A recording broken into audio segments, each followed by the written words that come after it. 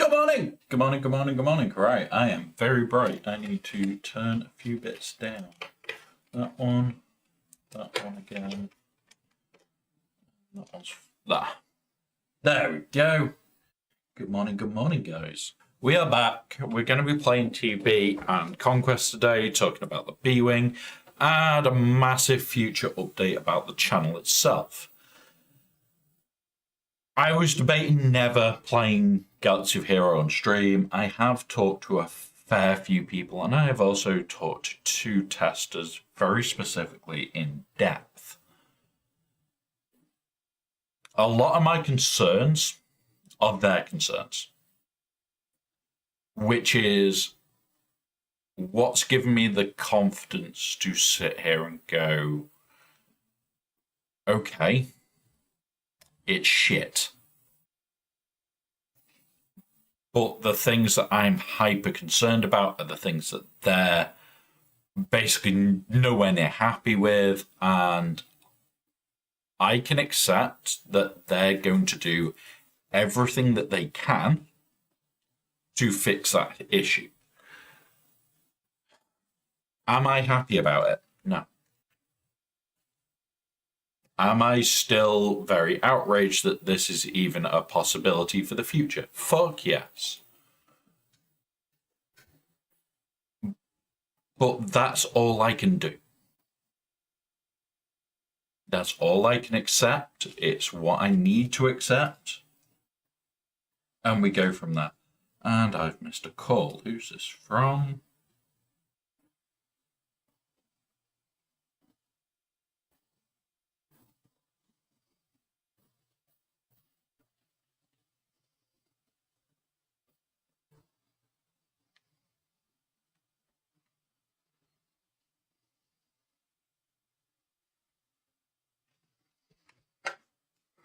Right.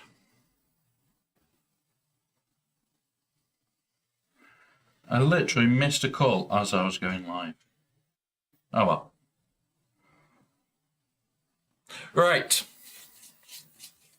So, we're having a bit of a chill. It is a relaxing stream. If you've got questions, feel free. We're going to cover the big news update in about an hour. When most people have got into stream, we're going to cover it then. We're not going to cover it at the start. We're also going to be covering a few other bits and pieces today and seeing what we can do. So yeah, we're going to go from there, see what happens, and just go from there. Have fun, have a laugh. Yeah. Right. So on top of that, guys, I have got a 3D print that has been started for Saturday. A couple of you do know that this print is for Ranger. It is currently on print. I can't show it because I've had to move it to a different room that at the moment is not set up for the 3D printing camera, and it can see my entire bed. I don't want you guys seeing that. So yeah, personally it's there, but I can see it for if anything is going wrong, so I can try and keep it all working and everything else. It does mean that my screen is pretty damn full today. But yeah, we'll get on with it. We'll have a laugh. We'll have a giggle as we go. And we're going to talk about the large account primarily. Although I will be playing the small account, I'm not going to be playing it a hell of a lot. I'm going to try calling this number back, so bear with us, guys.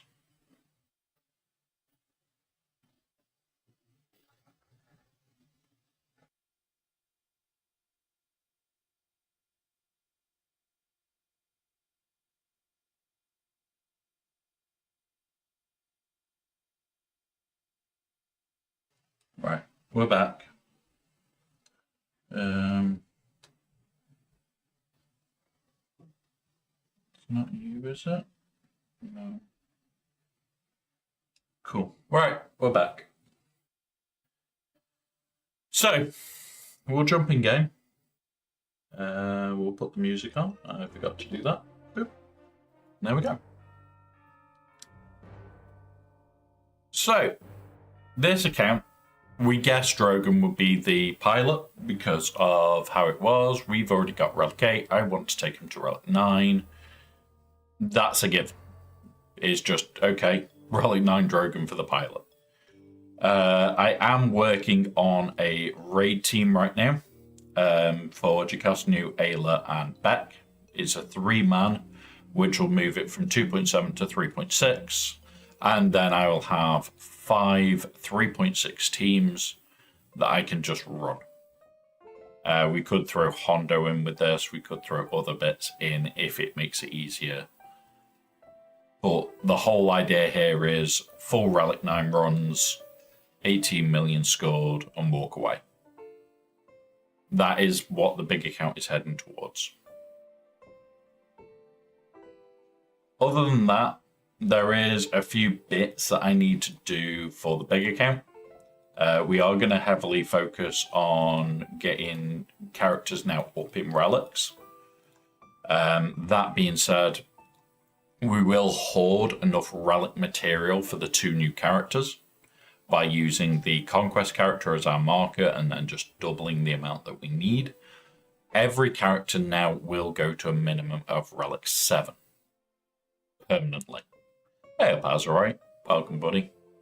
So that is the goal of any new characters that we get in this game. So Maz will go to Relic 7 at the end of this Conquest. When we get the Stranger, he will go to Relic 7. New characters go to Relic 7. And I am planning on starting to up these Relic 3s. So if we do this, everything that is Relic 3 will be going to Relic 7. Eventually. For now, it will be getting it from Relic 3 to Relic 5, making it more usable against anything that is up to Relic 7.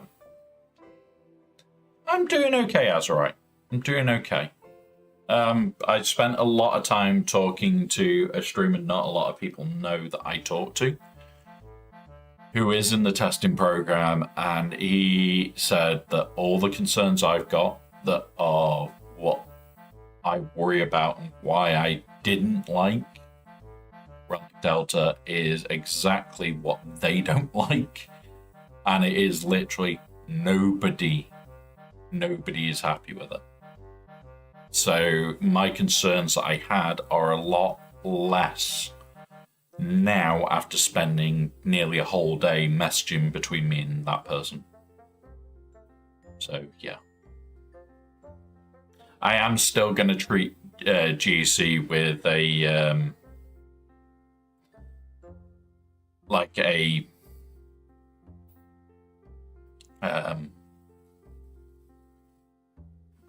a pinch of salt sort of thing. It's going to be, I'm going to set much heavier defenses, and I'm not going to care as much. That's the biggest part here. I'm going to just set ridiculously heavy defense and go from there.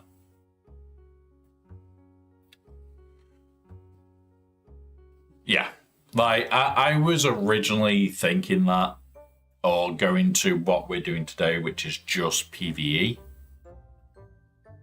But we were talking about it, and as long as it comes within the range of possibility, so it's not, oh yeah, your Phoenix now need to be R8 to take on the R9 bloody Reaver team.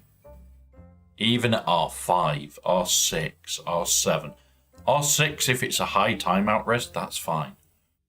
But at the moment at R7, you will time out, and that's just not acceptable. Like, 2 Relic Delta and you're likely to time out for doing the fight? No. That isn't something that I would like as a possibility. At Relic 6, if it's, you are likely to time out. Yeah. Like, kits should be good enough to do what they're doing, But what I'm specifically talking about is things like the Reaver counter for Phoenix. Like, there will be other teams where Relic 5, Relic 4 can still be done against Relic 9. It's just going to be rough. But when you've got things that are turn meter train counters that just go and go and go and you don't care, it's one of those of, really? Guild leader isn't Tyson program. He's been talking to some of us. Nothing that you haven't heard, but I think in general most people dislike it.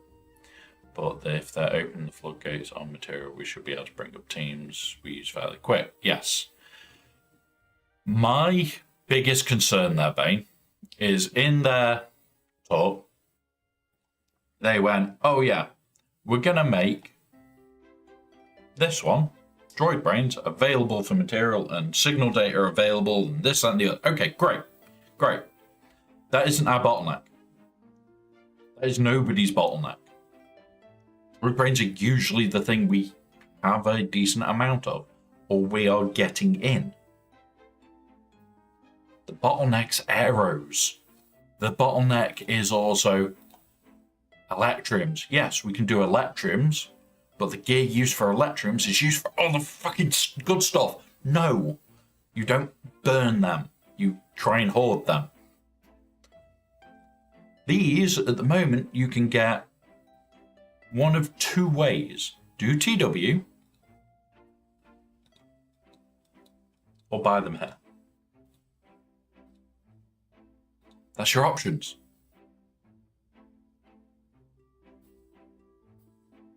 That is your options. Do TW or buy them here. Like, impulses, I need. I'm working on an R9 right now. And the R9 that we're working on right now is back. Like, once we've got this, we need the impulses. We've got the signal data. That's never been a problem for a long time. Still. I'm using that very often. My Phoenixes R3, R5, and my Gear 12 Treya versus R5 Gungans, yeah. And that's the mechanics fights that are just going to get screwed over. And that's what I don't like. They're making kits that are mechanics fights and just going, no, can't use them now. Because the gear changes that I'm making, we won't need that gear in the same way. Droid Brains made, yeah. But there is the biggest issue is, where do the arrows come from? Like, there isn't that many sources of arrow magnifiers. You come here, you come into here, you go into the scavenger node. You've got everything but arrows and Droid Brains. Well, they're giving us Droid Brains. Where's the arrows? Arrows are going to become the bottleneck of bottlenecks. Hey, up, Luke. Yeah, that's going to be the other thing is with this change, bigger guild, more R9s, always win. That's it. Like, I can guarantee if I do TW some of the time, I can guarantee it's going to be, okay, so can you put your Lord Vader on the front wall? Can you put your Pirate King Hondo team on the front wall? They're all R9. Can you put your Mace team on the front wall? Because my full Mace team will be R9.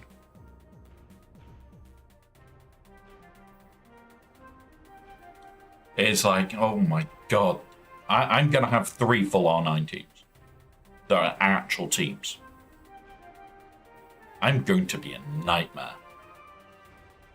And to be honest, I'm just going to put them all on defense if this change does come. I'm going to load my defense to the moon. having some PC problems, which are annoying. Well, you can message us on Discord, send over what is going on, and I can run diagnostic with you and go through it. It's one of those of, we had a friend, which is why we started talking actually. He is in this community. He is a streamer. He was messaging me going, my PC has died. I've been told that you're the tech support to ask. Oh my God, we went through it like there was no tomorrow. We were there. It started off and it was like, yeah, I'm in the testing group, and we talked about some of the stupid things and them saying, oh, well, the Ewoks beating Slacker was a bug, that they declared a bug. And it's like, well, so they can do it now? Because the thing that you should be testing on should just be a modified version of now. To a high level Ewok's able to do it. Okay. It's dying. CPU idle usage is minimum 20%, and it's become so slow. Could be a caching issue, but what CPU is it? If it's 12th, 13th gen of Intel, there is your biggest warning. That is the warning signs.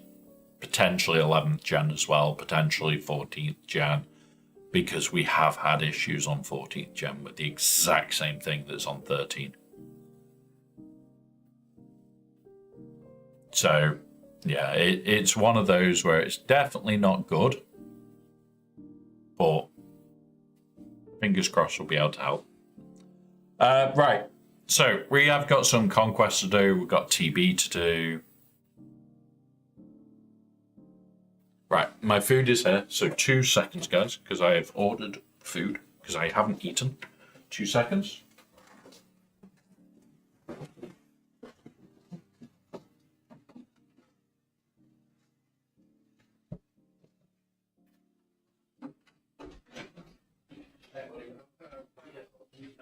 I think it's 13. Yeah, 13.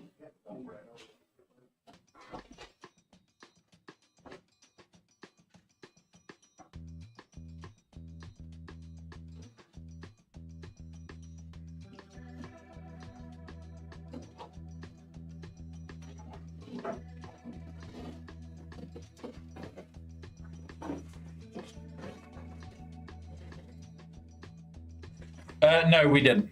We didn't, Luke. Right, pop that there for a minute.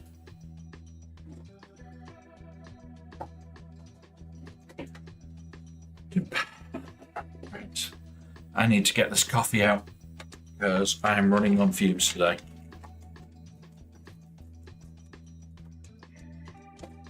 I have become a proper coffee snob, guys. Not really, Luke. I was still at the end of Sector 4, Day 2. That bit doesn't change.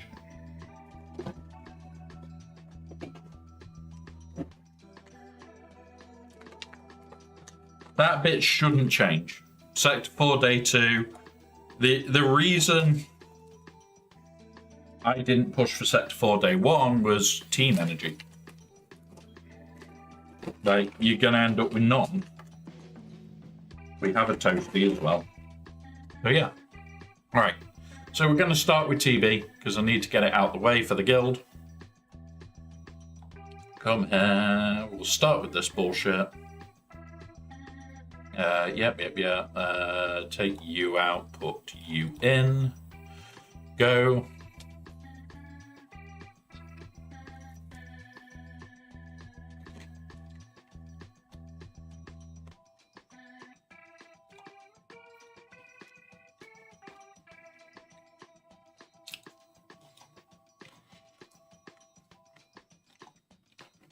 So once we've done this, we are going to talk about the Home 1 fleet.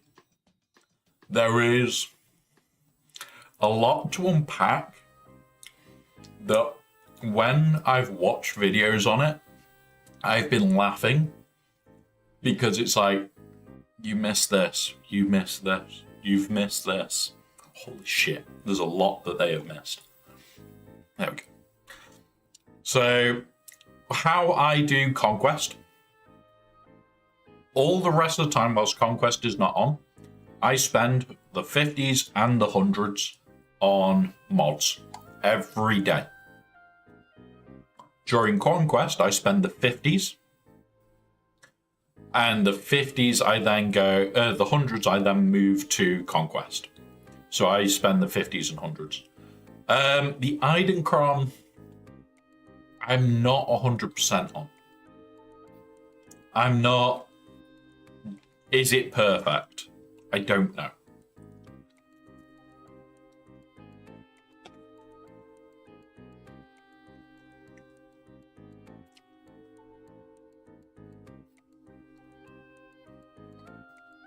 But the plan is to test it. So in 3s, I don't think it's worth it. In 5s, I think it might be more worth it. But we'll see. We will see. All right, do that. That. Then you do this. Start running the health down. And you go like this, which hits all of them as well. We burn. We give you an armor shred. We're most of the way through it already. We protect up. Boop. We'll do that again. We'll do that now. That eats him, that's fine, because we go like this. We're likely to lose him now. Yeah. What we now do, target that, come on. We do this, which brings them all down to 1, brings him down, and there we go, done.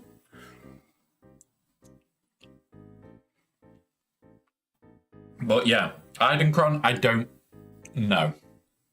This account will have them all for week 1 of the 3v3. So we'll have a quick look at them. Really? There we go. So let's go have a quick look.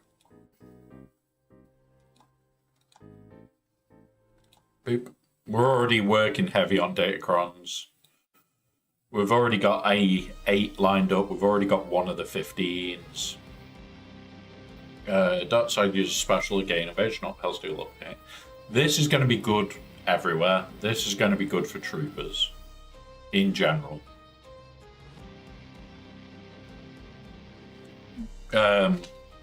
There's not many revived troopers, so it is just going to be the Iden team.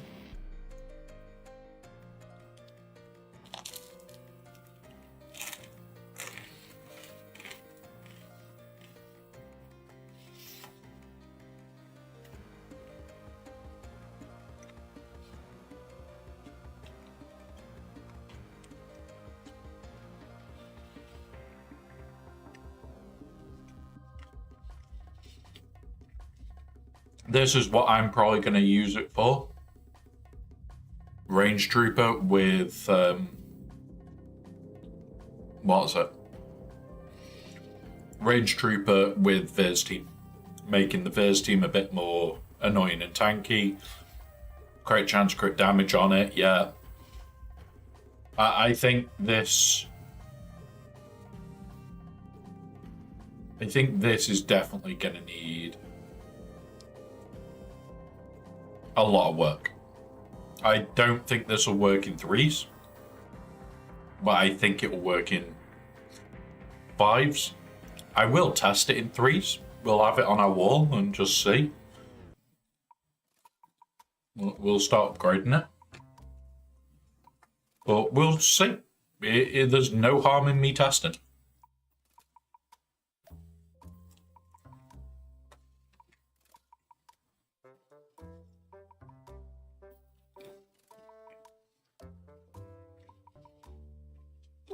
we are going to start packing these out.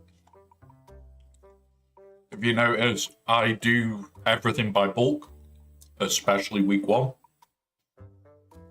I am not farming the Datacrons, I'm actually just buying them whenever I get a chance to.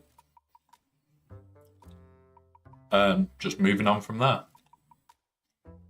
Go see if we can get another one actually, whilst we're doing this. Whilst we're talking about Datacrons.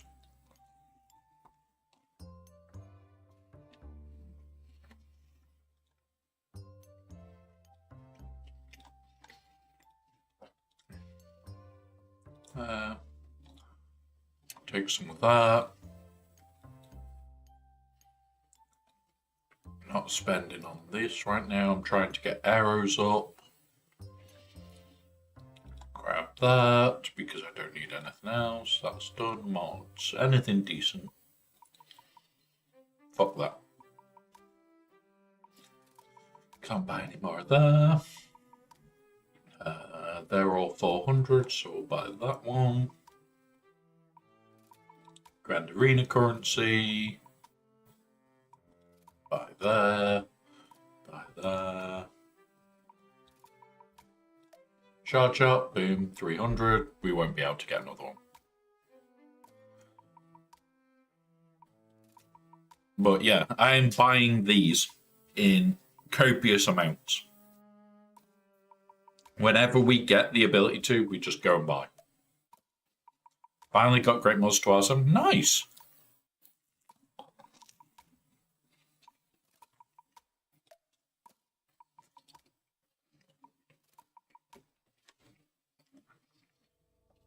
Nice one, Luke. Right, Great Mothers is a great team. I do want to upgrade them a bit now. Because I've got 9 here, I've got 9 here, I'm tempted by 9, 9, and 9. They don't come round every time.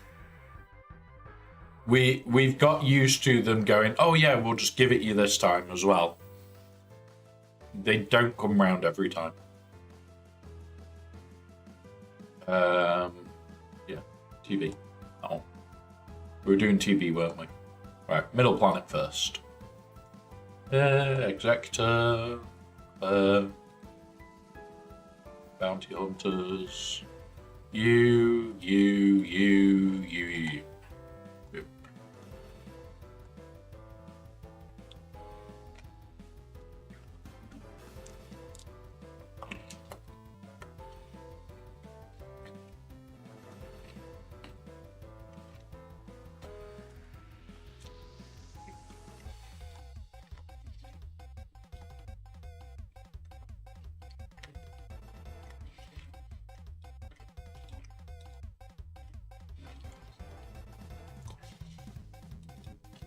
Go.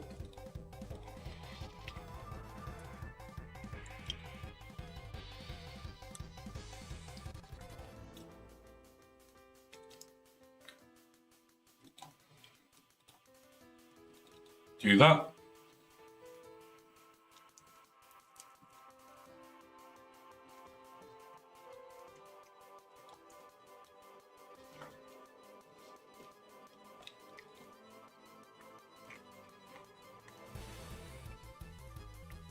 There's that.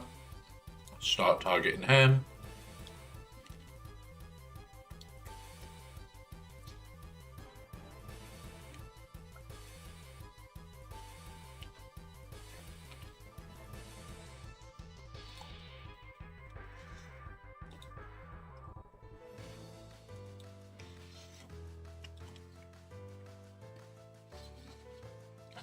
Good morning, Thrum. Yeah, like, we talked about it a little bit before. I spent a lot of time yesterday diagnosing a computer fault for somebody and talking about the playtest. And we were on VC for most of it, like, in and out, in and out. I was playing June while sat there talking to him, and really good person to be talking to, and basically said a lot of the concerns that I raise are concerns they've already talked about. Are concerns that they're already saying these need to be addressed. So, having the fact that the worries I have, especially for early game,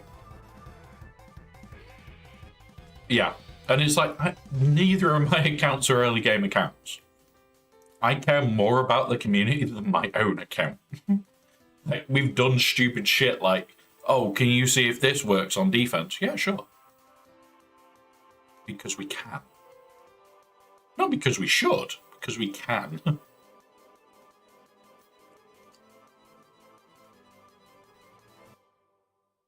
So, it's one of those. Like, I don't mind trying shit for the community, especially low-end bullshit.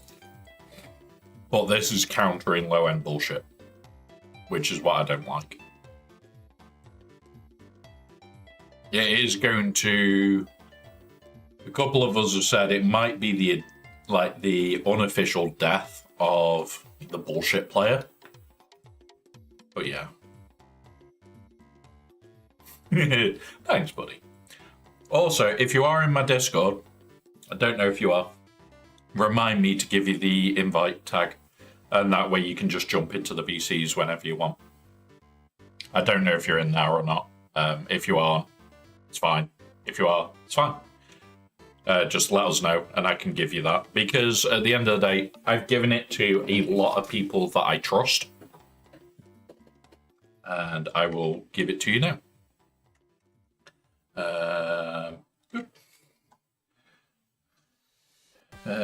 Where are you?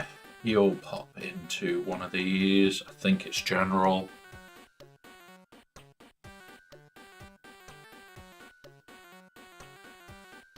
And yes, I've spent time making my Discord work. I may have spent about 10 hours on it yesterday. Whilst I was sat there playing June farming shit, I was there going, I can just tweak this, I can just tweak these permissions, I can fix these permissions. So yeah. And all I do, I go here and I go open invite, and there we go. And you automatically also get the Twitch shit because you've got the what's it, but yeah, there you go. You've already now got it. So you'll be able to see the stream PC that's in my chat with me. It's so goddamn weird. Yeah. But yeah. Right. Let's find something for this bullshit. Do I want to use layer here? So the stream PC is running everything you guys see. I'm on a completely different PC to it.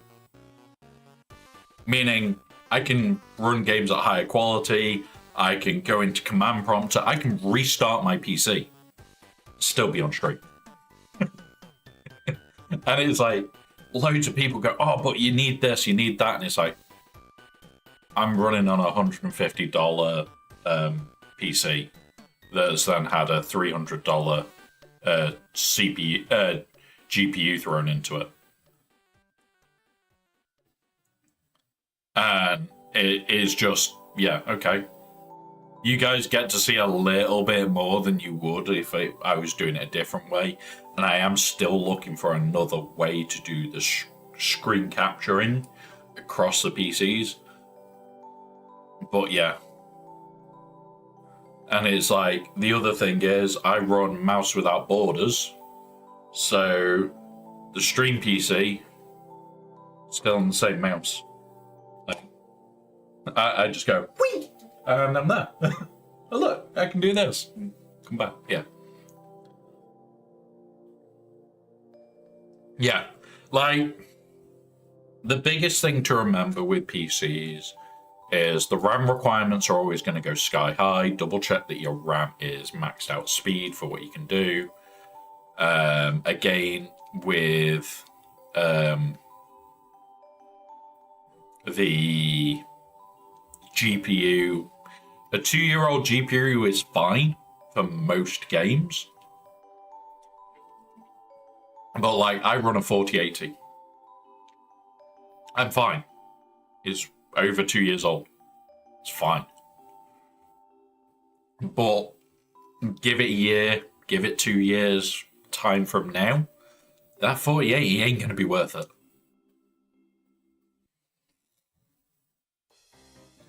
Exactly. If you're not multitasking it, it's great. It's great. And for the 69th time, 69 times, Aussie Mike has got first.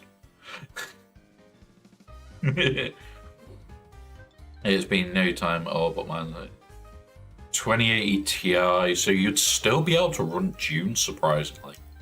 Like, I love Dune. It is a graphics-heavy game. But the best upgrade that you could do that's going to be the cheapest is look for something like a 4080 Ti. Don't look for a 5080. Or, if you really want to save money, go freaking AMD.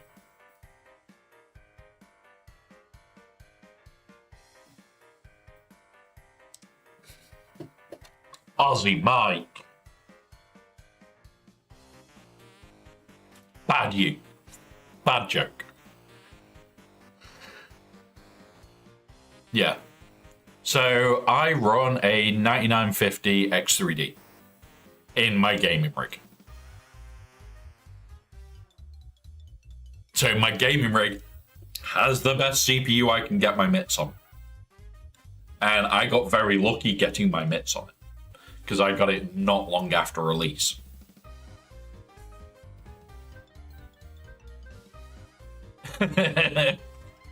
But what about a beard that's a beard and not just fluff on your face?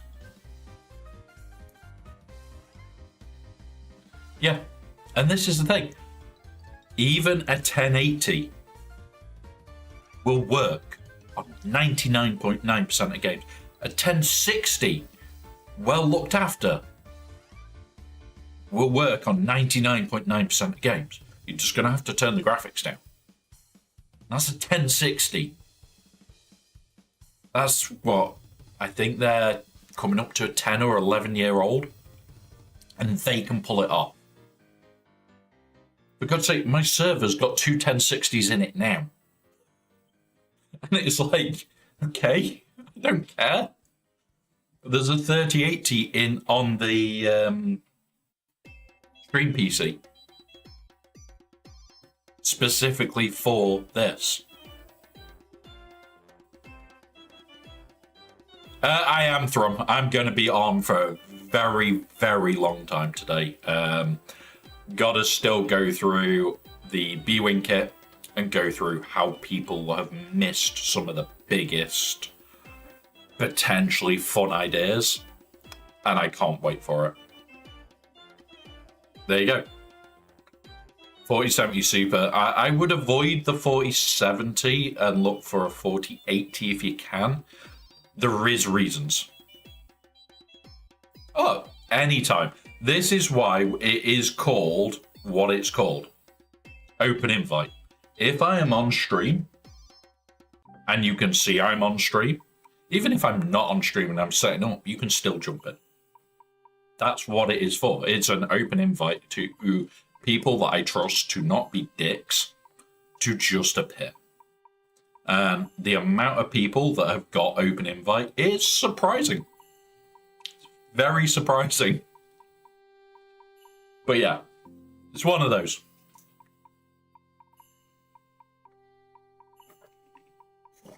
It's a pretty decent jump. Yeah. So the reason I don't go for the 70 series, what did Luke say was his current one? He's running a 1080. So a 1080, okay, it's good. Really good. So anything in the 40 series is going to destroy it. Even a bloody 4060 is going to destroy it.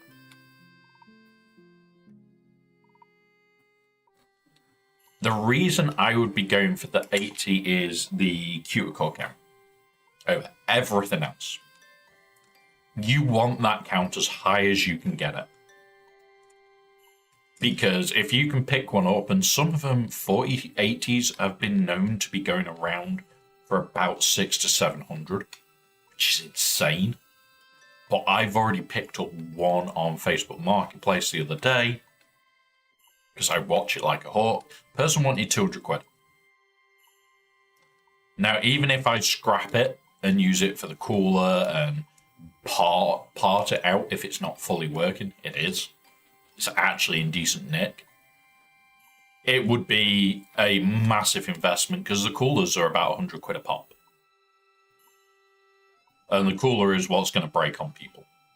So I could sell the cooler here and now and make 100 quid. And then I'm only 100 quid down and I've got all the parts for doing repairs. Okay. I'm not going to do that. I've already put it in my server. Like, I ran GPU benchmarking. I took it apart, stripped it down, redid thermal paste, rebuilt it all, and away it went. That just went straight into the server as a new GPU that can be assigned to any of the VMs. And I am highly debating assigning it to my stream PC permanently. So, yeah. That way I can, when it's a bit more stable on Twitch, pumping out shit. Yeah. If you can get a good price for one, and you're happy to miss out on a few cuticles that are going to be worth it, it can be good. And I would never say to somebody, don't buy it if that's the best you can get for your time. But yeah. And bad, have a good stream. Have a good one, Mike. Cause chaos, cause mischief. I don't know if you guys heard the have a good time, but I certainly did. But yeah. Yeah. It's one of those where if it's the best that you can get and the best you can afford, and it's below the market value, do it. Absolutely do it.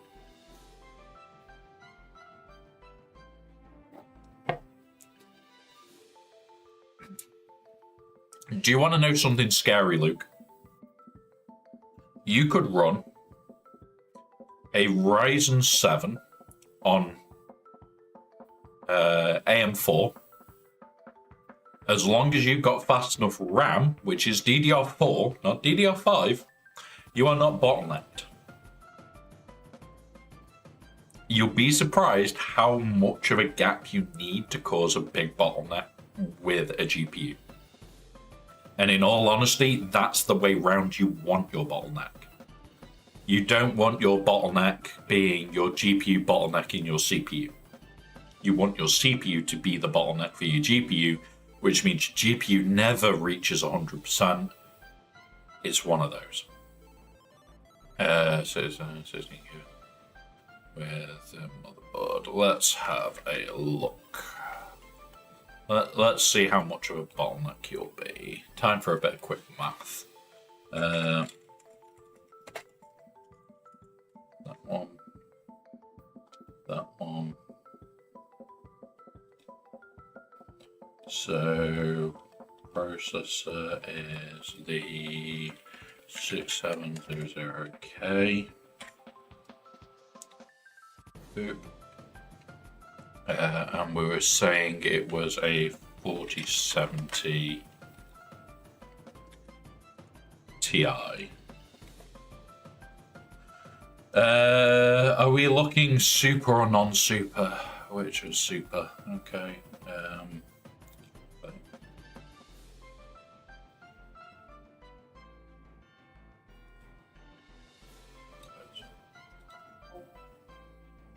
Oh my. It's just running the sim now. Bear with us. It takes like 10-15 seconds to run sim.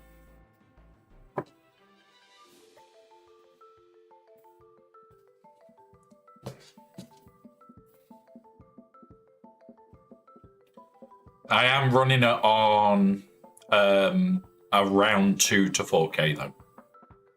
So I don't run it higher than that.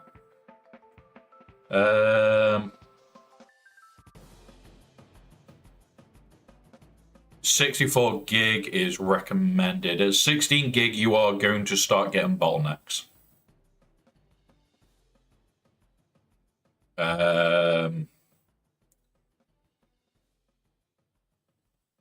Limiting factor will be your CPU,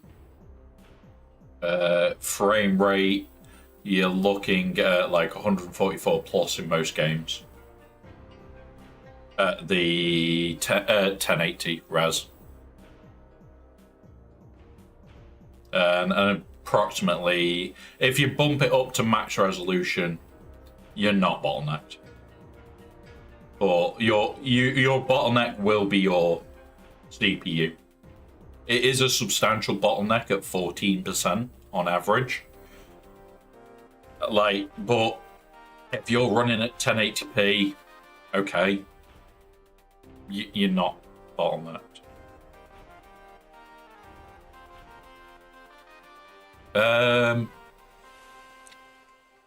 The problem with Intel is the chip changes like it feels freaking weekly. It's not. It's a lot less frequent than weekly. But that's how it feels. You feel like, oh, I've just changed my CPU chip and it's changed again. That's how it feels. It feels bad. And you have to look at what your chip is, the code for your chip, to then go, okay, now that's what I need to get. AMD, you just go, okay, AM5, done. Or AM4, done. But if you're running AM4, it's a very old chip. That's it. Right. We have got ads. We will wait for the ads, and then we'll get started. We'll do some more. I had a very nice coffee. It's now very empty. But I don't know.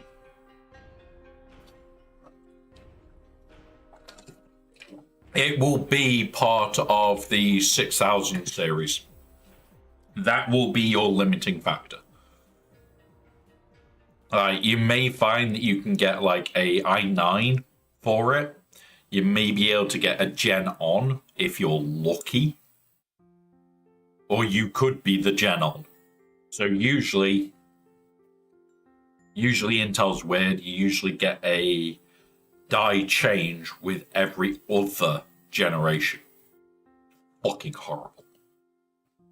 Absolutely horrible.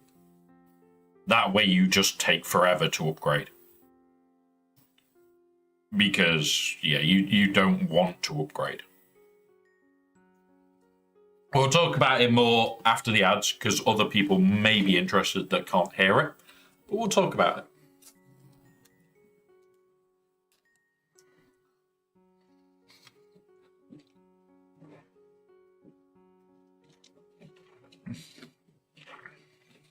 She's a printing.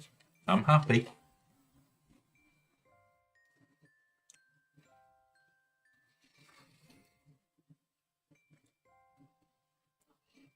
Right, let's get set up for the next fight on here.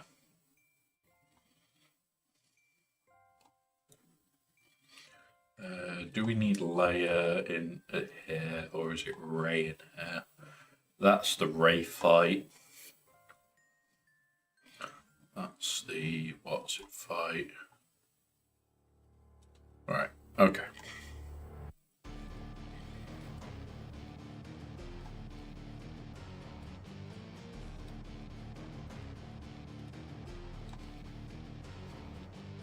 We're just getting set up. We're not actually going to run it yet, guys.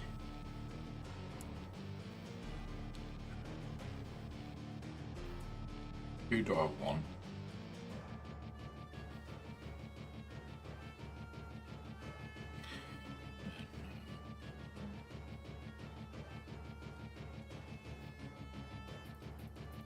You know what? You. There we go. That'll do.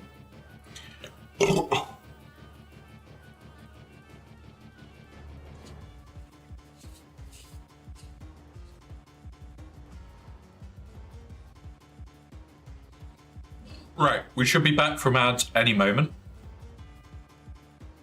Come on. There we go. We are back from ads.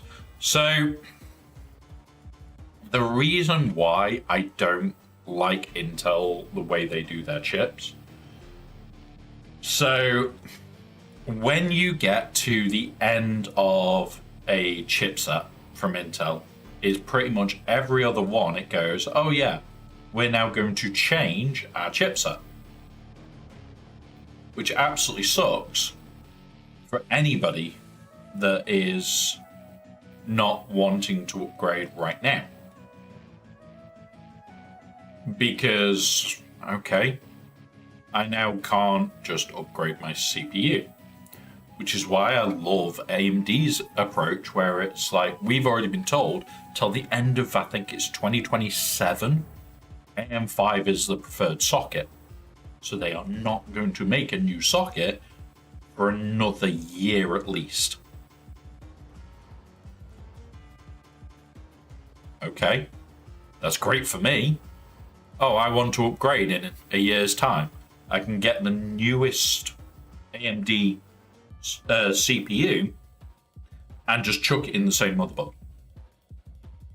With Intel, it's, am I on the right generation or am I on the wrong one, where they've swapped between generation?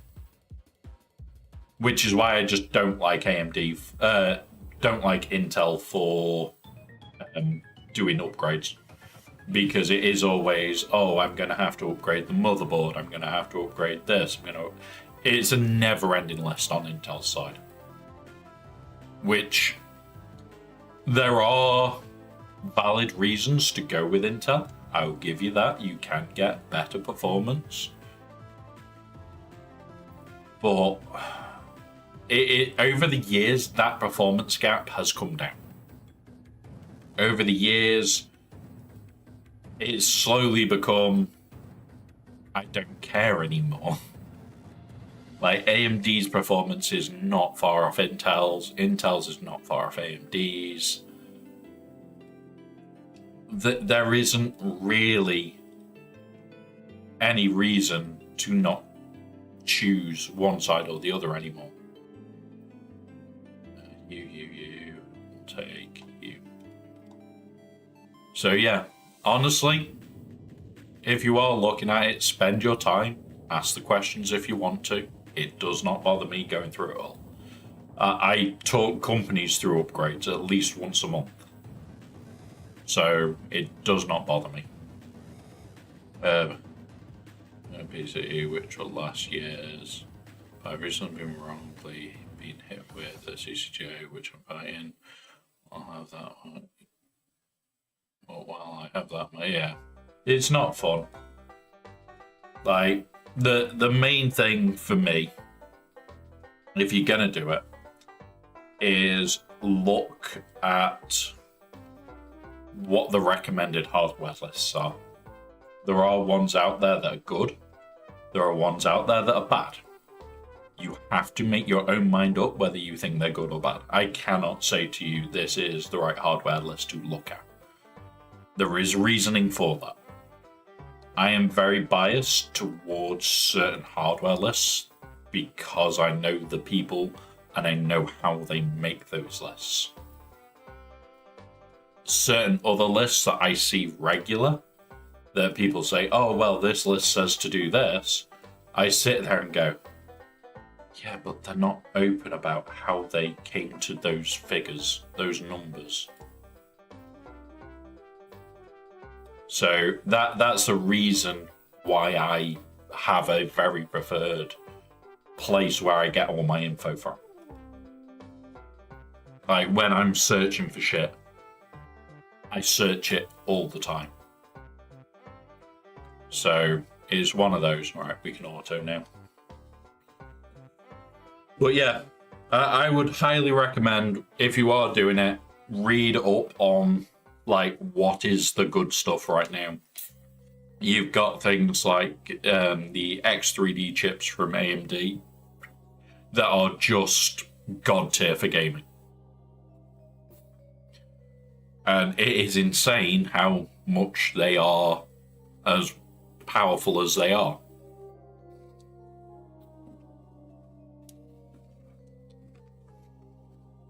But remember, you don't need to spend 2, 3, 4 grand on a PC. Second-hand part market. You can get in the second-hand part market right now people that are getting rid of a Ryzen 7 7000 series, which is AM5.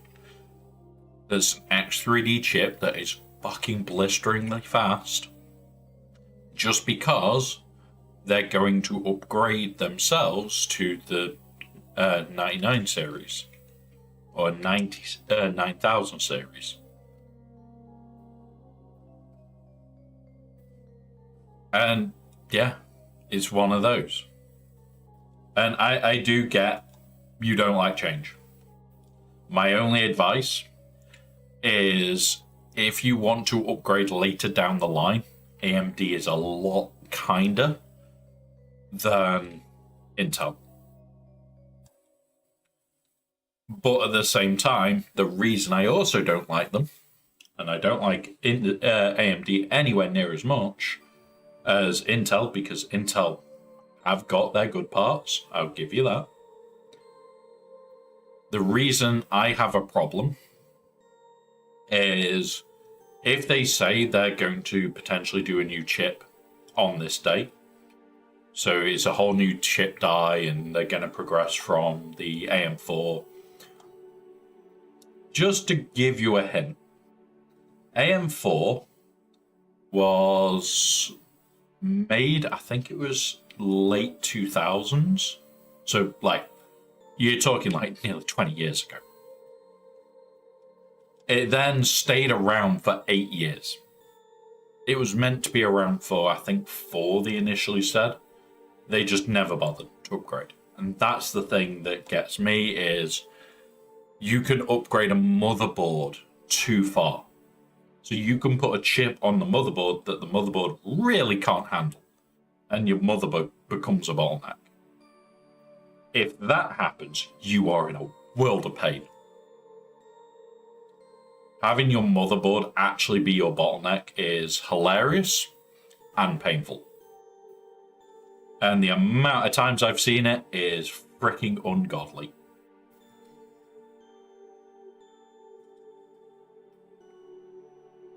So when people say, oh yeah, I upgraded and I'm still getting issues, and you sat there going, what did you do? And then you find out they're actually running like a close to 20-year-old motherboard that only has PCIe Gen 1.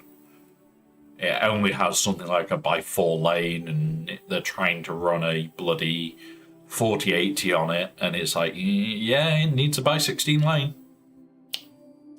By 4, you're not going to do fuck all. But not the point, you're just not going to do fuck all. Slack. Boop, boop. Boop, boop, boop, boop, boop, boop, boop. Go. So yeah, it's a bit of a weird joke of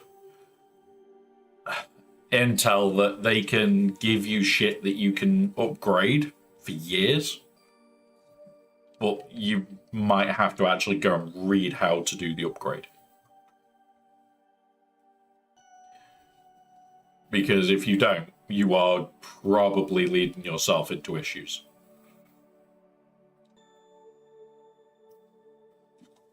We'll do that.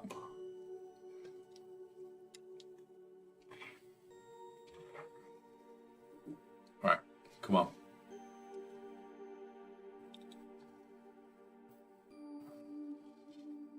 Boop.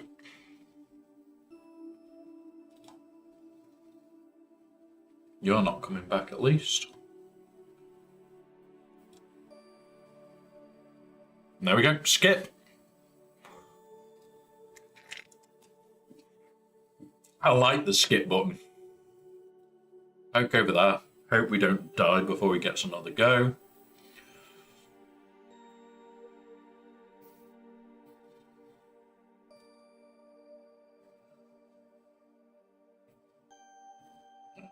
Do that. Pokey poke. Swing. And now we're just ramping through. Now they won't be able to kill Slacker. And in theory, we should just ramp through them.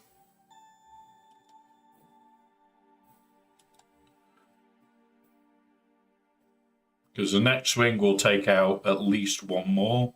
Oh no, we didn't yet.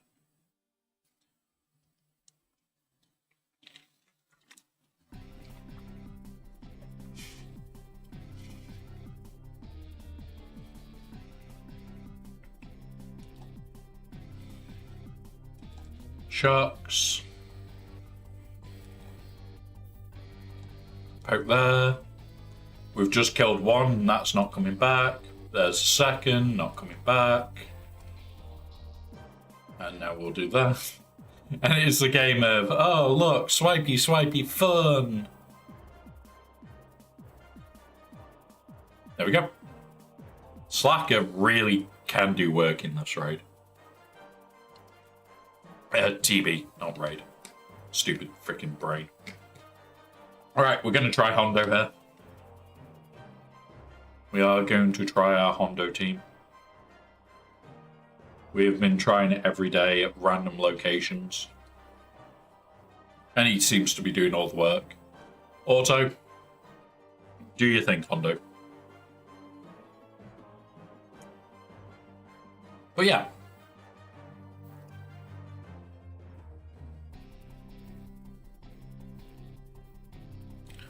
Slacker was the god. Yes, I know, mate. I know. I was like it. Well, you were there for the podcast. I even said it there. I murked back in CFIT. I would be jumping into your guild for a day or less, usually about 4 hours, and it'll be okay. I jump into raid. I do not complete or even start. Everybody else jumps into raid and gets a score. I then get to the last part with Slacker and laugh. I then make sure you lot have submitted before I did. Because the second I submitted, that was it. The raid was over.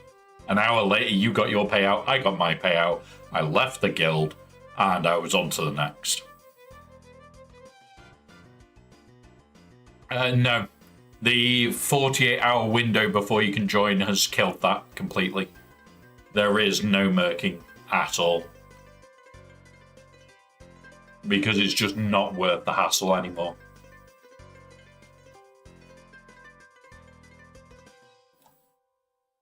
And that's the biggest thing, it's just not worth the hassle.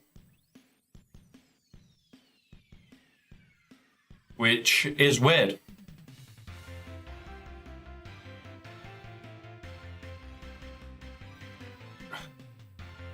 Right, you're gone.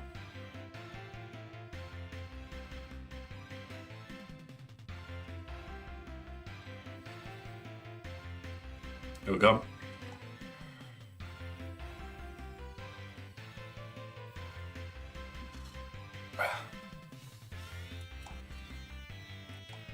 Get rid of you quickly so you can't heal everybody up.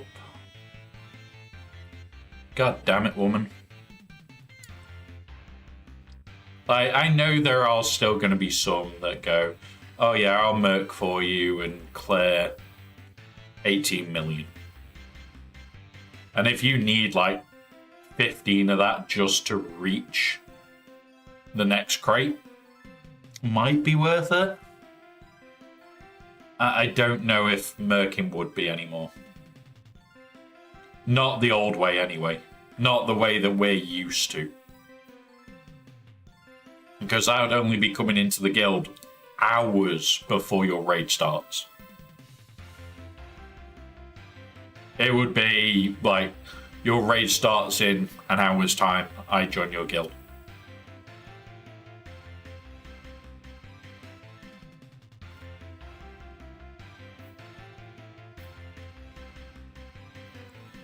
Back to her.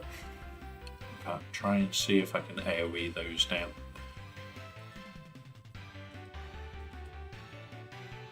Or counter-attack them down. There we go. So Hondo works.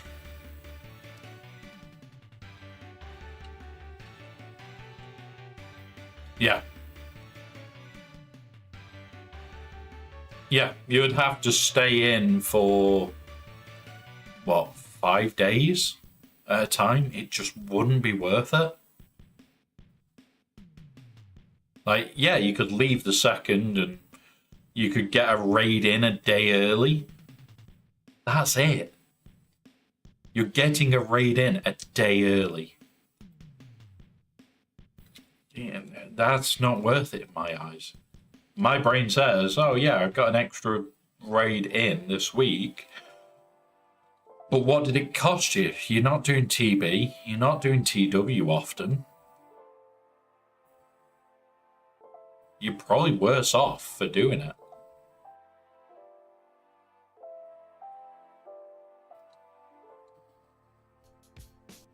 You are probably well and truly worse off for doing it. Which I get why they wanted to stop murking. Because murking was wrecking raids.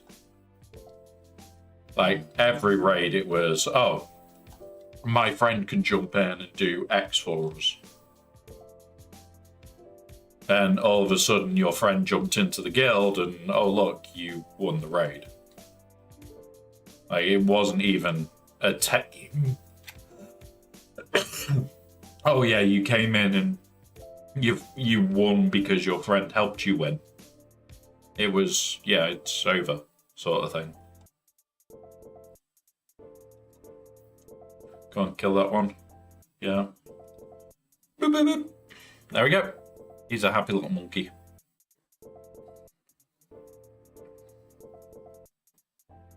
Burn them all. Let's get Afro going. Boop, boop, boop. I love how ridiculous this little shitbag gets.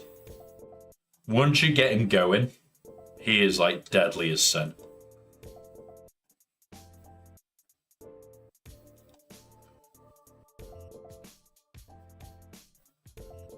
Right, that's it. Keep going, keep going, keep going. Be fine. Do that. But yeah, it's very different now because you just want like the best raid score you can get.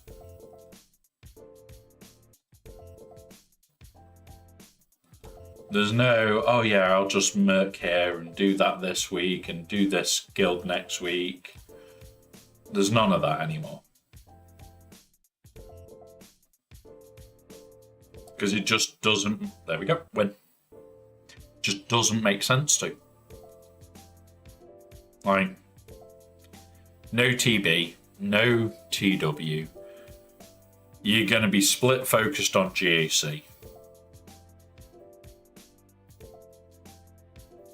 It will be chaos. Right. Yep, that's the ones. Let's go. Right, so Doom on you. You get this.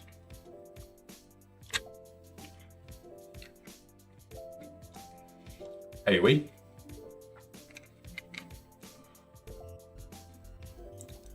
Slice. You're gone. Next tank. Do that. Marin help. Do that. Marin help. That should kill that one. We'll just do that to make sure. Doom this. Special. Bite it. Summon the biter. Go, now you.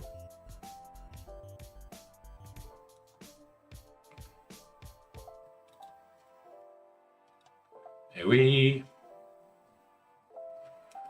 do that. Now, what we want to do now is use Hondo to our advantage to reset everything down.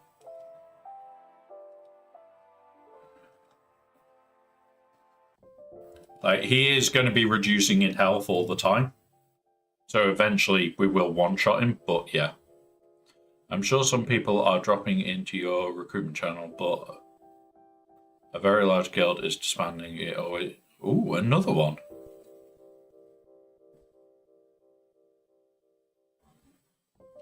What large guild is disbanding now? I know there's been a few recently, but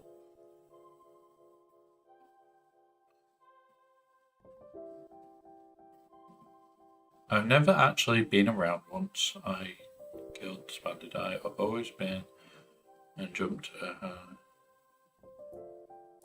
Oh wow. Well, I know a couple of people that frequent my recruiting one. And I know that mine's not big. There is very specific people that frequent it. And they are always looking for MC. That's it. On Rise of the Fallen. Oh, wow. Wow. I did not think they would disband anytime soon. Just being honest there. This fucker. Come on. Summon you. Dead. Right, now we'll take you. Well, it's a difficult time to recruit because it's rough for the players right now.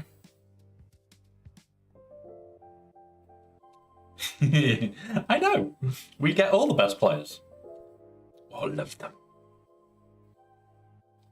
It's like Pokemon. You gotta collect them all. You know the rules. But yeah, honestly, it is a rough time for people trying to recruit. But it's also one of the best times for it because this is where you will get big guilds breaking. And if the big guild breaks, you're going to have a couple of players that are going to be looking for homes that are really fucking big. And that's it. They're looking for bigger players. Like, my server's relatively quiet for recruitment or for finding a home for yourself. So I wouldn't say use that as your only one. I would turn around and say, use as many of them as you can, but always look at where they contacted you from. We need 1 million in the raid and Zephyr ready. Yeah. And this is the thing, for certain people, that will be what they want to do. And they could be 12 million accounts. They could be 15 million accounts, and I can't be arsed with the raid. There is no, you must have this, you must have that. As long as you're getting a decent score, who gives a fuck?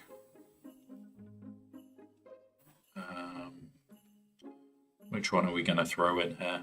We'll throw Ayla. No, we won't throw Ayla because she's going in that team. We'll throw Yoda in for now. Yeah. And, like, I joke all the time that, like, I'm just too lazy to move guilds. Part of who I am, it's part of how I prefer to play. I can't be bothered to move guild. Why? Because I don't need to. Yeah. And this is the biggest thing that the news has done, is caused a lot of people to highly consider it. And I think if they do bring it in, they will see a fall, regardless of how big they reduce it by or whatever they do. I honestly think they will still see a fall in the player base, which is not good. especially now that EA's got new owners, and those new owners will look at a lot of games and say, oh, it's got a falling player base, get rid. Well, what's the point in a live service game that's costing you more money than you've got potential of making?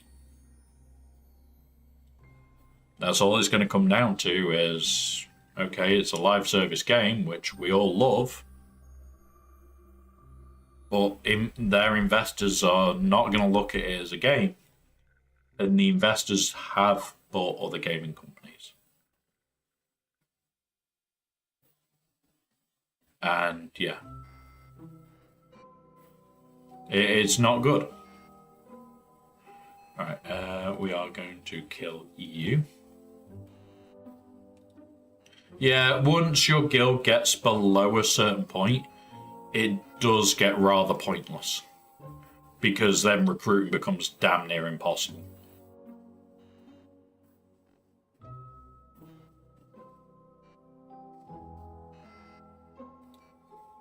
And that's the bigger part, is once you reach that point where recruitment becomes a problem, what do you do? What do you do at the point where recruitment becomes a problem? And a lot of guilds, unfortunately, take the option of, okay, well, we just dismantle. Which is sad to see that happen. I never want to see that happen. But it does happen. It happened with the Huts Hangout. Most of the Huts Guild, most of them are now in some form of MC Guild. And people are there going, oh, but they could have gone elsewhere. And it's like, yeah, but they've all found a home. Yeah. And there's the other thing. How do you know if they're a decent recruit? How do you know if they're going to be right for the guild? And that's the thing. It's how do we know that they're going to be right for the guild?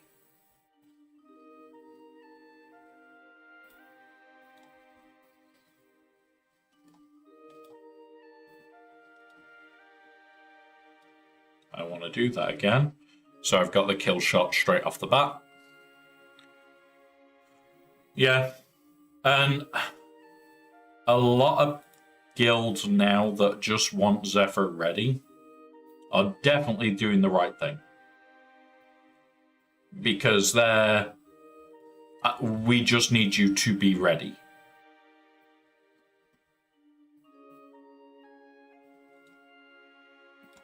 Kill shot on you. Back to you.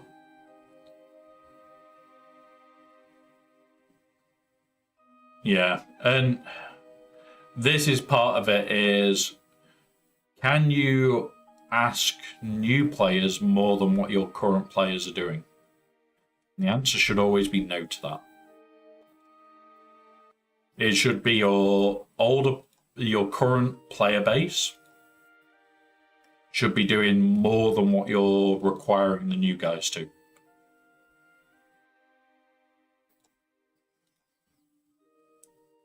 But a lot of guilds do get that wrong. A lot of guilds, it'll be, oh, well, we've got 12 people ready for the new, like, we've got 12 people ready for Zepho, and anybody new must be Zepho ready. And it's like, you're not even unlocking Zepho on your own at the moment. You're recruiting to unlock, which is not the way to do it. Unlock it, and then you can put on your recruitment post, we unlock Zepho, effectively. And all of a sudden, you get bigger accounts looking at it and go, they get Zepho unlocked, that's what I need. So, okay, I can accept that they're a little bit lower in raid score and a little bit lower here, there, and everywhere else. And it's like, you know what? I can accept that.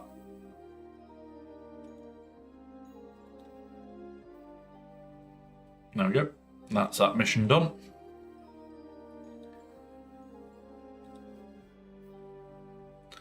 And that's the biggest thing to look at. Right. I need to double check that I'm not too close to this. Come in, Mace team. You, and you. Notice this team is now all R9. It is now all R9. And the joke here, boom. Target this one, boom. Do this on you first. Boop. Like, everything's going to start dying in a minute. Like, this is just an insane team for TV. And I honestly love that I can use it and just go, oh yeah, this will basically eat something.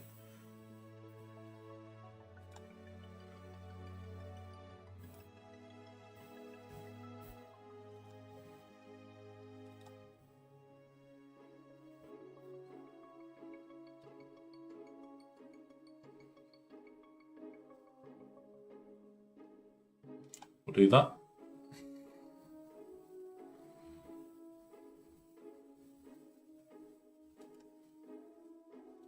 Now to you. Now we'll do that. Hey up, Phobia. Over on the YouTube. Welcome, buddy.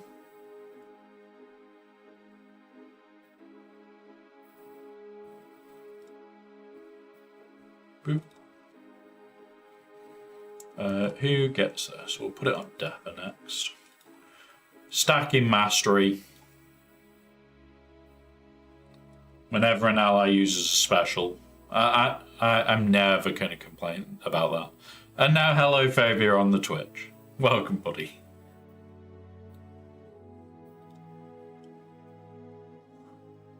Stack all the mastery.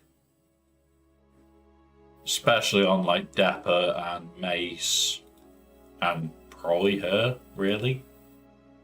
Yeah. We've given a star back because, yeah, people didn't deploy and it pissed a few people off. Especially me, because, yeah, I don't like giving stars back.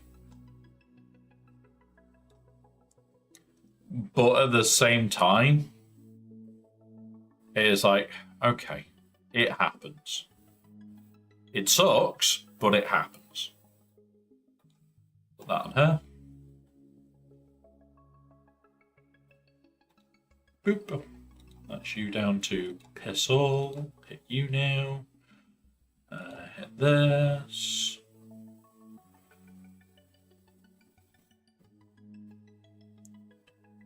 There we go. We got the stun on the counter attack.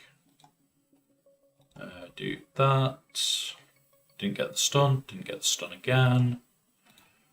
And now we put it on auto, and eventually this will just win. Because we'll eventually get the stuns, and it will just pop them off. Because we've got damage immunity. There you go. One gone. Two gone. Done. And yeah, I'm really enjoying how TB and shit's going recently. Grab this. Right. Grab that. Grab that. Right.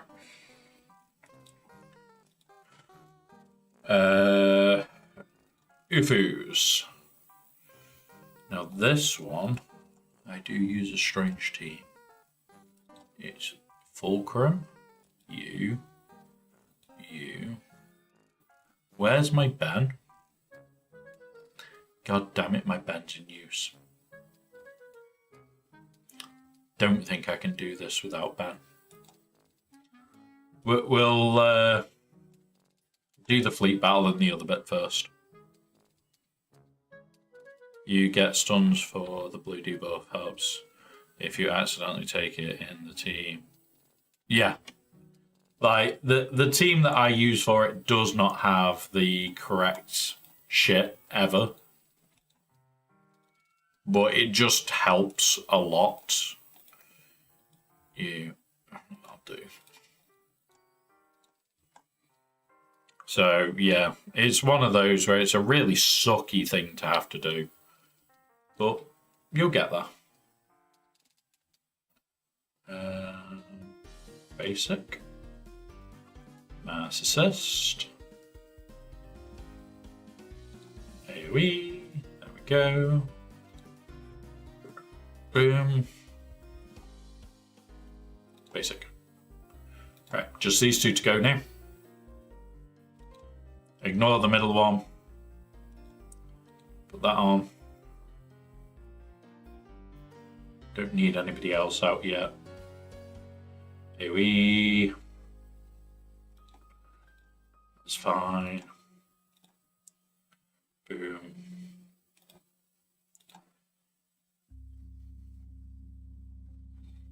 Come on.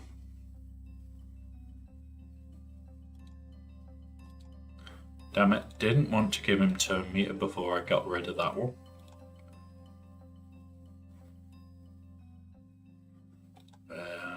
Do that.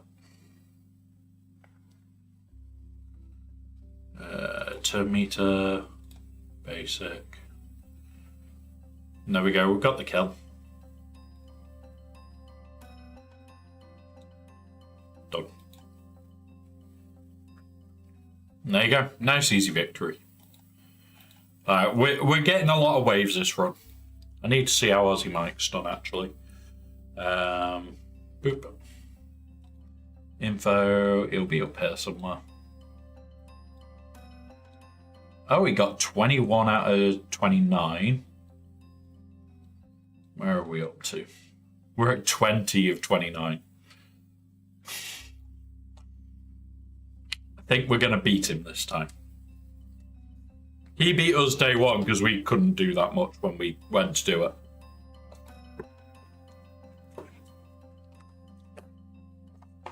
Day two, I think we drew. This is day three, and we should beat him.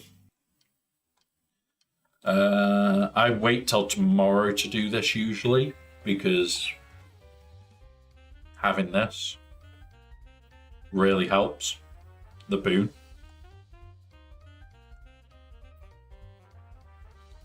Alright, JMK Cat, JML.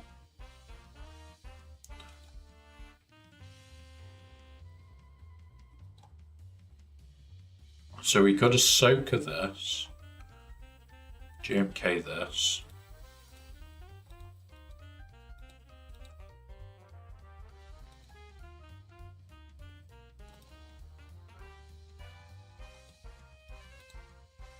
You. There we go. Now it should be set up right, at least. Do this.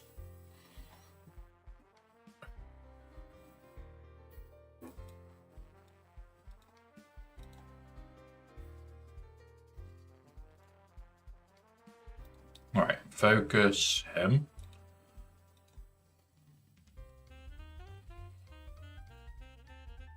Kick here.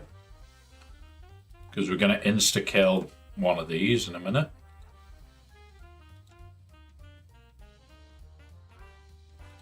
Do that. Do that.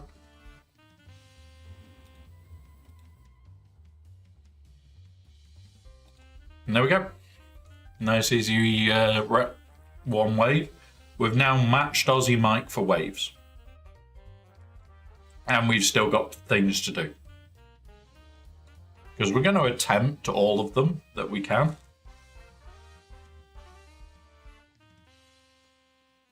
Because why would we not? Don't want to use that going into the next round. So I've got an insta-kill ready.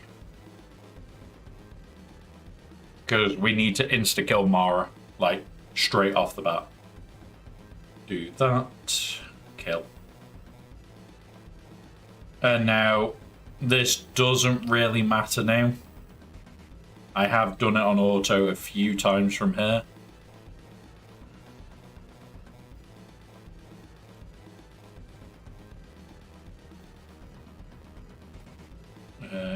We'll put that on there.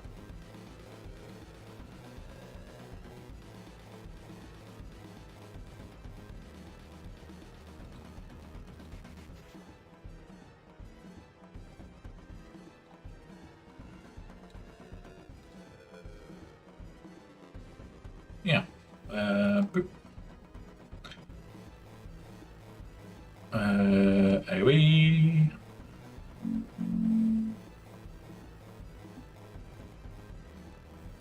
Do that, so we get the full counter attacks.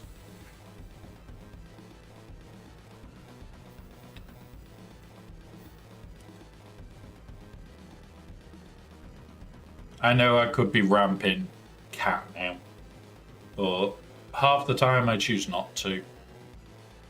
The other half of the time I forget.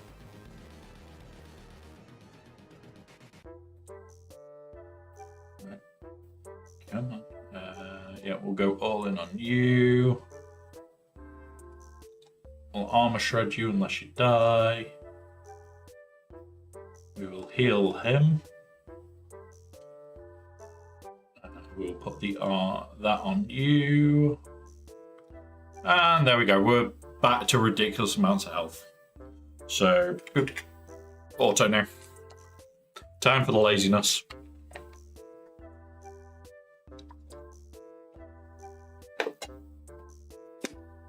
Ah.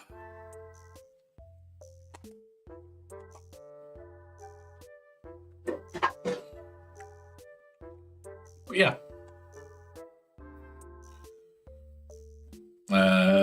Can't do this one yet because we need to get a couple of Wookiees up. We can attempt this one. And we do have full, so let's attempt it. Who are we going to take though?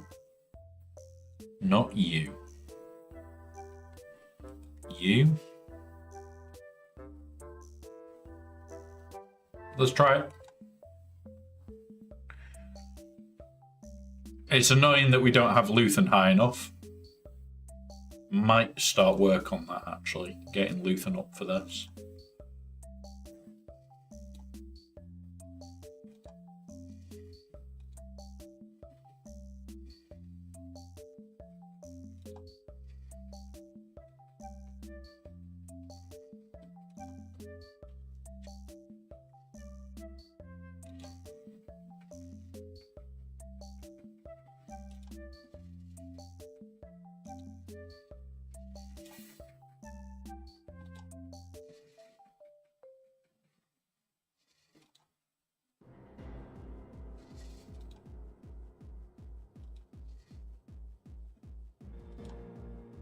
You know what? Auto time. Fuck it.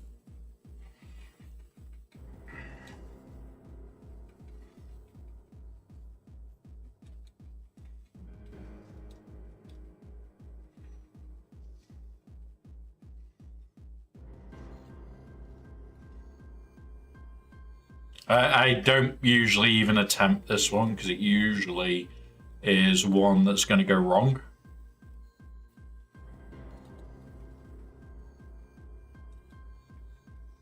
Come on. Come on. Just go kill these fuckers that are low. And we can chew through each one of you two and we'll be on to the next phase.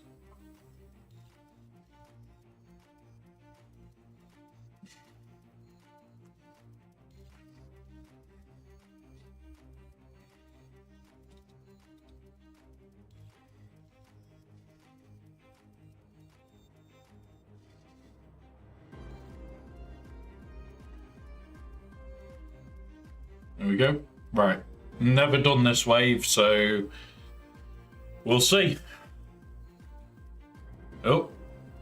Well, there was a tank gone.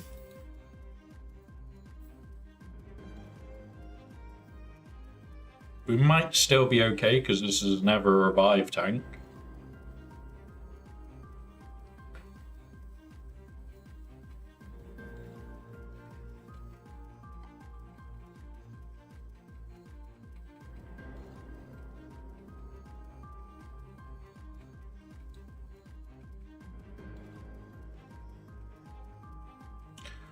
Yeah, AKNB, welcome, buddy. Welcome. We are just slowly working our way through TB right now. There's no rush. Come on, don't die before you get buffs.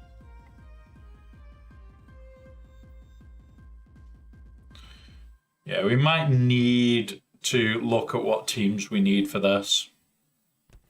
I do want to get Luthen up though. I think if we get Luthen up, that'll make a difference.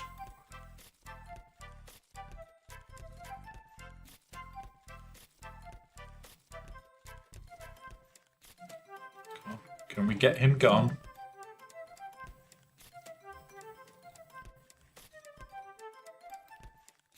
He's healing. There we go. One gone. But our tank is now gone, so this is going to fall apart. Yeah. But it's an attempt at that one. I can't usually get this. Layer Rebels JML. What we're actually going to do here is Spectre. But yeah, let's try it. Let's give it a go. Go.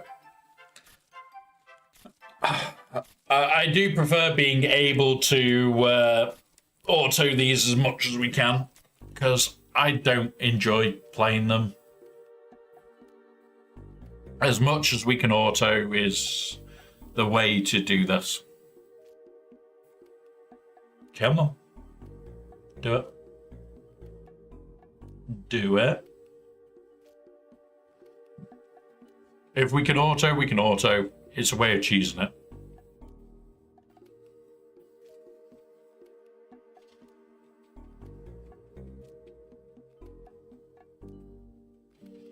There we go. Phase 1 done. Second round of it.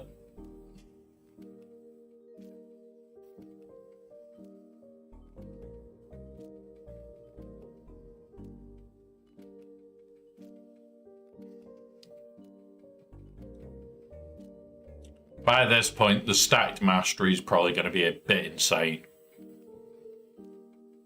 There we go. We are in an ad break, guys. It is just on auto.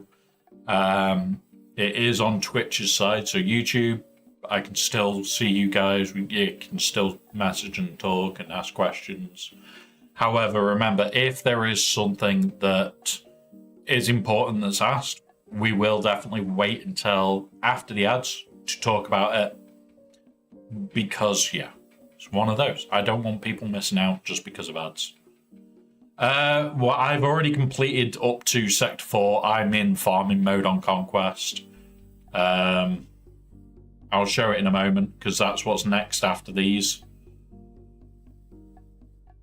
But yeah, we are farming Datacrons. We do hard mode. I put out the videos. I put out the infographics on it about how to cheese it all. And yeah, some of it's easy, some of it's harder. Yeah. Right, that's that one done. So just to show you where we're actually up to whilst we're in ads.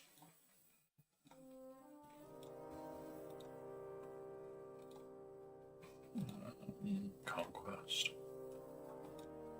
So we're already coming up on this. We'll be here-ish by lock-in because of how I do it. We've already completed Sector 4. I've done one fight in Sector 5 because, yeah, I'll crawl through that at my own pace. But what we are currently doing is these. And we're bulking out.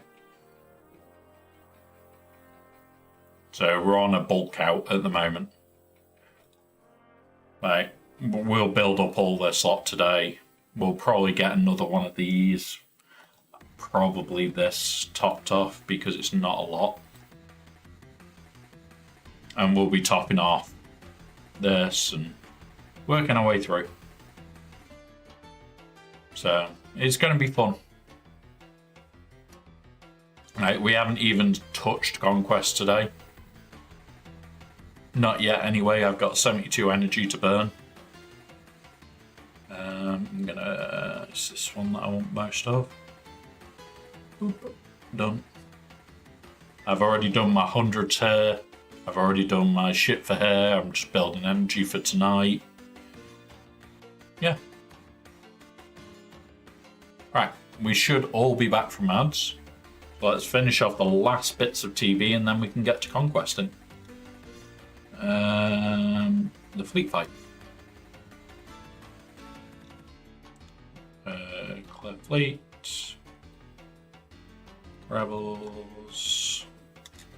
Oh yay, they've stolen 2 of the ships I need again. This makes it a lot harder.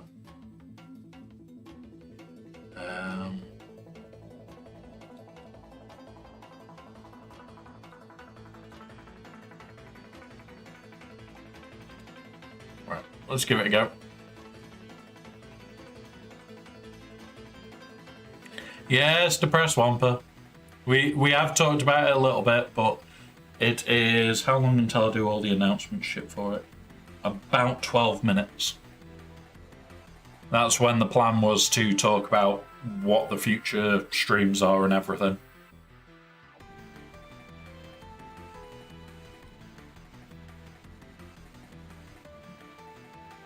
So yeah, we're getting there.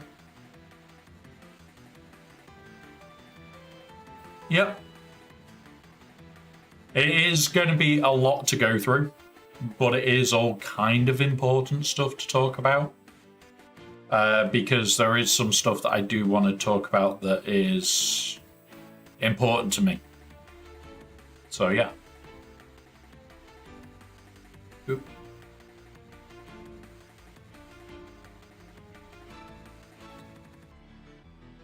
We'll pull him. Boop. We'll do this. Oh yeah. Oh yeah.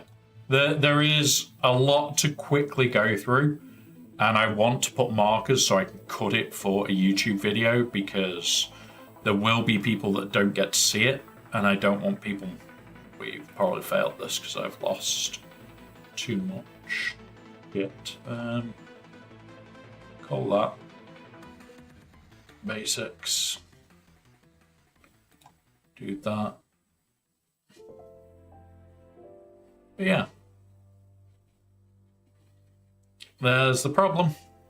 I lose 2 parts of what I kind of need to be able to pull this bullshit off. And I was hoping with Turtle that we had a better chance.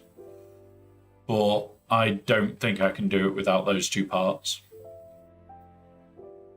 I really don't think I can. No. I try every time. Right, so that's light side done. We've got 1 fight to do, I think. They're done. They're done. This, and we wait for tomorrow for that. Right, Ifus.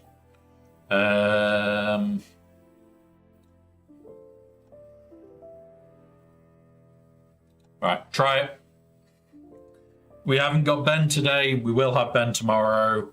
I want to put this on you so you become a dodge master.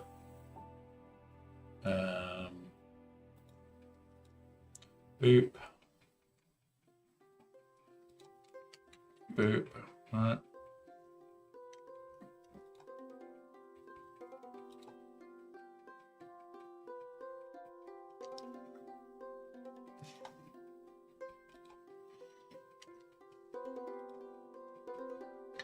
Yeah, there is a lot of bits that I want to do in the future, but yeah. I don't have the 2 ships for today. So 2 of the ships that I would use for the profundity is the Outrider and the Millennium Falcon. My deploys today use Outrider and Millennium Falcon, so I just don't have them available to use. Standard profundity, it's chuck in auto and walk away. It is easy to do. But unfortunately, because I don't have the parts I need, it makes that fight incredibly complicated for no reason other than it wants to be. So, yeah. I would love to have standard profundity available. I just currently don't.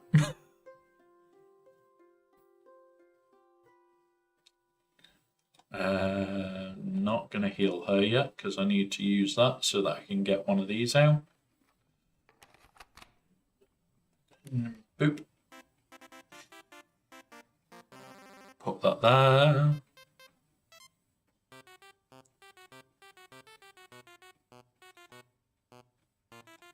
Boom. Boom.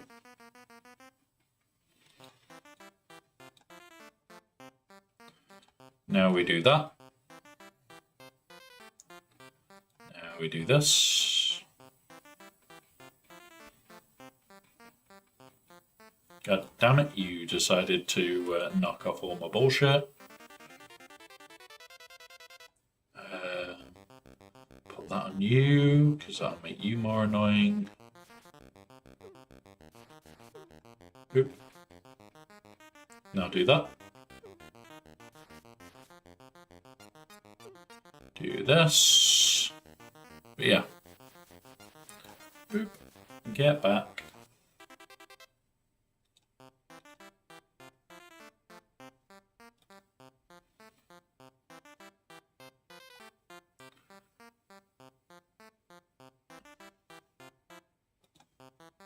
Jesus Christ. Okay, we're in trouble. Like, even if we just get one wave today, it's better than we get.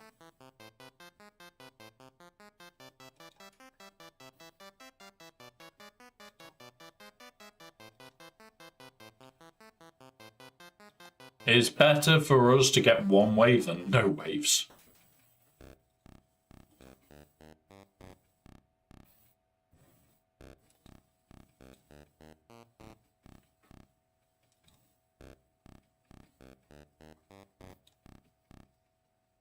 Oh, so close. No, you healed it. Motherfucker. You. You. We may not be able to clear this wave because we also have to give up other things during these 2 days. First 3-4 days of TV is a little on the rough side at times.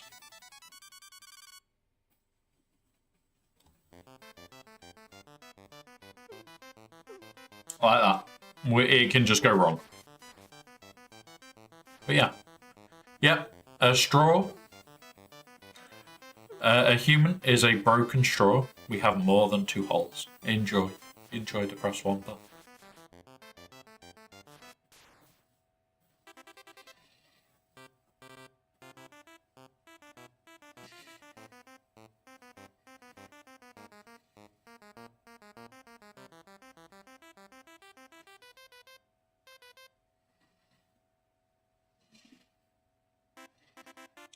We might still get lucky with Baby Cal.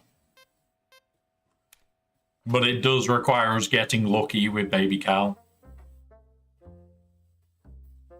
He has got the reduced damage, so there is a chance.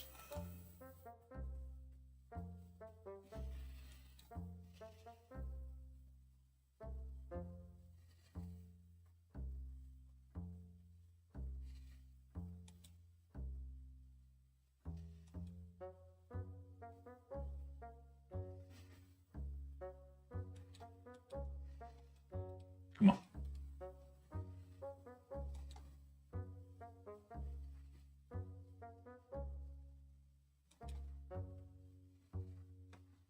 This is the bit I don't like. We just want to win one wave and we'll be fine. But one wave is irritating as sin to get at times. Right, how close are we? We'll be 2 hours into the stream very shortly, and that's when the plan was to talk about it all.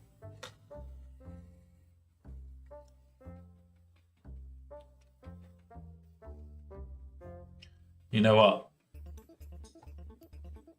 I don't think we're going to get this.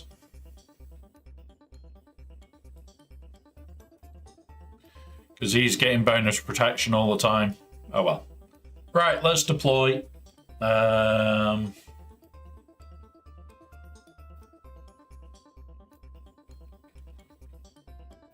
hang on. No, I need to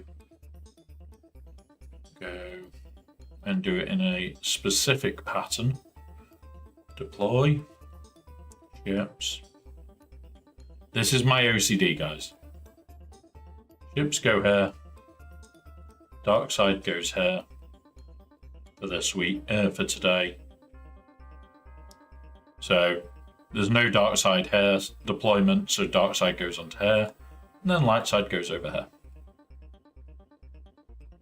It just spreads the deploy because we do multiple planets. It gets painful. But that is what? 24 waves today. 15 of 16. We're still behind Aussie Mike because he's a much bigger account than us, but we're beating him in waves, so who cares? We are the wave people. We love waves. At work, so gonna like, enjoy, buddy, enjoy. I will be doing all the information as we start Conquest. In fact, we'll do it now because it is 2 hours since we started. And I wanted to talk about the future of this channel in general. I'm not stopping streaming Slugger. What I'm going to do when it comes around to GAC is I'm going to be changing how I do my defenses.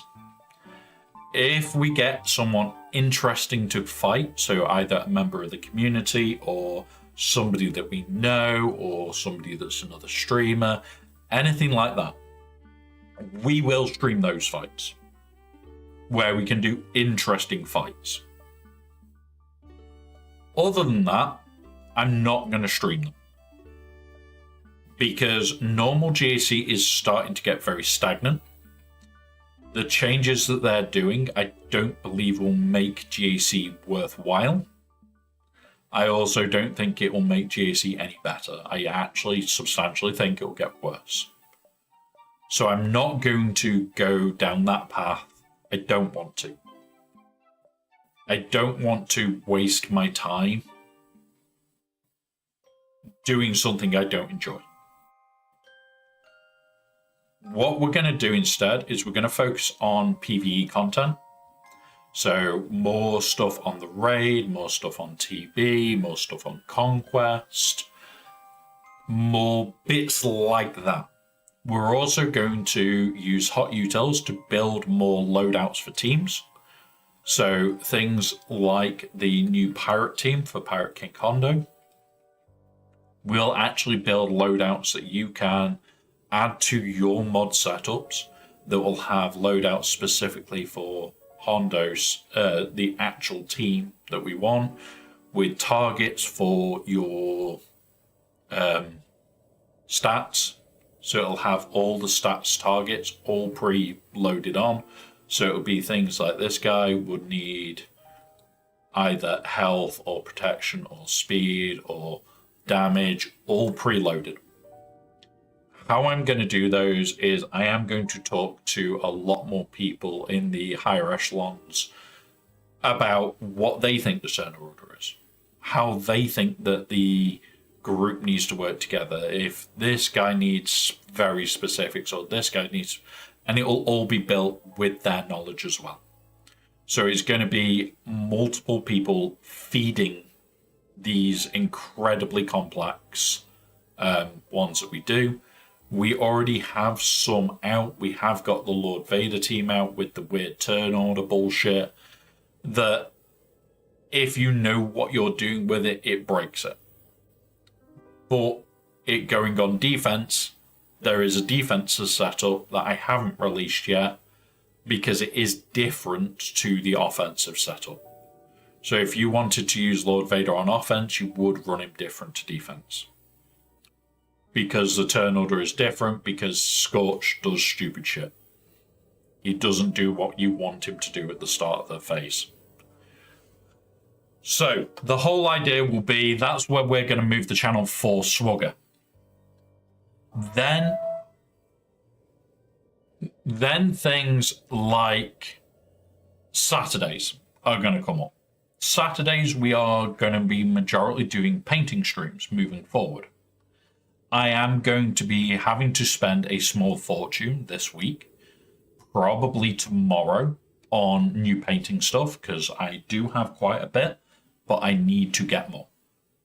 So the plan is to speak to a friend to see if they're free tomorrow to run me to a place that I always go and go, I need paints, and I need all these, and I need this, and I need that. And we're going to get all that lot done. I am going to get the desk better set up for it. We do have an overhead cam. I will pull it up for... Oh, it's been stupid. Where is this? I'm going to pull it up for a second just so you can see how chaotic my desk is. Oh, it didn't work. Yeah, activate. Nope. That one. Okay. My overhead cam is not working for some reason. Let's have a look at why.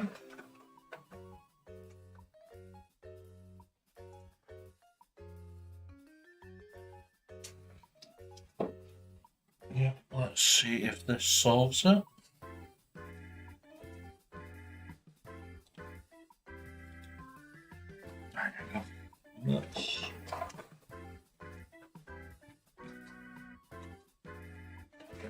That's better. Give us a second and you will see the chaos of my desk. There you go. The chaos that is the desk. And it will be things like this will be set up so I can sit here and paint and still talk to you guys. So that's what we're getting set up. I've got markers that I've already put in place that tell me where the camera ends and everything. This will all get tidied up. It will all be ready for stream. So that's going to be for painting streams. As you saw, the camera's pre-set up. You can't see it here, but it is literally on the end of my finger is the camera. It's literally just off stream. And I was adjusting that all the other day. That is going to be majority Saturday streams moving forward. So there's going to be painting stuff, building stuff, talking about 3D printing stuff every single Saturday. What does that mean for when we do podcast and the early stream on the Saturday? I am moving to the early stream to after the podcast. It may be 30 minutes after because I may need to get food. The podcast may move forward an hour. We don't know yet. I need to talk to Aussie Mike about it. I need to talk to Bones about it for having a better time start for Mike over everybody else. When it's just me and Mike, I don't mind, because at the end of the day, he needs to get to sleep. When we're starting for him, it's like 10 o'clock at night, and we go through till 1 in the morning sometimes. Some big weeks we're going to go to 2, 3 in the morning. So I don't want him to just be up for staying up's sake. I want to be fair on him as much as I want to be fair on you guys. So that's the Saturday stuff. So I'm going to move the painting streams to after the podcast. Should have done this before, shouldn't I? Should have put us up before. So that's going to be after the podcast. What you've then got before the podcast will be a potential pre-show bit. We might do like a half hour where we jump on my stream. We're sat like this, we've got the cameras up, and we're just chatting away. I'm talking about what's coming up in the show. We're having a laugh with you guys, making it so it's a bit easier for Mike to set everything up. And that's what I'm thinking, is potentially do a half hour pre-show where we're sat in here, the actual title's pre-show to Hut's Hangout, and the guys that are on it are able to jump in when they want to. Mike can just sit in here with me. We can talk about everything. We can get everything set up and ready to go. Then on the rest of the week, there is not masses to do, which is what I like. But yeah, that is the overall plan, is to do more Swugger shit, basically, but more painting shit. Now, a couple of the painting projects that are coming up, we've got this already that's printed out and ready to go. We're going to start doing all these bits, and yeah. We're also going to be painting this, because this is going in a box to somebody else. Bronzium bottleneck is killing me. Essex. My bottleneck is the one thing that we're not actually going to have access to. In here, like, oh yeah, we're getting droid brains, so we can buy them in here. Where the fuck's the Erodiums? Where the fuck is my heat sinks? Come on, give me heat sinks. CG. Like, fucking fair. That is my bottleneck. Like, I get the bottleneck, Essex. I really do. But it's like, I come here and I go, oh no, I spent 600. Whoops. Whoops. But yeah, like, it's the one that I burn through. I just do not care, and it's like, I could spend some of these to do more. But yeah. JJM, if you've stolen those heatsinks, give them back. I want my heatsinks back. There's me droid brain that I need. Cool. So, a couple of other things. I am still going to only buy the Era Pass, because it's worth it. It is worth it. Like, I am cutting the expenditure down massively. Tier 13. Wait, hang on. Question, Azraite. What's Gear 13? I don't understand this Relic 1 and 2 bullshit either. I know Relic 3. But yeah, it's insane. After you make CG Googers. I am talking with somebody that is in the testing program.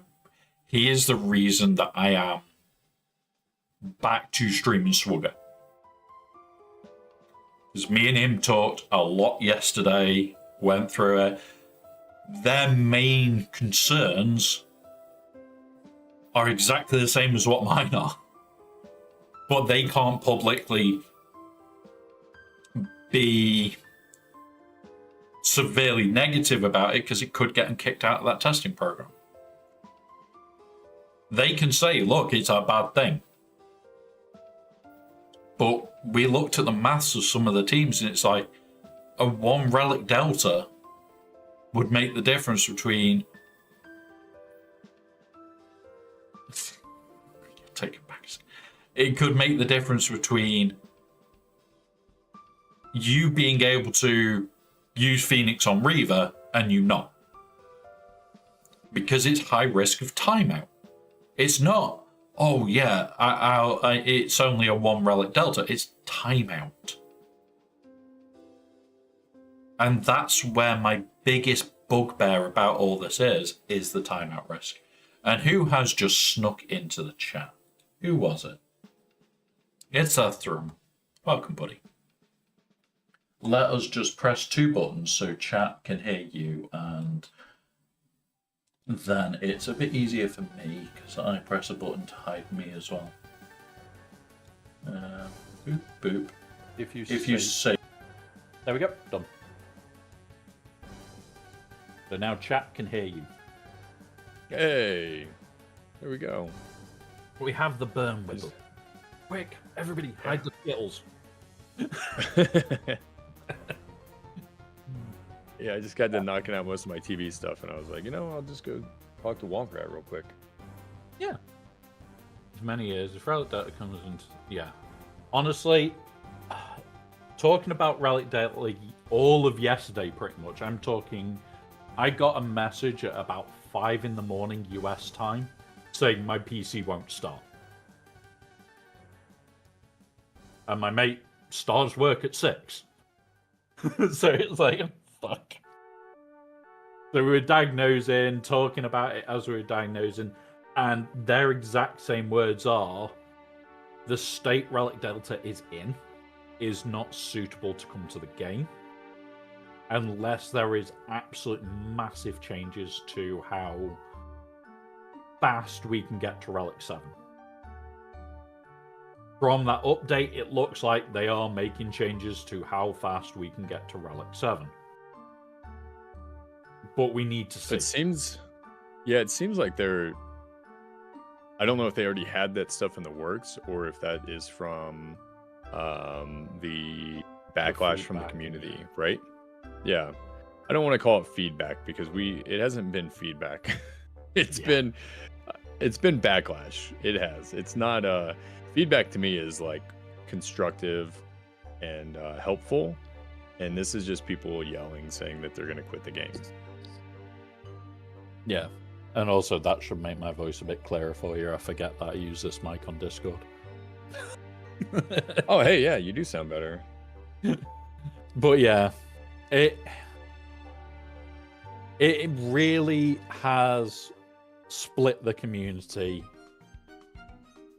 And I'm trying not to be negative about it because at the same time, initially I did say it's making mods obsolete. And it was quite true. Except for speed, it made you obsolete. But they have said if you're within 1 or 2 delta, mods actually do matter a bit. Because speed just becomes the king. It goes back to how it was before of, are you going to care about anything but speed? No. And that's kind of how, I mean, the game's not too far off from that in its current state, honestly. I mean, when you look at like the mod scores and stuff, right? The only thing it cares about is speed. Like, what's your mod score? Essentially means how much speed you have on your mods. Yeah. Is really what that means. The thing that I look at is I don't tend to look at the mod score anymore. But I'll pull up what I tend to look at because you'll be able to see it in stream when I pull it up as well. Downloads. Where is my last update one that I did? There. So I grab this and do this. So I run my scouts, as I do. I do apologize that it is white and you are now blind, but enjoy. I look at this. And it's like, some people will have the hill here, some will have it here, some will have it much later. Wait, you said... So I'm not looking at your overall raid score. I'm going, okay, your overall mod score. I'm looking and going, okay, so you beat me at 22 speed mods. But how big is this line above my line?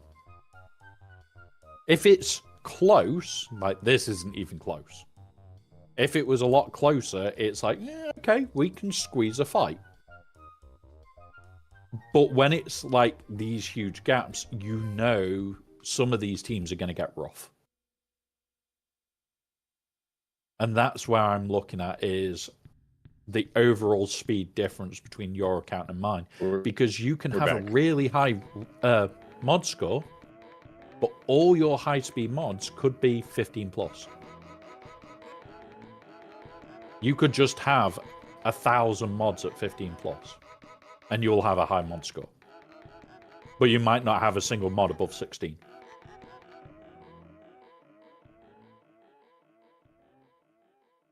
So, okay, you've not got a mod above 16, but you've got 1,000 mods at 15 plus. But I've got all these mods at 25 plus, 20 plus.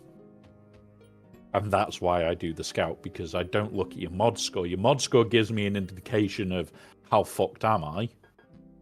But you take his mod score of 7.59 against mine of 7.32, you think it's close. Until you look at that. And then you realize it's not close above 22 speed. So, yeah, it's hard to understand why mod scores shouldn't just be looked at in itself. It should be looked at as a breakdown. I spent years getting to K2 as a much smaller account. If relic data comes to the game, I'll instantly get kicked to K4. Yeah, I know, Jim. And the amount of us that have said we will fall down. Like, my baby account will probably not live in K2 anymore. It will probably drop to, like, K4. Gonna happen. And it sucks. You know what? Are you online? I think you are, aren't you? You are. Let's do something. I don't know if you'll be able to do it whilst you're on, but I can go here. Invite guests. Come here. Where is the stream together function when you want it? Where are you? You're not on my list, are you?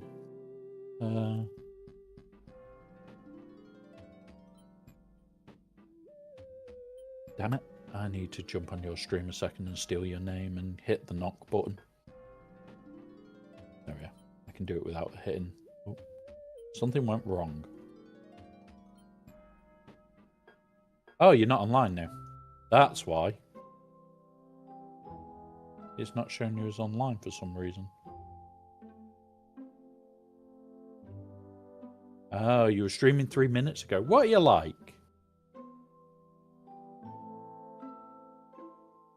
What are you like? I was going to do the knock function so it just joined the chats for you. Oh, he's dropped. His internet may have dropped.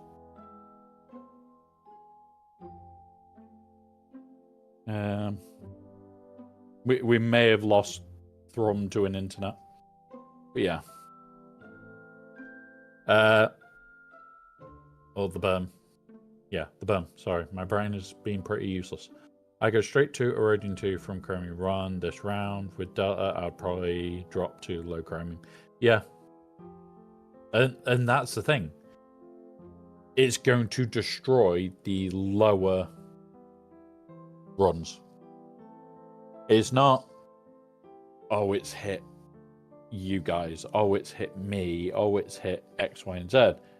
It destroys the lower parts. Doesn't really damage Kyber as much as people worry. Like, yeah, it's gonna. Some accounts are gonna drop from like Kyber 2 to Kyber 4. Some accounts are gonna go Kyber 3 down to edge of Kyber. It is gonna shake Kyber. What it's gonna destroy is all the lower leagues. Absolutely destroy them. Because you've got the people that put no effort in. You are never passing.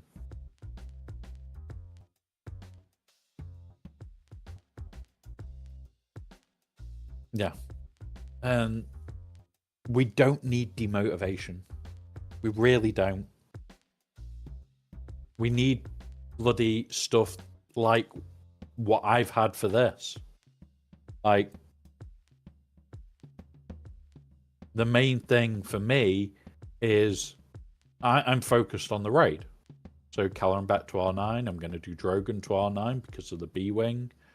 And that's another part of the Rebel team to R9 then. Like, we take my teams. That'll be R9, R9, R9. We've got R9 on Radis because we use Radis here. And Jin is the only R5. Do I run Jin up? There's the thing. Do I now run Jinnle? I think this could be a change guild, yeah. Like, yeah, it's going to be...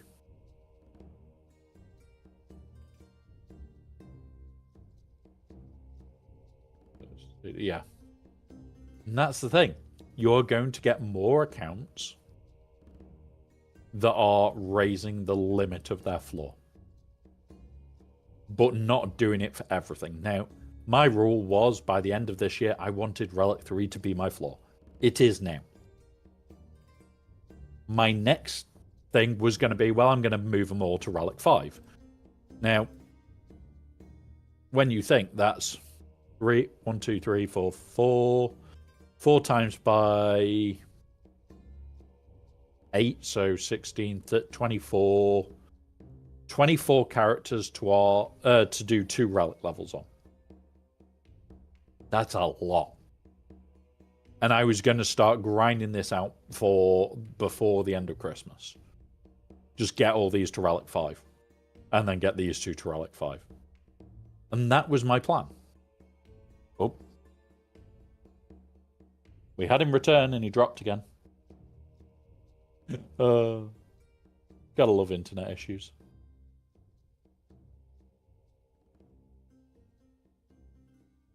But yeah. Welcome back. Hey, my internet died. That was fun. Yeah. I was there going, oh yeah, we'll just do the knock feature because you're alive as well, and then it'll just be joint chat and easier. And you vanished. I did vanish. I was like, I don't know what's going on, but my internet doesn't exist anymore. But yeah, yep. Not fun. Right. What we'll do? Click that button. You should have got a knock invite from me. And then just... All right, let me see. Then then you just mute the camera, and then I'll poke to join the chats for us. And then... There you go. There we go. We're good to go. And now you can see my chat. I can see your chat. Cool. No, I don't have to monitor both chats. Yeah, same. That's why I like this. Yeah, it's a great feature that they added, honestly. Yeah. So. Now it's Incap 2. Look again. Yeah, this is going to shake up guilds. It's going to shake up everything in very dangerous ways. It is going to be dangerous to the game, because you are going to get guilds like more chromium and more rhodium turning it into, we are a minimum of R8 on everybody. And that's what those guilds will become. Which means TW is hellish, GEC against a person's hellish. Where are you if you're R7? Not in one of them. It'll be the same in core. The top parts of core will be, you're an R9 account, where everything in your account is R9 that we're going to use. Well, here you go. Have a seat in our top guild. Oh, you're R7 in our top guild. Get out. Get down. So it's going to become... Yeah, it's going to drastically change TW, right? I mean, oh yeah. That. Yeah, that's definitely going to change TW. You're just going to run into guilds that you can't beat because everybody's R9. Like, we talked about it at the start of the stream. And I talked about it with our TW officer, and he was like, if that's the case, I am stealing your Lord Vader, I am stealing your Hondo, I am also stealing your Mace team, and they're going on the front wall. They're all R9 teams. So it's like, I wonder what walls are going to become. Freaking just, here's the horrible bullshit teams from hell. So, yeah. I have seen interesting. I do like the playtesting that they're doing and noticing, and they are saying that, like, with a couple, like you were saying, Relic 7, it seems to be like the kind of where you want to land, because you can still beat the R9s. It But just anything can be a bit beyond that rough. relic, yeah, but anything beyond that relic delta is going to be not impossible, but really tough, right? Yeah. So Well, it's kind of where it's going to land. the main one for me is I want to see how Reaver handles Phoenix. Because yes, at the moment, an R9 Reaver team, and I'm talking full R9 team, can be beaten by Relic 3 Phoenix. It's not comfortable at Relic 3. You need to have the right modding on them to enter the turn meter train, and you have to have a bit of common sense to be able to stay in the turn meter train. But Yeah, from what we've already heard, like a Relic 7, Relic 7 Reaver team, so everything just Relic 7, can't be beaten by Relic 5. And Relic 6 is high risk of timeout.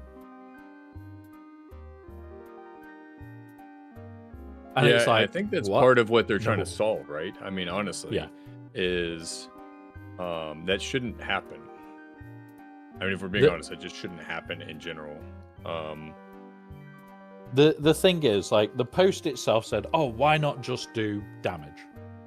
They didn't cover why not just do defense, which is something we've even talked about. Forget about this, oh, let's Relic Delta give a bonus and just give it defense. So if you've got the bigger Relic difference, give them defense. Yes, it will mean things like Reaver being done with Phoenix is going to be dodgy, because you're going to struggle through. But that then encourages you to go, okay, so I'll get a Relic 7 Phoenix team. Because now I'm not going to struggle through. But then you can place that Phoenix team on defense, and somebody at Relic 5 is going, oh fuck, I've got a Phoenix team. You've not got a damage bonus. You've got a defensive buff for Relic investment. And that would actually probably be the best thing they could do. Is just give the defensive buff, which would be funny. I just want to keep beating R9 Reavers with my Phoenix. I mean, that makes sense. Yeah. It's everybody wants to, right? And the thing is, in my opinion, and this maybe it's a bad take. I don't think so, but maybe it's a bad take from me. I don't think Phoenix should be beating Riva, especially at lower relics.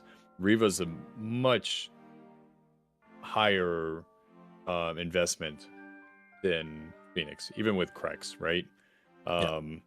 So Riva's such a higher investment that it's to be losing with your Riva again to like an R3 Phoenix is just, it's asinine. It really is. It's asinine.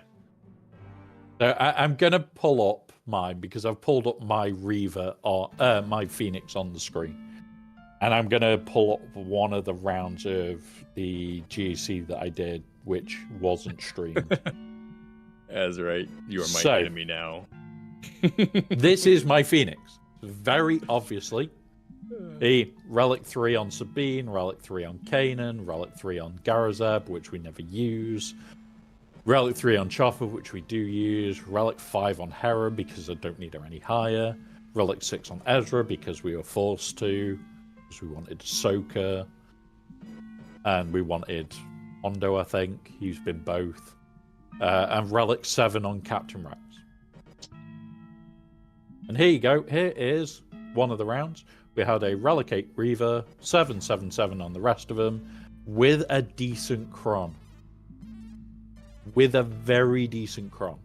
Protection, tenacity, and crit avoidance on Ninth Sister with long text. I used Hera, Captain Rex, Sabine, Chopper, and Geobrood Alpha. With a I don't give a shit Chron. I just want the turn meter bonus. It was they have the Ninth Sister Chron there too, I see. Yeah, I mean, that's just... I mean, again, their investment right there that they put into Inquisitors to include the Ninth Sister Cron. I mean, that's a big investment. Granted, you have a good investment on your Cron as well, right? But this team shouldn't be winning, in my opinion. I mean, the biggest part here for me is look at the duration. That is a 4-minute, 5-second fight. Even giving a 10% damage reduction, that could push me over 5 minutes. That's all they need to do is make teams like this, if you're underinvested, a scare to walk into. And as Aoi said, we haven't addressed the elephant in the room. Relic 10. Holy shit, that is going to be a massive game changer, because that means that 5 relic difference is now relic 5. Are you at relic 5 or not? Okay, no? Well, you're screwed. Depend on what relic 10 actually gives to everybody. Yeah. Yeah, and I do agree. I do really but I mean, agree. to that point though, what Azurite's saying, you're wasting your investment putting on defense. What do you put on defense then? I mean, because technically, I mean, anything could be considered a bad investment on defense because everything's pretty easily beaten for the most part. So I'll show you how I hunt what I'm going to put on defense, because this is how I work my way through. So starting with Ray, it's obviously going to be Ray Ben. I then go sort by win percentage, ascending, and I start looking, okay, what can I get that has got this all the way down? Not just a little bit of, here's a junky teams, trying to clear it. We go then, show cleanups, no. Put this to a minimum defense of relic 7, which is what my team is. And I start going, okay, what was this one? Few battles.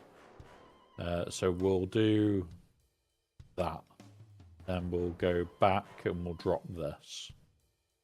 And okay, so now I'm also beating these teams. I'm beating this team. I'm starting to find little bits that change it from this is a team I've invested into, this is a team that's just not going to get beaten now. And yeah, a full R9 Ray team on defense is just going to be common. And if we do that, like, we go to the team that it was for this season that was just freaking pure disgust.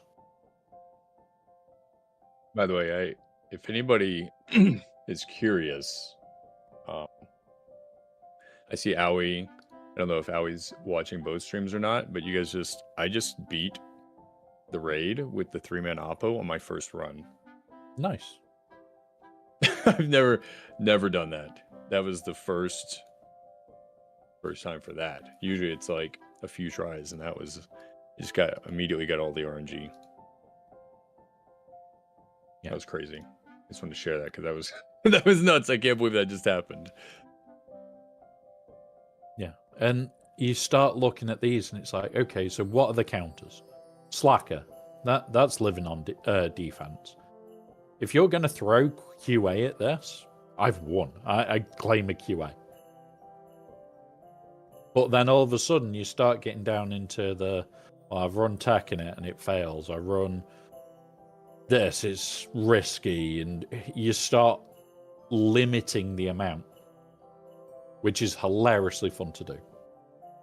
But it all depends on what you want to run. Like, some defenses, Reaver team, it just stops Phoenix. Why would you not? Why would you not just chuck Phoenix on that and laugh a little bit inside when nobody can beat you because you've just fucked them up?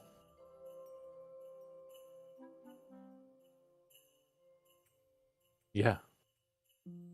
It's let's fuck with people's brains. Yep. Yeah, throwing little things like that into your roster. I've seen like how you do that sometimes, where you throw little catches in there, right? Where it's like usually this what you're trying to do works, but you weren't accounting for this one-off thing.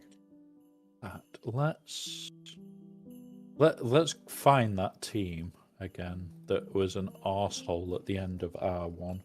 Rollo. Rebel. What have I got turned on? Knock that off. I think that's all I've got turned on. So, Rebel, Officer Leia Organa with you. Like, instantly you look at what's beating this and it's like, holy crap, there's not a lot. And this is what we thought last. Freaking disgusting team. And yeah. There's not a lot beating it. But yeah.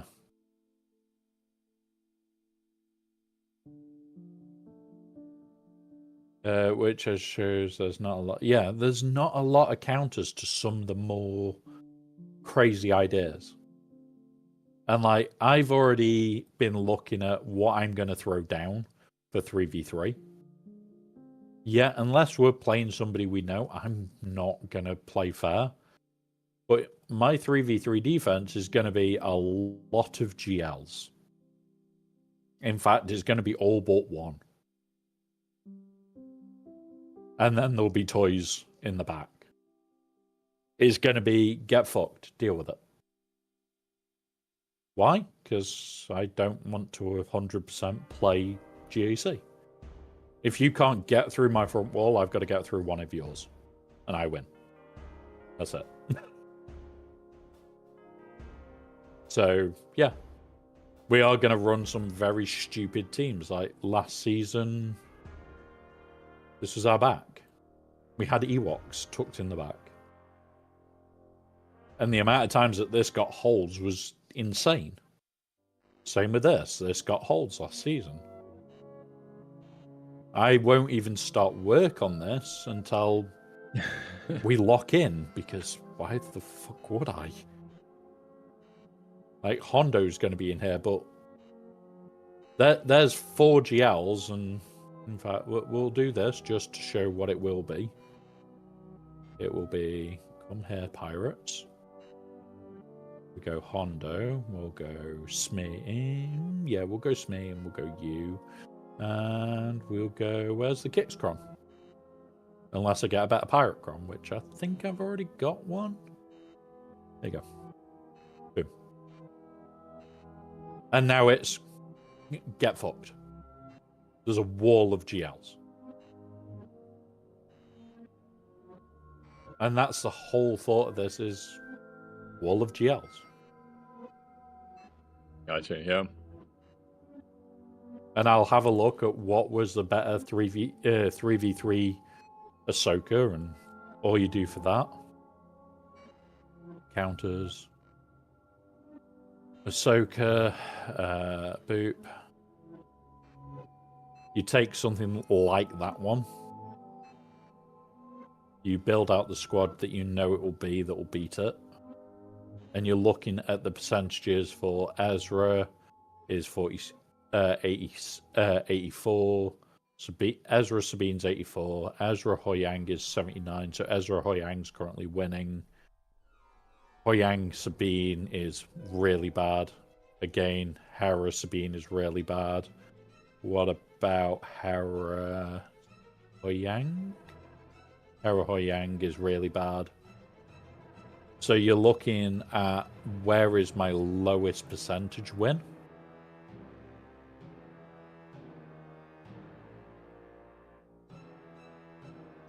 You can set it up.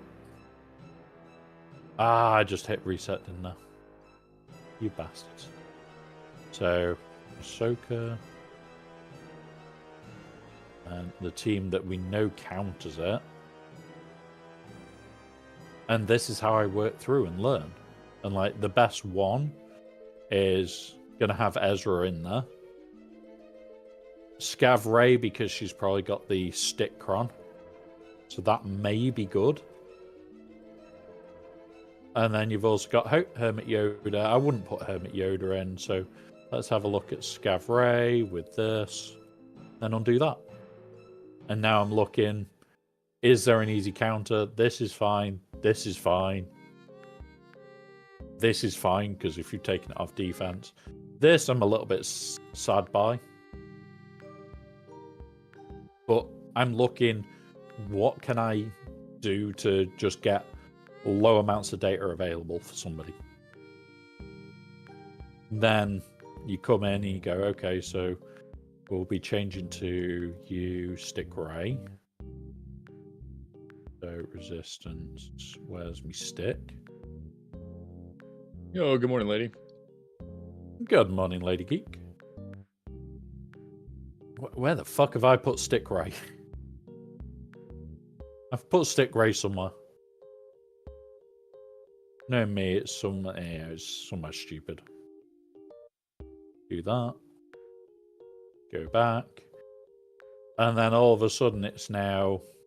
I've got a team that there's only 41 fights of that there isn't that much data for. And I've got stick Ray choices, so 25% turn meter with crit damage and a bit of health.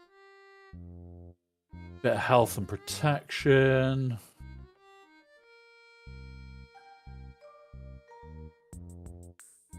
I'm going to put that on it. So she's stunning you on specials. When a light side ally reaches 75%, 50%, and 25%, grant them protection up 50% for 2 turns. She's got extra health, she's got extra protection. Get fucked.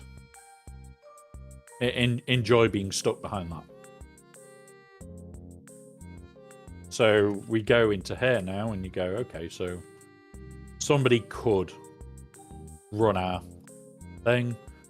That one with... Oh, look, there's no information on it. And all of a sudden it's... Okay, so there's now 23 fights. Or actually, for our exact datacron, there is nothing. If we do that and come down and not that one, add... And it's not here at all. So you will not have data on it. So if you think, oh yeah, I'm just going to do this, you look at this and you go, oh, well, okay. So I'm going to layer it. Okay. So what one? Falls below 50% ounce, reduce cooldowns. Stun and... there you go. The stun is here. So they did beat it by bulk and speed. They beat this one, which is the offense. So, yeah, you sit there and you can tweak the shit to the stage of there's 23 battles for this team. This is not a lot of data, and what if you've already earmarked your QA for somewhere? What if you can't afford to see Bane and you could only afford Bane? What if you've already used C? What if you've already earmarked your JMK out? And what if you've left Slacker on defense still? All of a sudden, you've got none of this, and you're like, okay, so I'm going to have to layer it 50-50. All of a sudden, you've not got layer available, because layer on defense is valid at the moment. What is my answer? And the whole great part about GAC that I loved was the theory crafting away, working out what teams to place. And Relic Delta takes most of that away. Because now most of my rule will be like Relic 8, I think Ezra's Relic 7. So I'd have to, before GAC started, go, I need to get him to relicate. That'll be it. It'll be, I want to get this to relicate. Like, this is a Relic 7 team, because Slackers relicate 2 Relic 7s, Relic 9, Relic 8. I wouldn't be running her because she's Relic 5.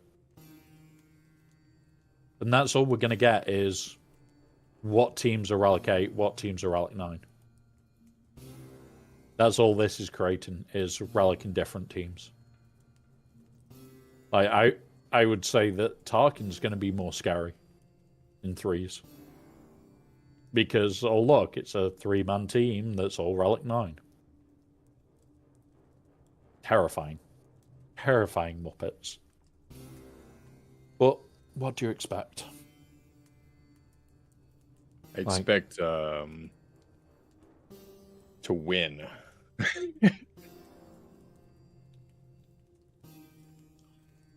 Oh, hang on. You hear about...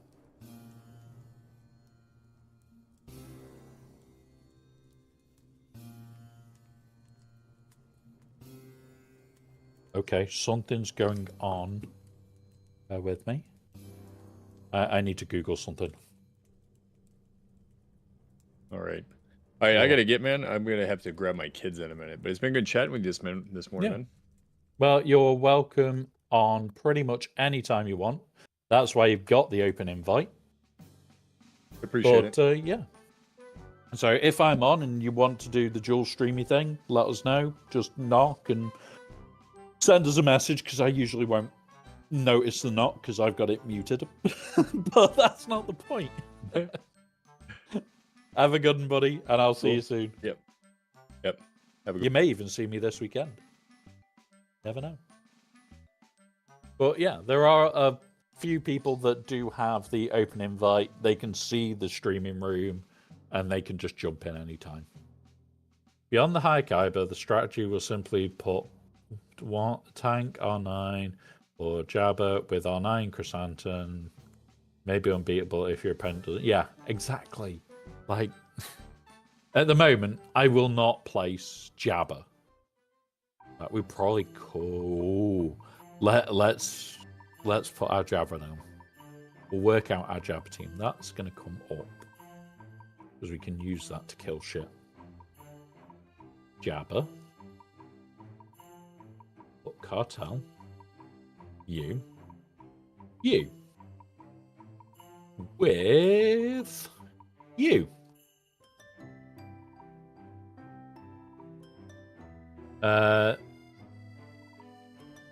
5 tanks R9 will do more value than a single on. Yeah. And you look at that team. That's R9 Jabba, R9 Chrysanthemum, and R8 Bausch. So yes, my Bausch will get less of a bonus to her shit. But this lovely little shorty cron, I'm not using it for the defense. I've got to remod Bausch for the 3v3 build. But you think, okay, there's not that much potency on it. She had 54% herself. 345%. Plus the 100 onto your Wampa.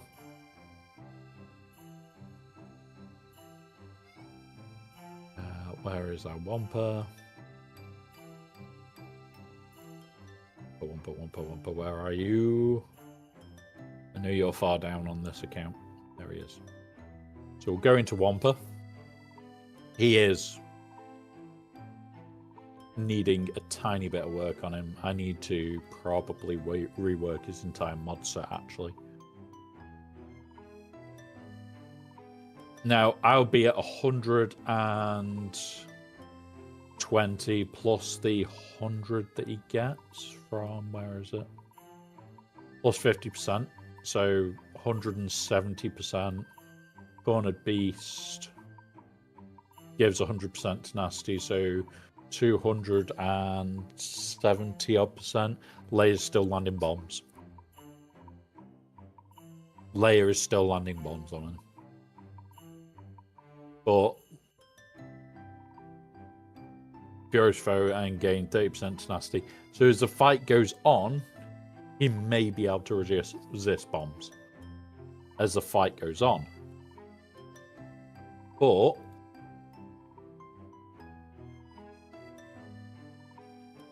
their tenacity percentage equal to their tenacity percentage. So my Womp is causing like 200+% damage. Offense stacking. Defense, max health protection, immune to daze, in territory wars. So this doesn't matter.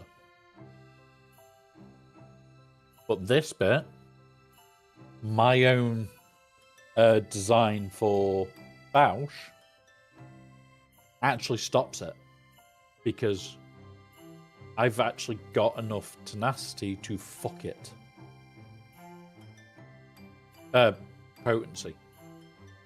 And you want the 150% potency and enough damage on her, 13k in my case, that when she starts putting bombs out, she starts putting deadly bombs. Because she's hitting hard, the bombs are hitting hard, and potentially just blows Womper up before she even dies. Which is quite funny to watch to happen to somebody.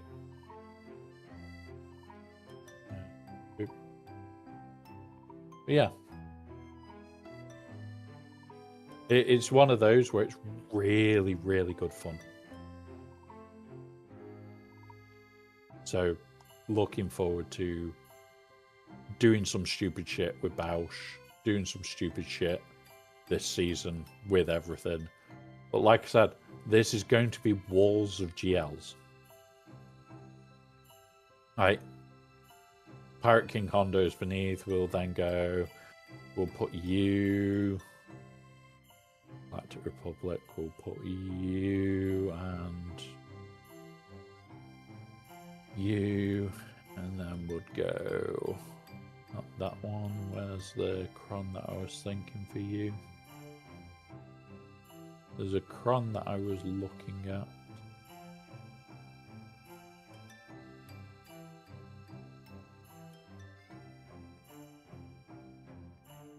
Where the fuck was the cron that I was looking at? There was a specific cron. It's one of these.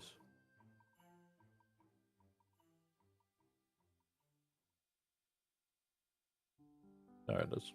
That'll do. And it'll be like, okay, so Termia. You're now dealing with these being even quicker. And it's like, you're just going to see GL walls. If we end up playing against somebody we know, I will say to them, number one, I won't scout you. But number two, I will run something different. You will not face a GL wall. You may face half my GL's maximum on defense. But at the moment, there's 5 GLs. There's 6, 7. We will probably place 8, maybe 9, maybe 10. Watch somebody panic when they realize every GL is down.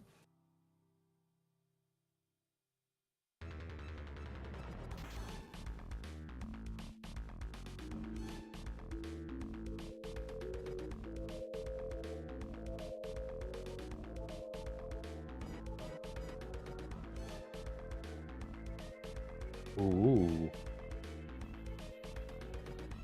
So, yeah. It's that moment of how far am I willing to take the bullshit?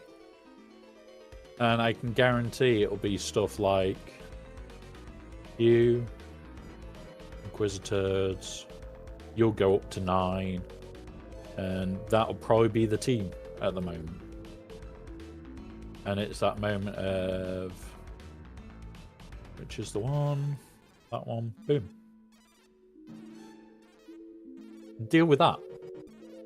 You've got 2 fucking tanks. And these 2 at R9, getting reduced damage will be a problem. And I don't care what people say, it's gonna hurt. There's gonna be time where you sit there and you go, what the fuck am I meant to do? Let's Conquest. What is Crosshair surviving for this one? Battle. We've got a Crosshair surviving to do, that one. But it's one of those where you sit there and go, what the fuck? Depends what you want to be doing. So if you want to be farming Datacrons, by this point in Conquest, you basically should be done. You should be at the end of Sector 4 and just farming crons for the rest of the time. If you are less bothered by crons, I would say probably end of Sector 3, maybe end of Sector 2 going into Sector 3 would be fine. But if you're wanting Datacrons, by the end of Day 2, you should be at Sector 4 and just farming away. Like, I'm literally end of Sector 4, mid-Day 2. And I will complete all the feats. I will come back to this one. We've did this lot on the way through. We'll do blind a bit. We'll do no tanks. We'll do Spectre. But we'll do these on these nodes. So I'm getting the shit that I want. I just don't care. Like, we'll go here for a minute. We'll go here. We'll clear that for a minute. We'll jump to Spectre. Spectre there. And it'll be you. In CC. Yeah. But, so, to avoid falling behind, what you can do is, once you get to the end of Sector 3, just farm it. Auto it. Remember, you can get a couple of days where you can get behind. But if you're at the end of Sector 3 and you're autoing those nodes at the end, you're just stacking Datacron mats. And the stack of the mats that you need is more important than anything else. Like, I'm just stacking mats up here. I'm not doing anything special, but I am trying to complete the requirements as we go through. I'm not making a huge push for this, but it's like, okay, so I'm getting the materials for my Datacrons, but I'm pushing these as we're doing it. Like the Crosshair one, I'll do like 1 or 2 a day, maybe 3, and then leave it there. But if you don't have time, going back one sector to basically gain an advantage is not the end of the world. The only sector I would not do that on is Sector 1. I thought buttons had vanished then. They stopped dead.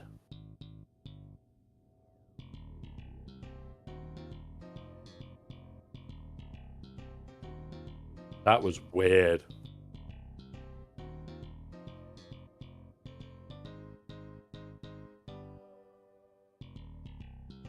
And yeah, we're just crawling our way through these.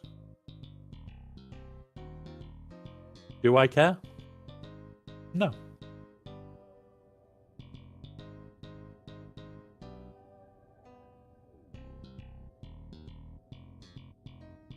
And it's just put it on, leave it to run. And that's it. It's just leave it to run.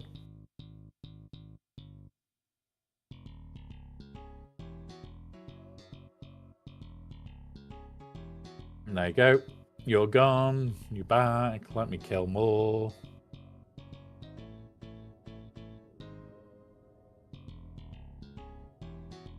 Another one that's died that didn't die. Get a little bit of a break. Go and kill it. There's another one gone. Kill it. Kill it with fire.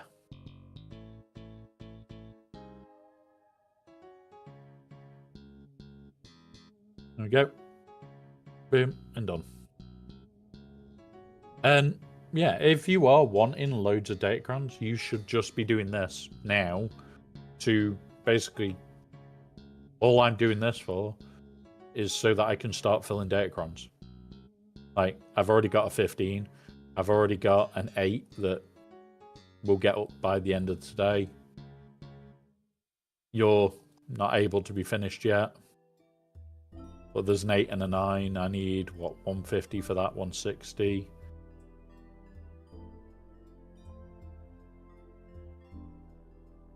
Yeah, you should be looking at trying to farm in Sector 3, Sector 4. Like, the only reason I'm doing this is because Crosshair surviving is an arse of a feat. And I just want to have a couple of other feats on the go. And that's all I do, is a few of the other feats that I need to do, I will run through.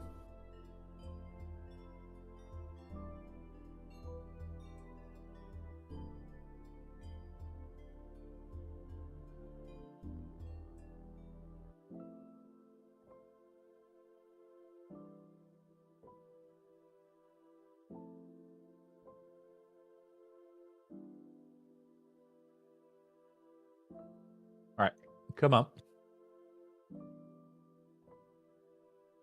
Yeah.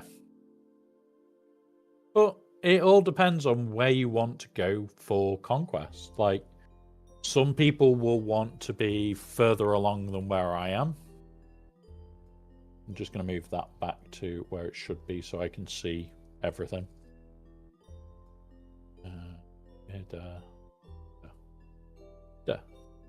I've been kind of slow doing feats as I go, but I should spend a week farming DCs. Yes, so the way I would always advise it is week 1 is about race to Sector 4 so that you can get this.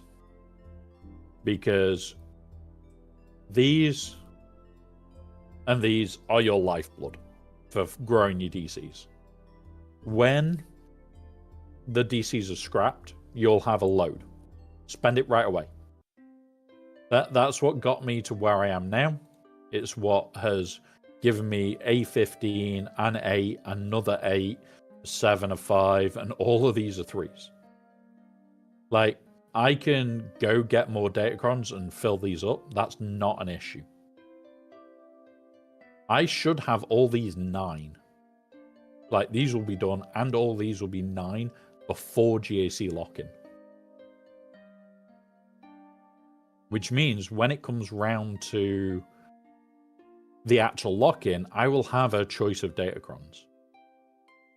I will have more datacrons than I need.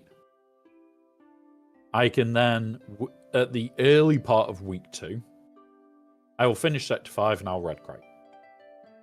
And then I'll go back to datacron farm. I will usually be like here, like between 488 and 500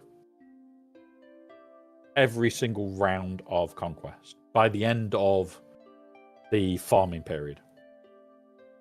I'll be here because I'll have completed a load of feats. And then it's just race through Sector 5, knock out a couple of cleanup fights here, there, and everywhere. Like here it'll be, we'll get another 10 out of this. We'll do, what's this one? Win with a full squad of Galactic Republic. We'll smash that. We've got 1 to clean up there, which is an easy cleanup because we use mercenaries. Here, probably leave it. Here, what's this one?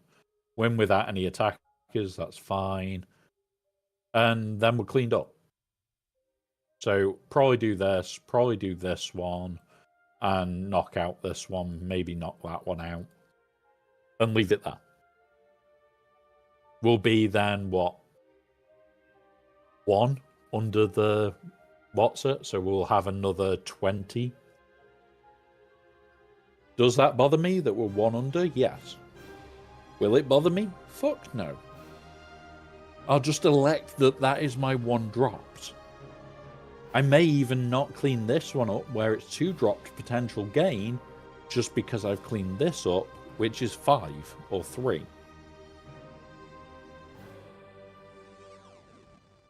Like, sitting here and going, I'm just going to clean up what I need. Like, I want 4 points off this. The last tier, I will usually max out because I want the 9 off here. So Mercenary Wrecker, okay. Jedi Master Windu surviving. I'll just use Mace Team. Blow it apart. Here, Ahsoka, okay. Win without attackers, okay. And we'll just tank our way through. And that's the biggest part of these is making sure you farm enough that you get to your target without having to struggle. I don't struggle on this. I sit there and I just go, okay, next. We'll go squad. We'll go back to this one for a minute.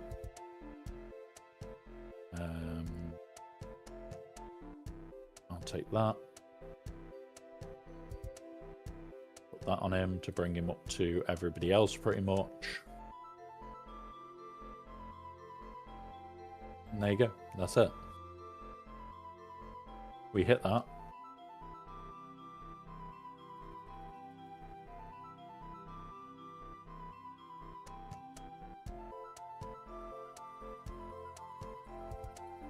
And that, for most people, you'd go, oh, I lost, so I'm going to reset. Nope. I am going to try and finish it because I get the mats. Yeah, that's fine, Lady Geek. That's fine. Technically, I'm logged in to work right now. I've got my boss messaging me about interesting issues that keep arising. But he knows that I work nights more than I work days. So he also knows asking me to do shit at this time of day is going to get him the answer, get fucked. And it's like, yeah, we didn't get our little shithead surviving because they decided to focus him down. And yeah, you could avoid doing him and get the percentage up and everything else, but I want the rewards, and oh look, we got accuracy down. We got something we need. So that's, we need to use it for this, deployable cooling systems. Vanguard, we've still got Omega surviving. Yeah. Yeah. So a lot of my work outside the stream, I have to wait until nobody's on the networks to do the work that I have to do. So it's like, yay! 10 o'clock at night is usually the starting time for me working. 3, 4 in the morning is usually when I'm finishing. And it's just like, oh, you bastards.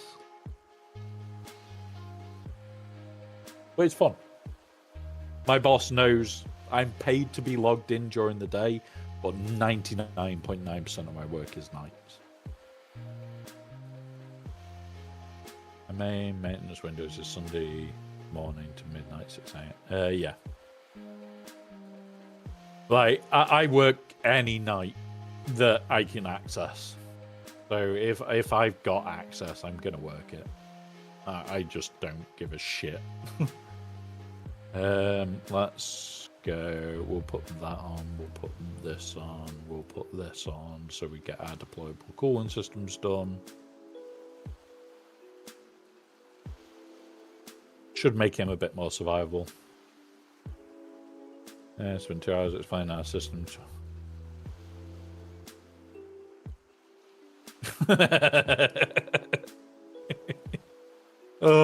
I read DHCP and it was like, oh, I haven't had to touch that in how long?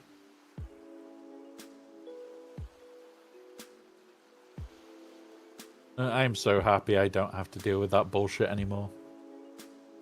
Like, if somebody needs something explaining, they tend not to come to the person that they know work nights. They will tend to go to everybody else before me. Because they know my answer during the day is, go away. They know the work will get done, but yeah. I've seen screenshots of how implement. Yeah. And this is the fun thing. Something people don't get in tech. You see, like, how the government says these are rules that we want everybody to work by. Okay. And then it's everything that's set up and everything. Yeah, okay, fine. But the implementation of that software is probably nothing to do with that bullshit. Like, my main implementations that I have to look at and work my way through and check is, did you remember to turn off this port after you did the implementation? Yes? Okay, good. No? Okay, here's a report. I don't have to shut it. I just have to make the report. And it's like, yay, enjoy the list. The amount of times that people don't understand, once you've implemented something, it's usually then ripped apart. It's, yeah. Yeah. A lot of people don't get that. Hey, he tried to put me in a box and failed again. You failed again. I have come up with an interesting one for that as well. So I am making a custom one that when people try and put me in a box, and it'll just go, no. And it might even have something pop up on stream and just go and drop back down. Just as that joke moment of, God damn it. But yeah, it's the fun little integrations that I love. Alright, let's go again. Fuck it. Let's just stack some shit on him so that he survives again.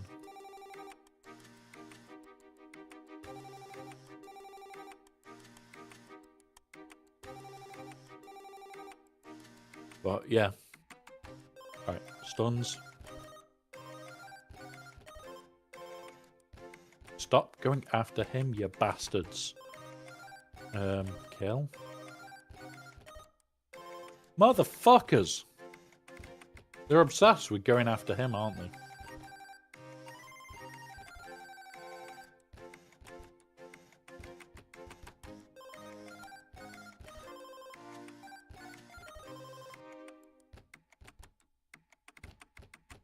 Pass that back.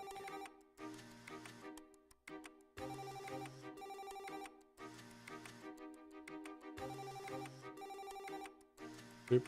That. Boop. Boop. Boop. There we go. It's the rewards that I'm farming. I'm not caring too much. Like, we're at 4 of 10. I've got a few days to clear this. I'm less concerned about that one. Then it's come back down to Sector 3. I want to farm it on here because the main things I want are this and this. So, most of what I want. So, blind, spectre, no tanks, inflict, disarm. These are all what I'm just going to sit here. Sector 4, it's Sector 3. Spectre. Boom. And run. Like, we're just going to sit there, run them through. And this is effectively how you should be doing Conquest. You shouldn't be auto-simming everything. This is effectively the same as you just simming it. The difference is I'm actually playing it, but on auto. Because then I'm getting the rewards and I'm also getting work done towards the required shit.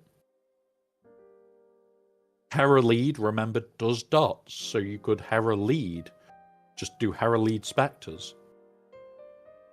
And oh look, you've got all the dots done in the next sector. It actually does more dots than Lord Vader at times. So Hera Lead Spectres can give you more than just this. And here we go. Right, turn that volume down.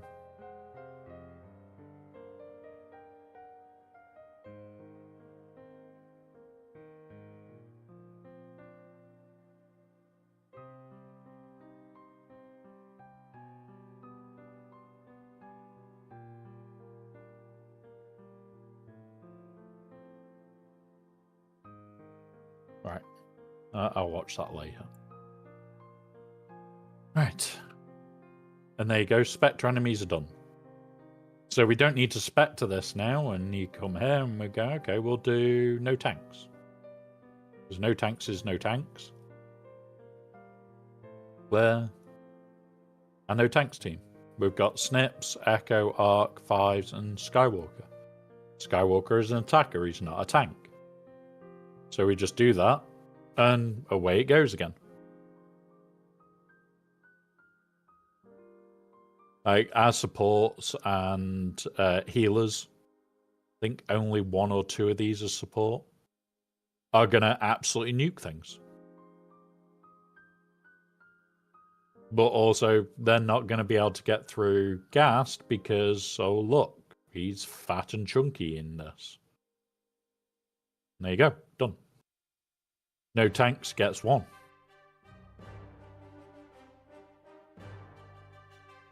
We'll just show it. No tanks was at 3, we're now at 4. And it's a case of we've only started on the 50s so far. Now, yes, the hundreds on this account, I usually will just use the sim feature. Because at the same time as, yeah, I want to do all this, I don't want to be on this all day. I want to get off this as soon as I can. Like, I want to do this the lazy way, but at the same time, I want to do this as efficiently as I can. And by me not using it all on doing this shit, and taking longer and wiping more teams out to a lower level, means tomorrow when I come back round to doing all this again, I will have gassed at 100%.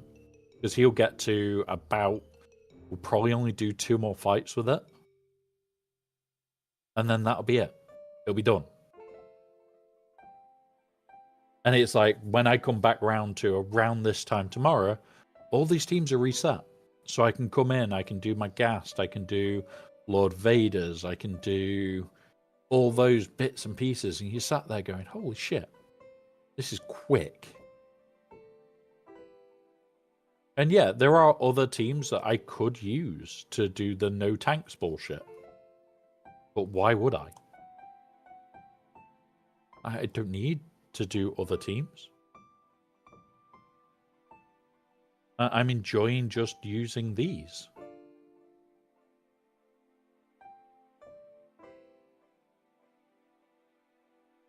And yeah. Like, I don't get people that run them down to like 40% and then it's like, oh, I can't use them tomorrow. Run them lower. Run them a lower amount of times.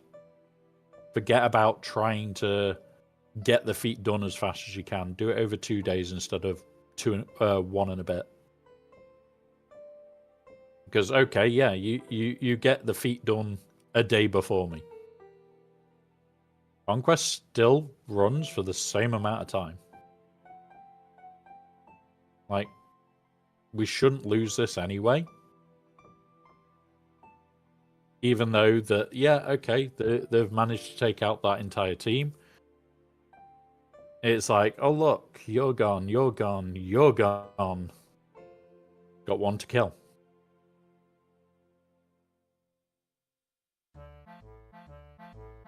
And that's it. Then I stop at this amount. It's usually about 60%, and I just stop.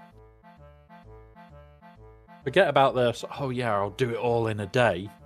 Fuck that shit. Like, I've got what I wanted. Right? We've got 3 tomorrow. We've just done 4 fights with it. I think. Let's have a look. Yeah, 4 fights with it. So tomorrow, this will be 100%.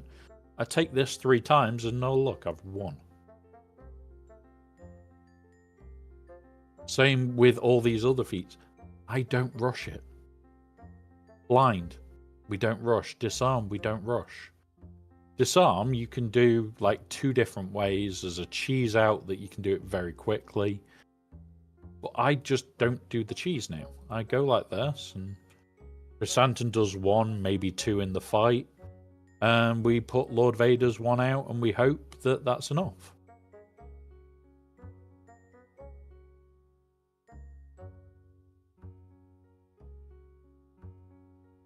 So, yeah. Right, there you go. There's the first disarm. We'll see if we can get back round to it.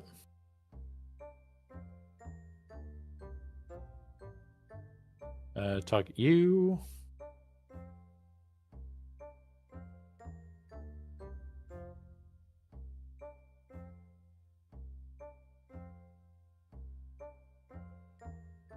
There you go. You're gone. Now target you.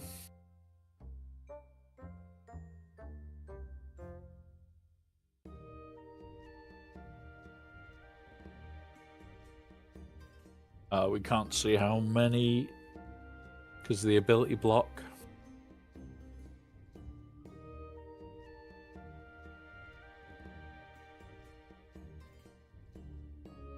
But yeah.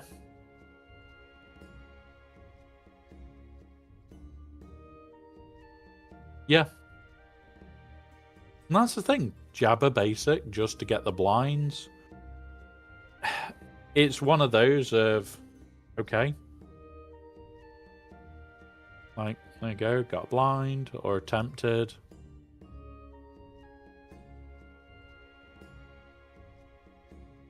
Just hope he doesn't get ability blocked. We do that. Come on. Now you. Disarm. And yeah, you can just auto basic from this point because Jabba's basic does give blind. It would reduce the amount of damage output, so potentially giving you another chance.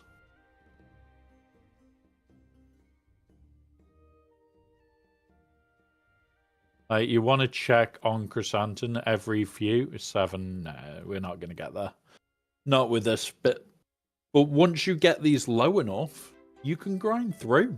You can sometimes get the 2. Not all the time, but sometimes you can. And it's like we're working on 2 feats. Like, we've got, we're over halfway here. We've done a couple of here. Like, another 2 fights with this team, and then we'll change team again.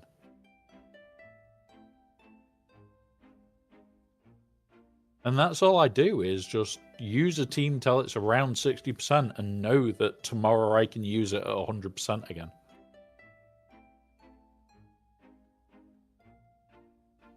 That's the more important part to me, is knowing that tomorrow I will have enough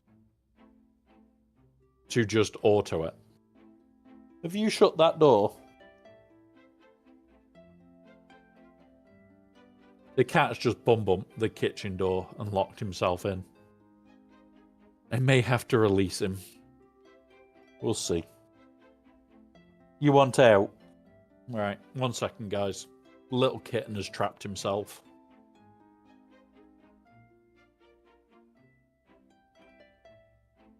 Why bum bump the door? Come on, dum dum. You're back. Did you want to just check with chat that? Oh shit! That scared him and scared me. Right. There we go. There we go. You can come up and say hello. You don't have to just lay on the floor because it's gold. Come on then. Silly little fluff butt. Hello. What's up?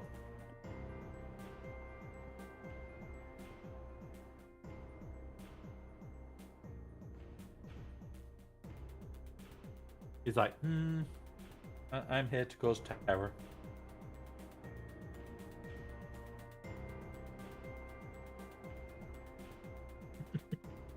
You're a dumbass, mister.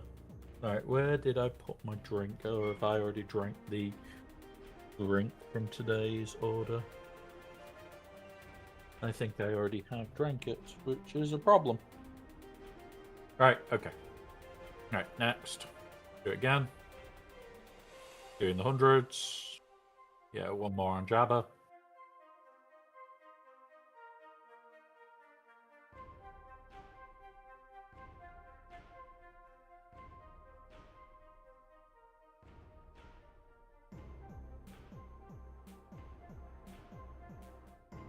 Poke.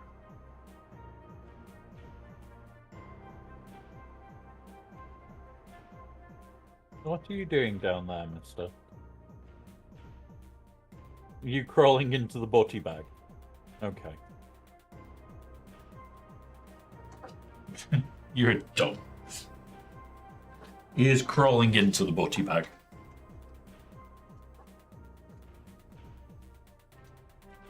There is nothing in the butty bag.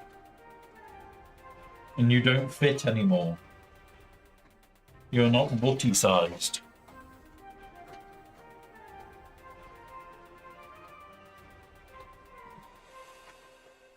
I didn't even see if I've already done Chrysanthemum's one.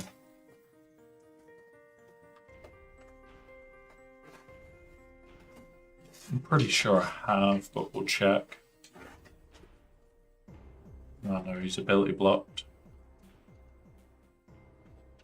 I think I have. Not 100%.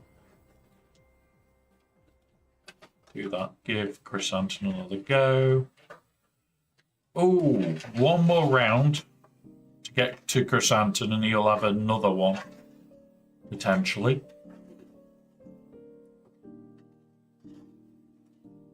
And this is where you want to purposely hit things that don't take the damage. Over there. Over there. We'll try and blind it. Do that again.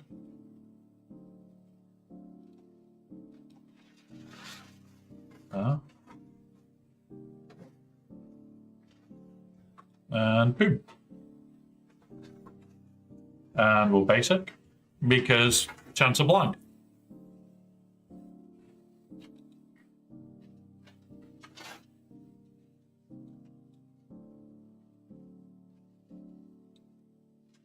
And there you go. We're at 55 blinds out of the 80 and 7 out of the 15 disarms. And now all we do is we go, okay, clear squad.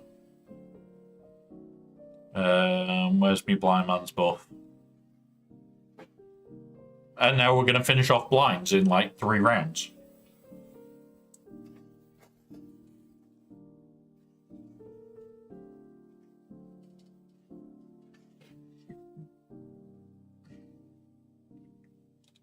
Because there is 5 attempts at blind.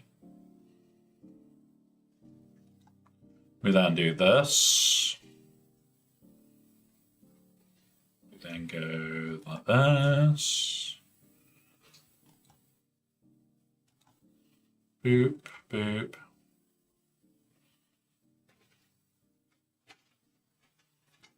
Like, for me, it's disappointing that these don't have a disarm. They've got a blind, they don't have a disarm.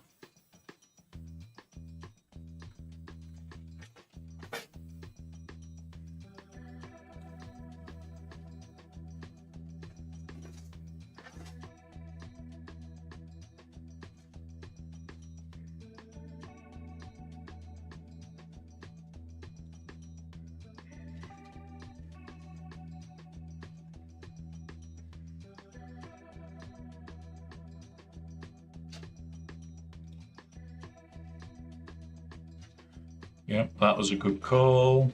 Do that. Do that. Do it again. Go for the blind again for free. It was like, get an extra blind? Fuck yes. Always go for the extra blind. So we're at 55, we're now at 61. So, what? A few more fights and this is done. We could potentially do it with no tanks. Let's double dip. So we'd need to drop him because he is a tank. Is she a tank? She's a support, so she'll hit like a freight train. There we go. So we've got no tanks now.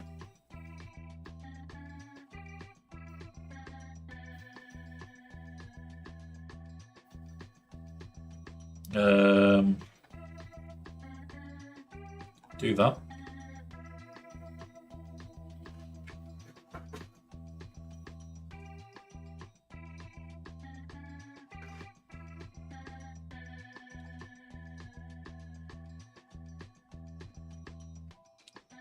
There's that. He died before we could get the blind off. IG's currently fucking ability blocked, which is irritating.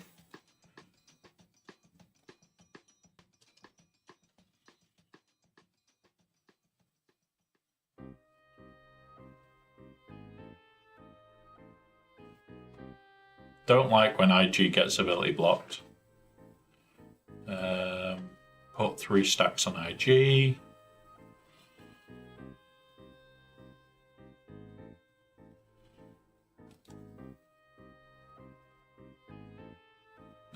Do that.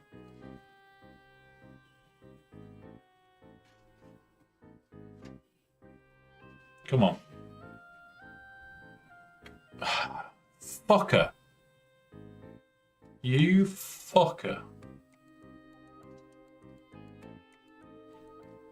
And he's bumped it up, so yeah, we're not getting the blind anytime soon. Alright, this just makes it a lot harder. Hello. You can come up if you want. Come here then. Come here. We have a tail attack beginning. Meow. To you too. Boop. Yeah. Okay, come on. Come on. No, no, no, no, not him. Right. You.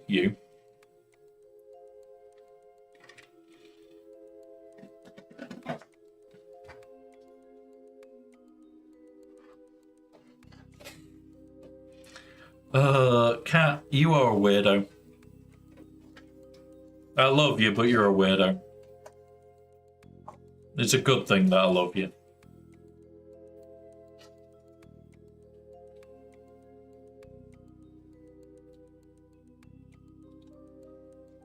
That's you gone. That's you gone. And that's no tanks. Do I like this one? Fuck no. That is not a comfortable fight. Because Paz makes Grogu a lot tougher to, like, ability block and shit. But getting an extra one of these, getting an extra bit on this, I'm not going to complain. Like, it might be better to do that on them. Because there's less ability block. Let's try it.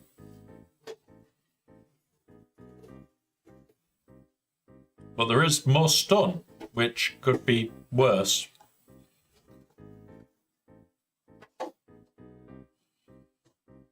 Do that. Kill her. Now straight back to Merrin.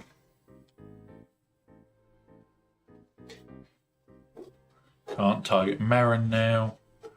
And old Dak is standing and fuck's sake, stop stunning IG! This is the problem. Stunning IG means that we're not getting the blinds. We are working towards the no tank, but we're not getting the blinds. And we need the blinds. There we go, again, stunned. We haven't had a single go with IG yet.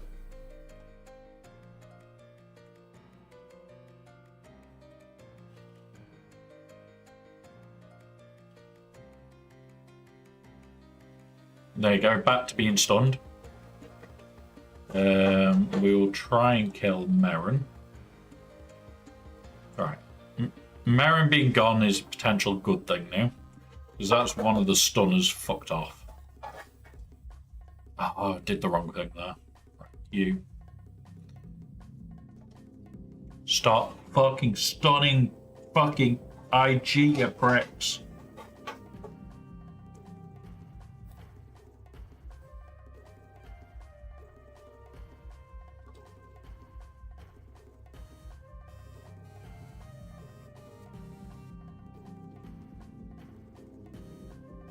Like, it's easier for the beating.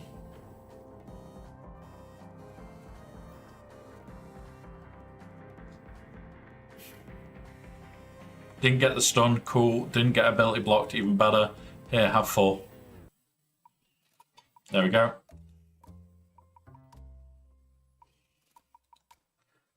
Like, once this gets going, it's good. But yeah, that was just freaking an irritating start. Constantly stunning this little shitbag. Not what we want. Try to do next to no damage. Yeah, we've lost. We wouldn't get around to a second one of his. But more blinds are better. Like, we're 1 fight away from no tanks, potentially 2 fights away from blinds being done, and we've got another team to do blinds with. Disarms is the one that's the furthest out. And then I start going, okay, well, let's look at Sector 2 feats. And it's like, buff immunity is not going to take long, inflict days will not take long, Fugitive Omega and Batch are surviving. I will then do Fugitive Omega surviving at the same time.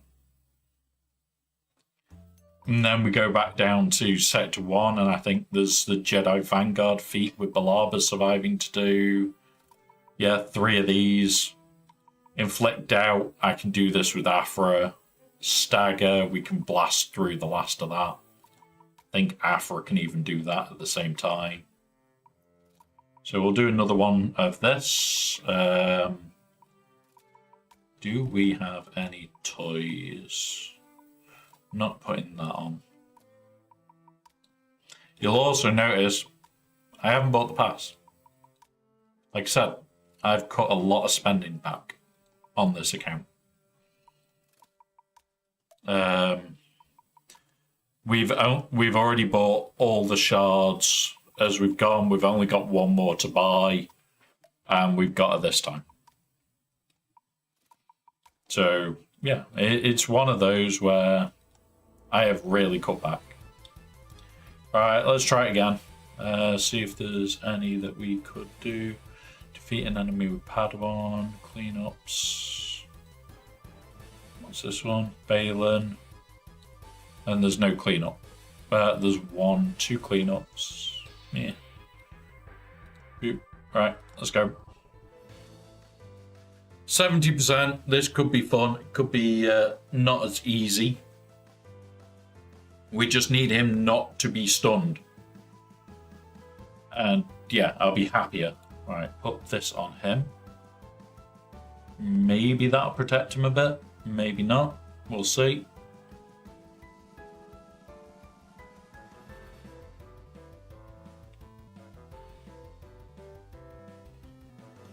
Right, put this on him again.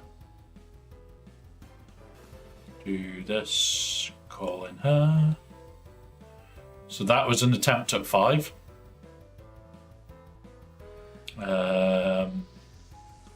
Target her first. Whilst we do this. She's going to be revived in a moment. Breakdancer is now revived.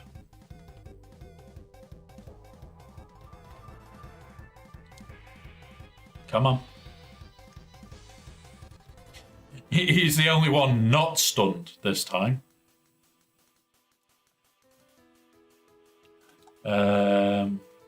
Target her, do this one. Now it's stunned when the next go would have given us shit that we could have done.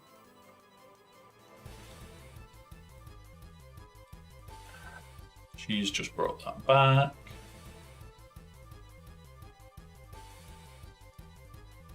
And now it's stunned up again, which is the irritant of doing this. Like, this can just lead to stun lock all the fucking time.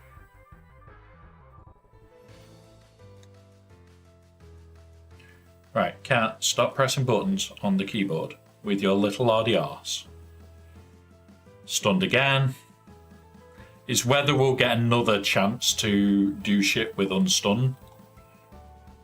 Do that. It gives us unstun. There we go. Do this. There we go. You're gone, but you're back because she fucking rezzed you, you prick. Slice. Right, Cat, why have you just turned my audio off? You know I'm bopping away to music. Why did you just pull your butt onto the off keys? You know what? Auto. Right, mister. If you're going to sit there, be good. There you go. There you go. You can cuddle up here with me. You're not lying on the keyboard, no. No, we're not doing lie on the keyboard day. No, we're not. And no matter how fat you are not lying. No. Come on. Away from keyboards. You can lie here. You can have the cuddles. You cannot lie on the keyboards.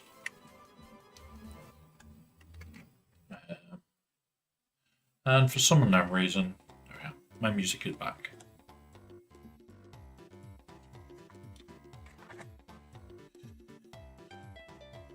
Yeah, we ain't gonna win this, I don't think, because yeah, we've just lost IG. But letting it time out is fine.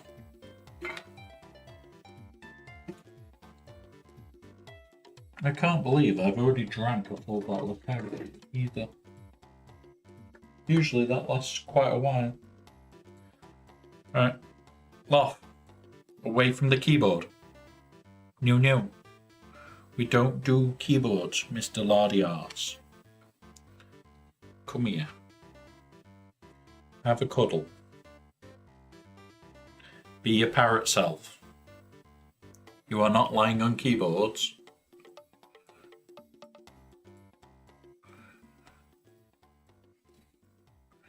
Can you see this, guys? Just like, well, if I can't lie on the keyboard, I'll be a parrot.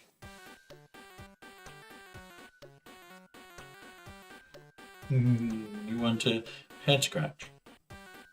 Do this. Just for chat to see your little wriggly butt. You can do the helicopter. Here you go. So, how close are we to... Yeah, 2. 2 and we're done. So, you know what? Let's see if there's any tenacity ones available to buy. Because I want the tenacity to avoid being stunned.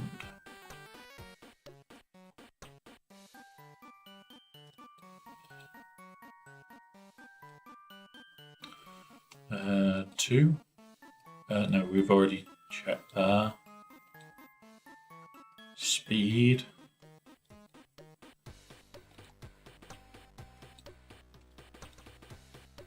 Speed.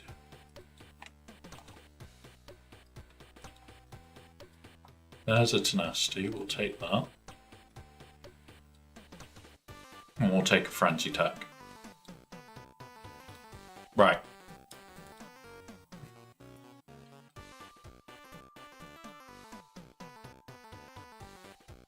Set to 3.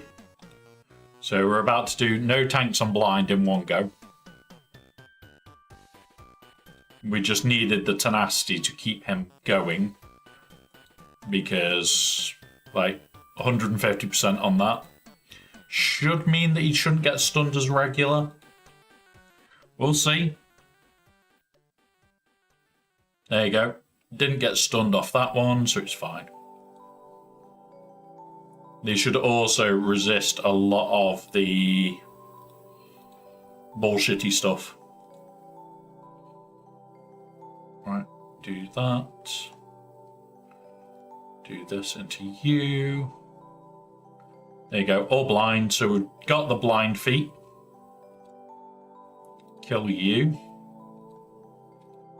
Now on to you, because you're stunned. There we go. Boop. And there you go. 2 feats done at once.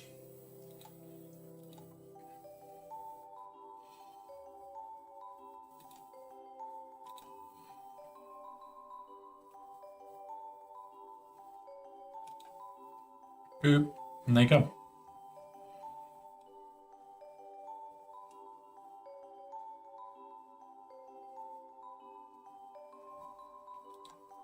Two done, blind done, tanks done, finished.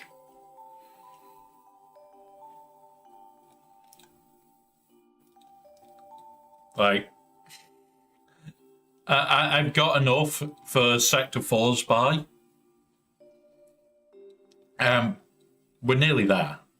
Like, we'll probably pass this at some point tomorrow. Because, yeah, disarm, so we'll do Lord Vader now. We've got more hundreds to do, so in here. Empire. You.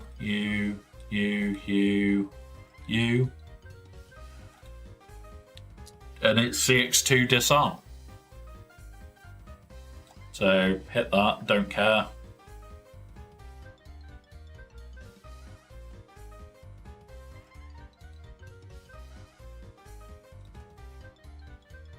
That's you got gone. We'll go to him.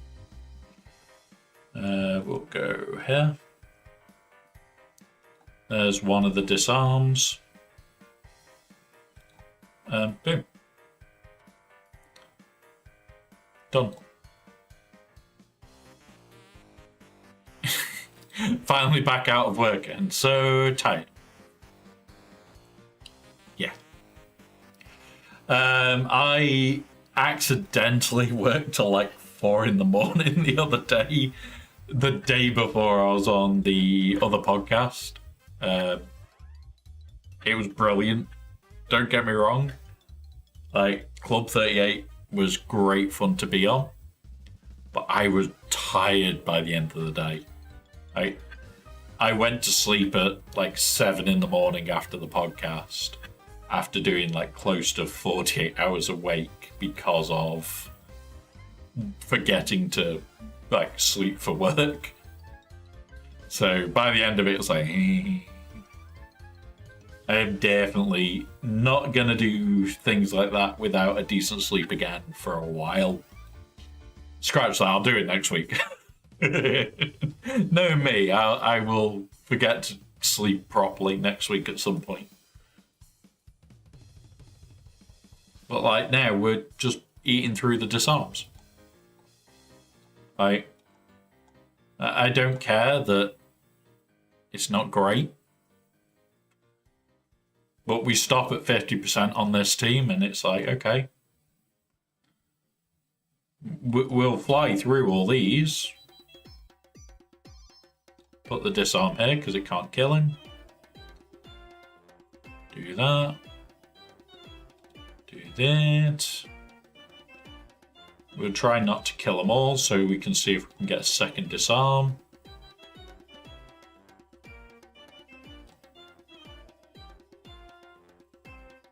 See if we can get round to a second disarm.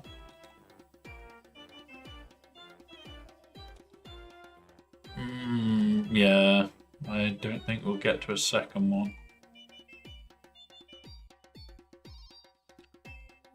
Maybe.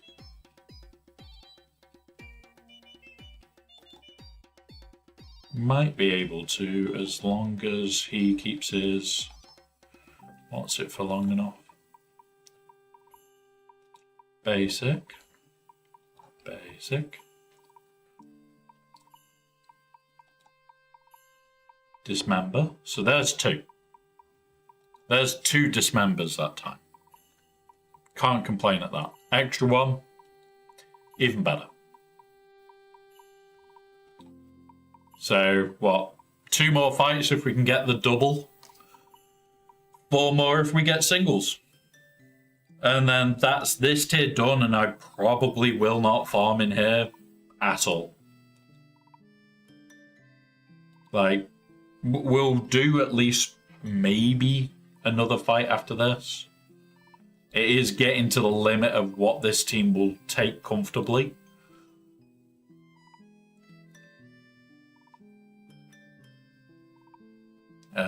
Yeah, do that. Boom. Boom. Basics. Basics on here. Basic on him.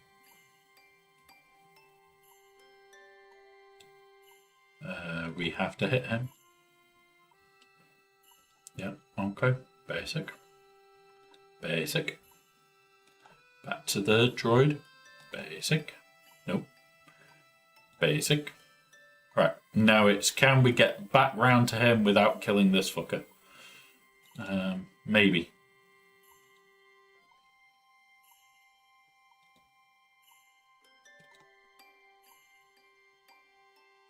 Because this should still apply. Yeah, it does.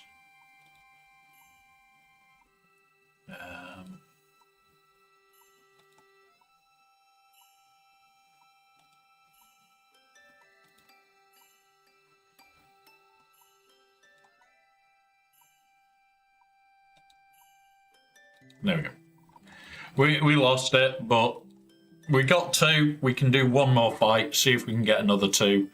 And then that is me basically done bar cleanup. And like 10 points, so we're 8 points in cleanup. Okay. At some point, I may do that. But it's not going to be week 1. I can guarantee if I clean up, it will be week 2. Basic. It still kills on basic. Great. Basic. I can't hit him now. I just need somebody to come out of stealth for me. Yeah, you will do. Now we basic on you. Basic on you because we need him to go roly-poly. Basic on you. He rolls, which is great. Gives us at least the 2 turns to get back round to him.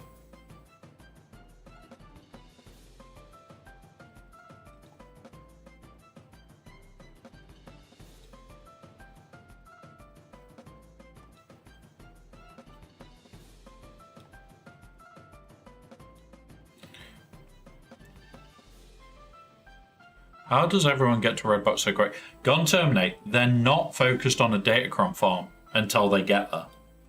Like, we're way off Red Crate. We don't focus on Red Crate. I focus on making sure I'm going to have... Fuck it. Damn it. We got one, not two. Like, honestly, the guys doing that are not focused on their Datacron farm. Like, yeah, I'm not 100% focused.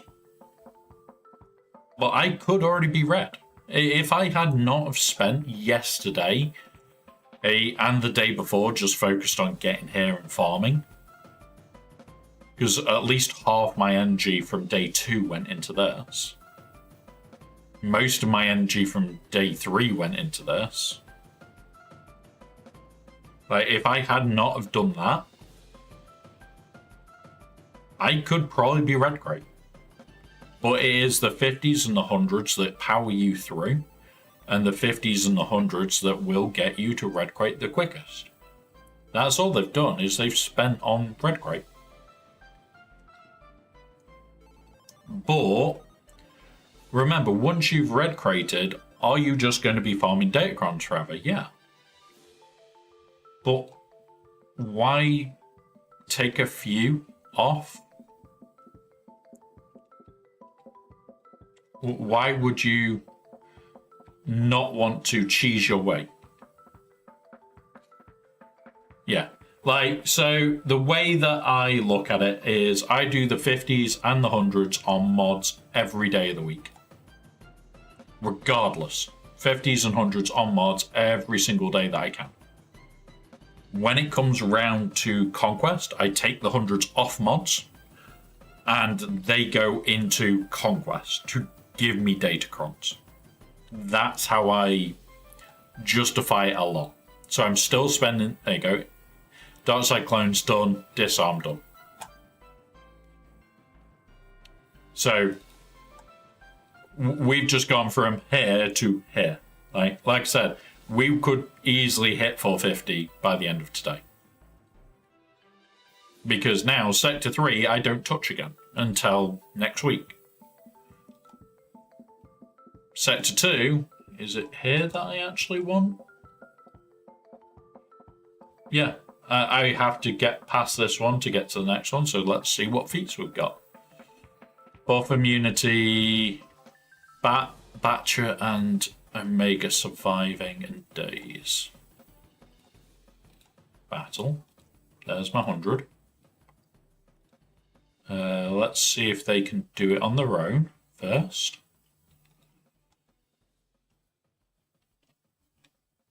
If these can do this on their own, brilliant. If not, I'm not worried. Do that.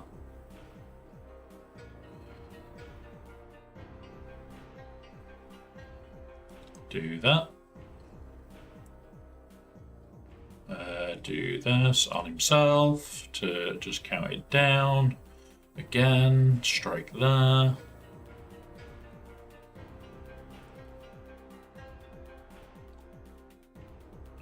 Boop, hit there.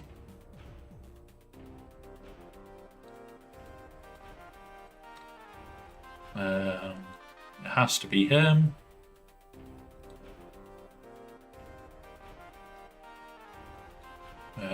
Do that. Kill. Should have done the kill shot somewhere else. Right, now we'll just put it on auto. Because we've built up enough that Crosshair's doing his thing now. This will now eat through this team slowly. Come here. Hello.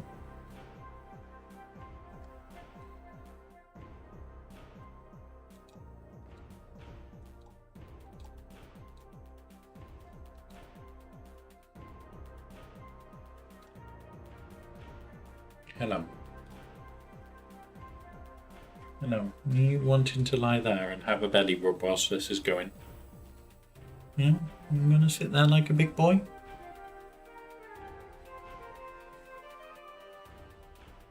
Yeah? Should we tell them about your habits for jumping on people's heads in the morning? Oh. Go on then. You lie there. Oh my god. Stop reviving fuckers. Like, we've got 270 stacks of Merc on Wrecker as well, which is a bit bonkers. Right, there's that. There's you. Now it's just you to go, and we win. There we go. So that may work there for a bit. But, like, I don't need currency right now. I'm actually trying to spend the currency down. Like, we've got 76,000. We'll see if we get the one that we want. Sana, we'll be re-rolling that. 100%. Let's go on to... Oh, we need shit for all these now. God damn it. Right. We've got a Sana at least. Not what we wanted, but... Conquest. Sector 2.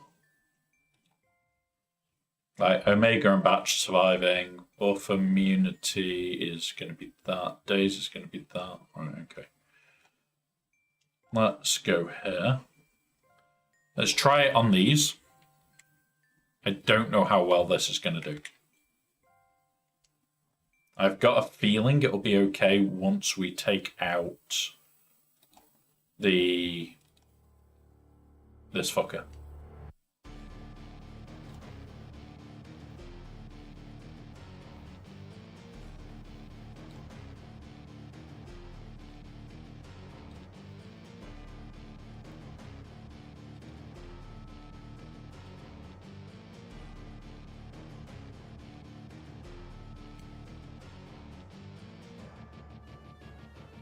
Oh, come on. Boom. There you go. The stuns are getting annoying, but...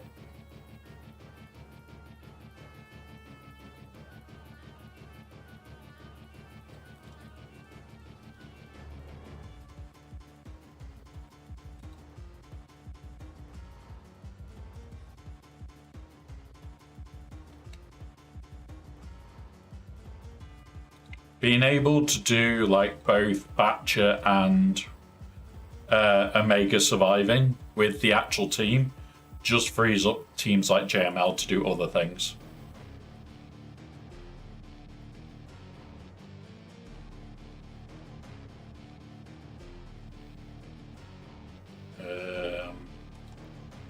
Kill. Ooh. There we go. Another one. So, yeah, just cheese your way through things, guys. Try and do 3 or 4 quests at once. Like, we're only doing this, but we're doing the days. We're trying to get buff immunity where we can. We're also doing this one, Fugitive Omega surviving for 15. We're not just doing 1 or 2 feats. You try and spread as many feats out as you can. I don't know if these are giving days and buff immunity, but if you could do days, buff immunity, this, that, and you can, there are teams that can do that, it's brilliant. Like, worst thing we'll do is Afra in Sector 1.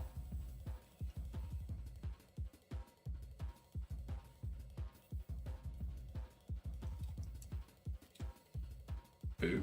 Try and just take out that. Oh, come on. Do that. Oh, no, no, no, no, no, no, no, no, no, no, no. No, no, no, no, no. Alright, okay, alright. This has got dangerous now. Alright, we've got that. Do that on himself. We don't want Omega dying, which is the issue, so we need to keep hitting as many as we can now.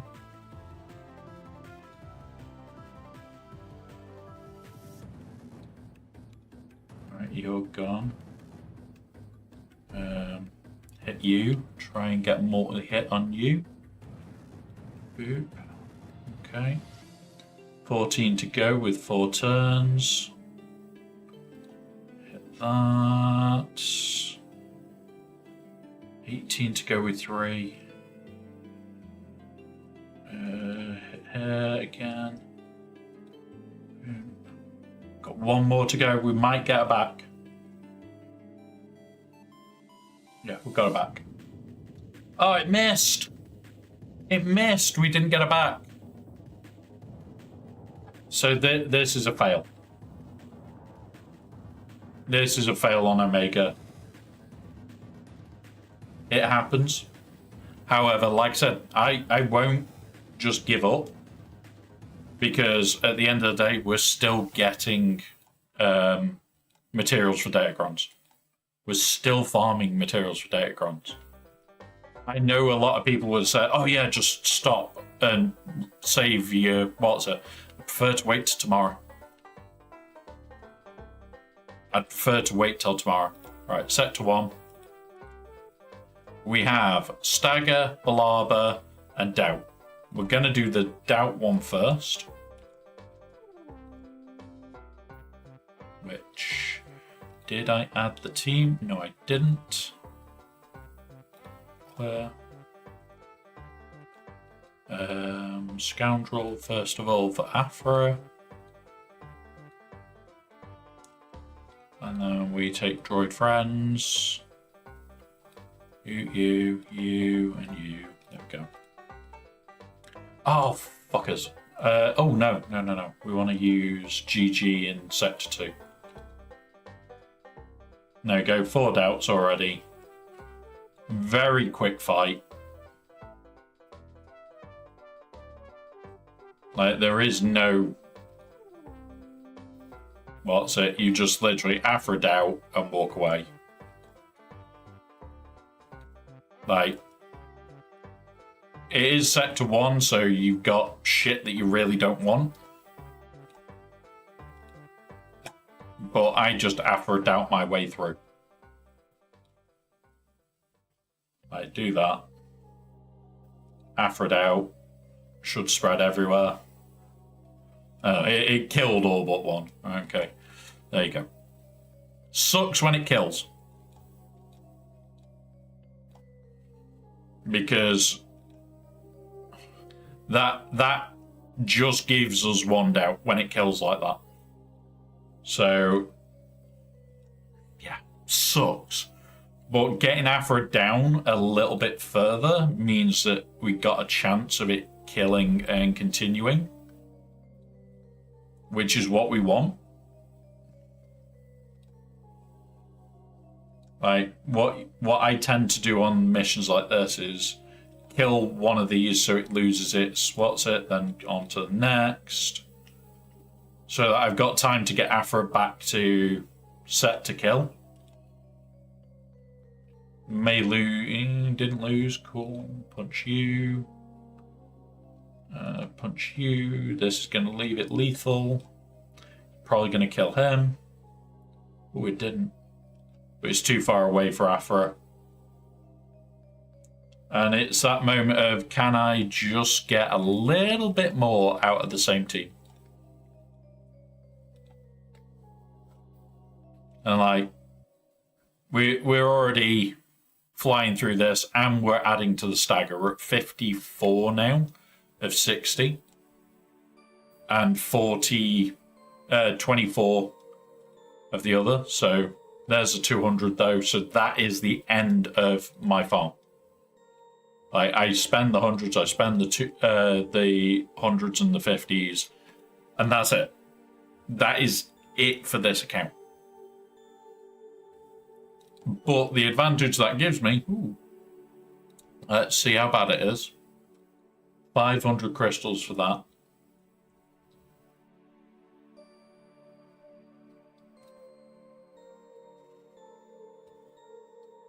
What are you most likely to get? Shit that you don't need. Like, even my baby account would not go for this. Yeah, I need these and these, but get fucked. No. Supreme Karatech, let's have a look. That one I've done before. That one I have done before. We'll claim that.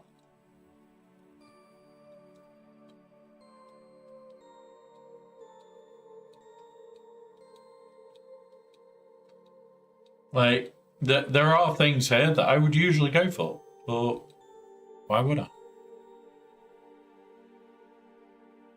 My camera and voice are a little out of sync. It's likely the setup that I'm running. Yeah, it does look a tiny bit out of sync on my side. What I'd have to do. Boop. And there we go. Right, it is now in sync on my side. My voice is moving, the bar is moving. My camera had a weird lag.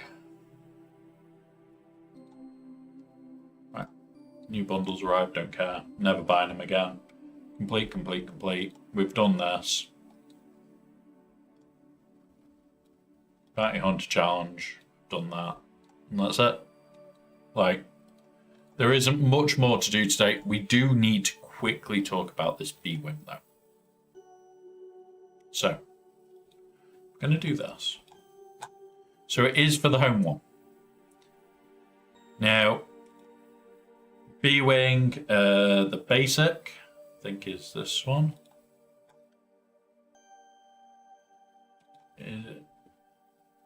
Is that his basic? Deal damage? No. So basically, whenever he attacks out a turn, he gets shit. And he also gets retribution to cause him to attack out a turn. The things to watch out for, and something we talked about in a chat on Discord, was number one, Master Plan comes from this. But it's this. Critical damage up, protection up for 2 turns. These bonuses are double for Rebel allies. So he's already getting a load of protection. If there are no deployed Scoundrel allies, the B-Wing ally gains... And B-Wing... that's new. If there are no deployed Scoundrel allies, and the Rebel B-Wing ally is in reinforcements, Home 1 gets a bonus turn at the start of the reinforcements and Moncala cannons again.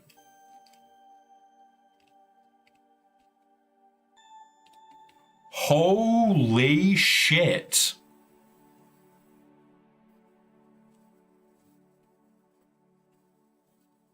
Start the B-Wing in reinforcement. The reinforcement is dropped by 1. It takes its go. It gets back round to its go. It calls B-Wing in. That's a change. That has made this fleet even stronger. And this change wasn't noted anywhere that I've seen.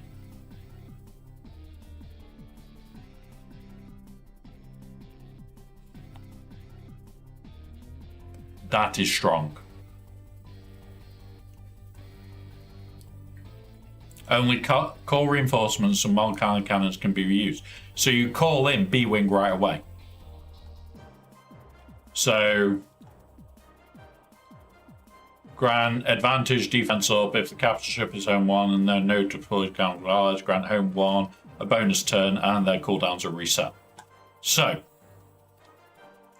you're gonna get the bonus turn with home 1, call in B-Wing to get a bonus turn with home 1, which will then define volley.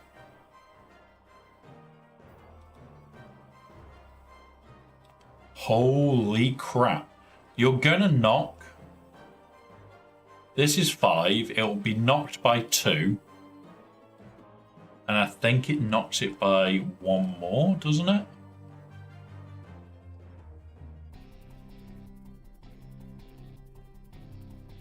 Oh no, it's just reset. So, holy shit. You're gonna get to this the second go, right off the bat.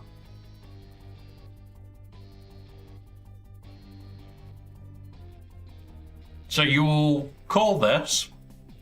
It will do its reinforce, pulls the B-Wing.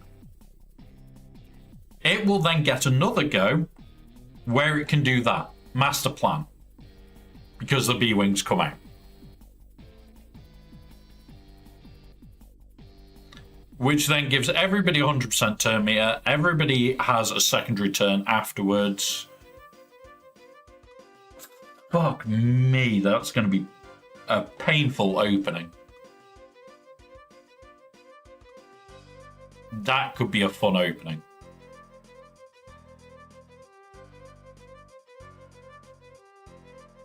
So what would be our starting lineup for that? It's going to have to be Ravensclaw. It's non-scoundrel, so let's go there. There's not scoundrel in Bastion. These don't have scoundrel. Doesn't have scoundrel. Because I'm already thinking Phantom Ghost. So B-Wing Phantom Ghost is the 3. Bastion's U-Wing starting, Biggs, Ravenclaw. Because Ravenclaw at the start of the battle or when reinforced, for each other non-scoundrel ally rebel, Ravensclaw gets 40% max health. I think I want to keep Cassian with Profundity. Because what I've been doing with Profun... Yeah, Biston. What I've been doing with Profun is the 3 usual Rogue One Cassian. Call Rogue One, call Cassian. So it might be Ravensclaw... Biggs, because he's a tank, isn't he? Yeah. Biggs and Biston. Biston, whatever the fuck, don't care. Just so that I've got survivability. Call B-Wing right off the bat. And next call in is Phantom, next call in is Ghost. And yeah, okay, so you kill probably this or this. It's just going to be a pain in the arse. I'm loving this idea. I am happy I reread the Home 1 kit because this update to the Home 1 kit was not written anywhere. They've updated the Home 1 kit. Not that I've seen anyway. I'd need to double check, but I'm pretty sure it's not been mentioned. Let's go check actually. Where's my Discord? Oop. Let's go check the news shit.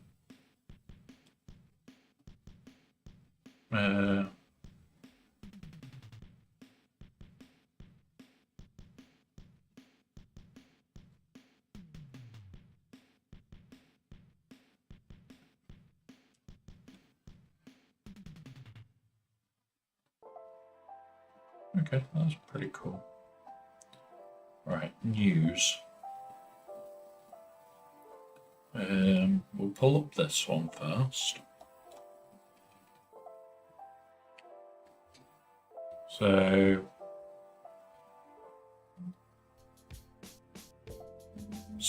bugs and adjustments, it's not written there. Ray Darkside, no. Tier 2 layer event, no. Nothing there.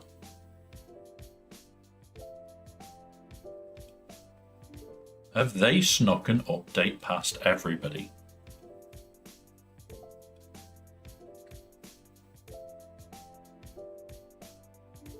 Capture ship. It's there.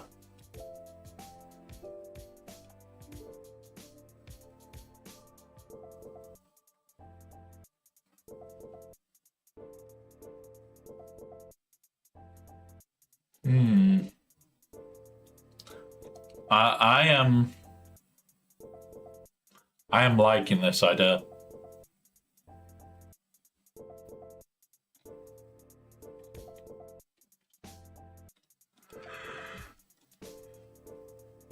Like, that is really fucking strong.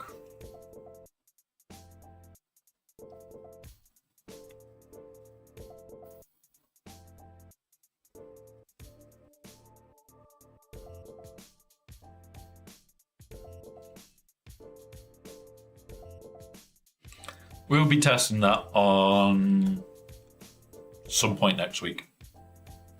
I'll definitely be watching Arnold's testing of that and see if others are noticing how busted that idea is. What's up, Stinky? I'm having a stretch. You want a belly rub?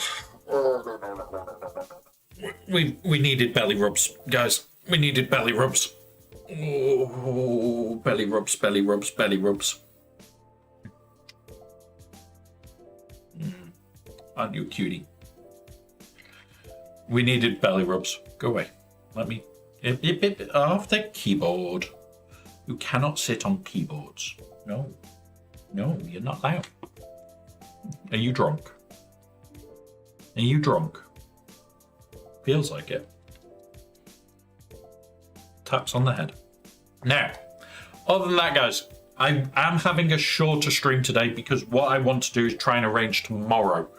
There is no stream tomorrow. It is Friday. It's still my day off. I'm going to keep Fridays as my general day off. I will jump on stream if I feel like it more than anything else.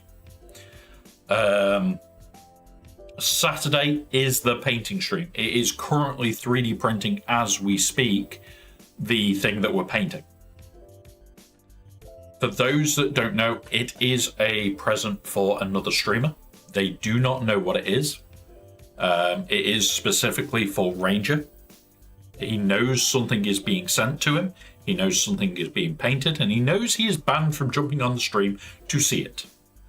There is going to be a link for you to put messages, and I've got canvas. I'm going to hand make something, and you're going to see it made on stream. It will get stained up. It will be made to look like a old Jedi manuscript of some description, specifically so that he can do things with it this week. When it all gets posted over to him, it's not going direct, but don't tell him that. We're going to say that it should be there. Go and check. Oh, it might be outside. Go and check. It's not going direct. It's going to somebody else. Shh. It's going to be fun terrorizing him with that information. But once he opens it, it is a Rancor skull. He is doing Maul as his cosplay for this year for raising money for ACS, sorry. So it is for the American Cancer Society. He does so much for them that I wanted to do something to say thank you. We are also going to be posting this one as well, which is the one that's for their giveaway. So this one will get painted this weekend as well, and we'll write something inside of it hidden away. So we will be doing a lot of other bits. There's going to be a lot of stuff specifically this week. But moving forward, Saturdays will be afternoon painting sessions. I do need to find another light, which is a massive issue. Because at the moment I have the backlight for this, but if I knock that off and use this for the light for the painting light, that doesn't look as good. So I kind of need another light. Can we get away with it? Might be able to get away with it when we're what's in, because what this will be is, cat, move your butt. Is I will have this like that. No. So you'll be able to tell that there's light here. But when I go over to... Right, move your butt. When I do the overhead cam, it'll all be lit up properly. So yeah. Oh my god, that's going to make reading the screen horrible. And no, we're not playing that game with this. And that's why that is why that is going to suck there, because he will try and headbutt it to death, which he has now done. Cat, come on. I love you, but you're a pain in the arse.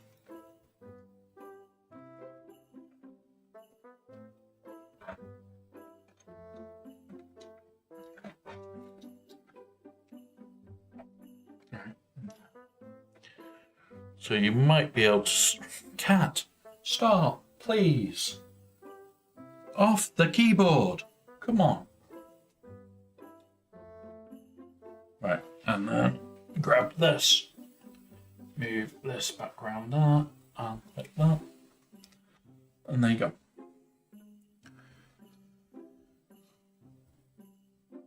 There we go. That's better. But yeah, so...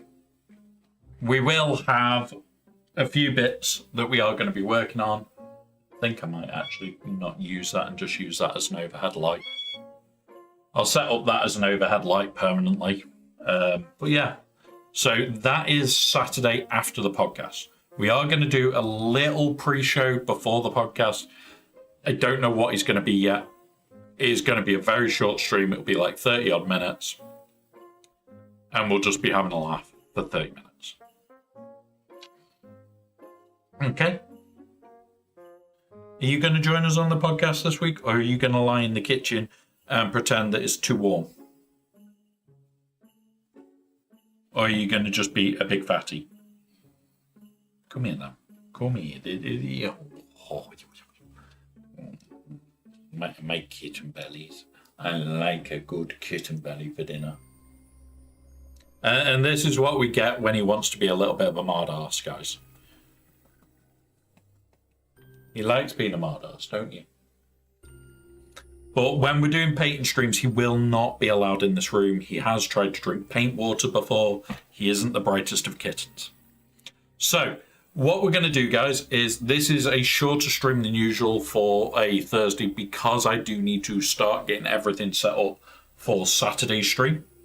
As you could see from the overhead camera, I've got a lot of cleaning on the desk to do. And other bits and pieces to go and saw. I need to get over to a Hobbycraft.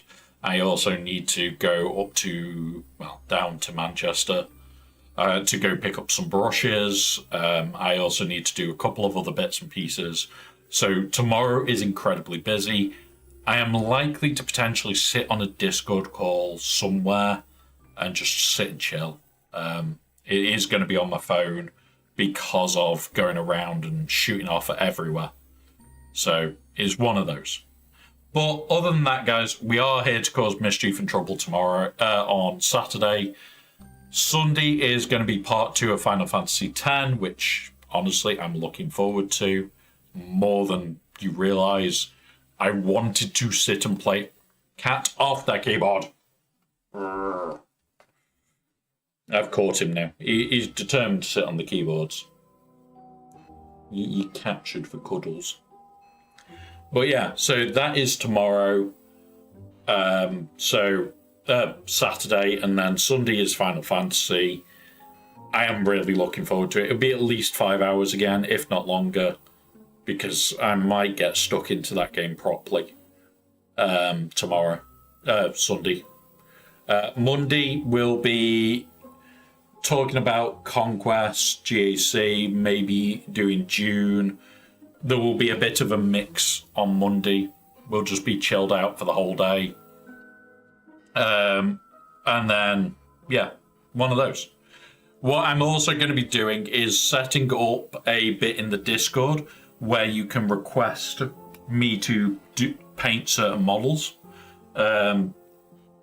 You can just literally chuck it in there. If you see anything from any company that looks really cool, let us know. I can always look for 3D printed models. So any 3D printed models or any just cool ideas, fire them away. I will be setting that up today after the stream. And it's just going to be a new section. You'll have to either go into the list of channels or roles, and it'll just be painting stream stuff.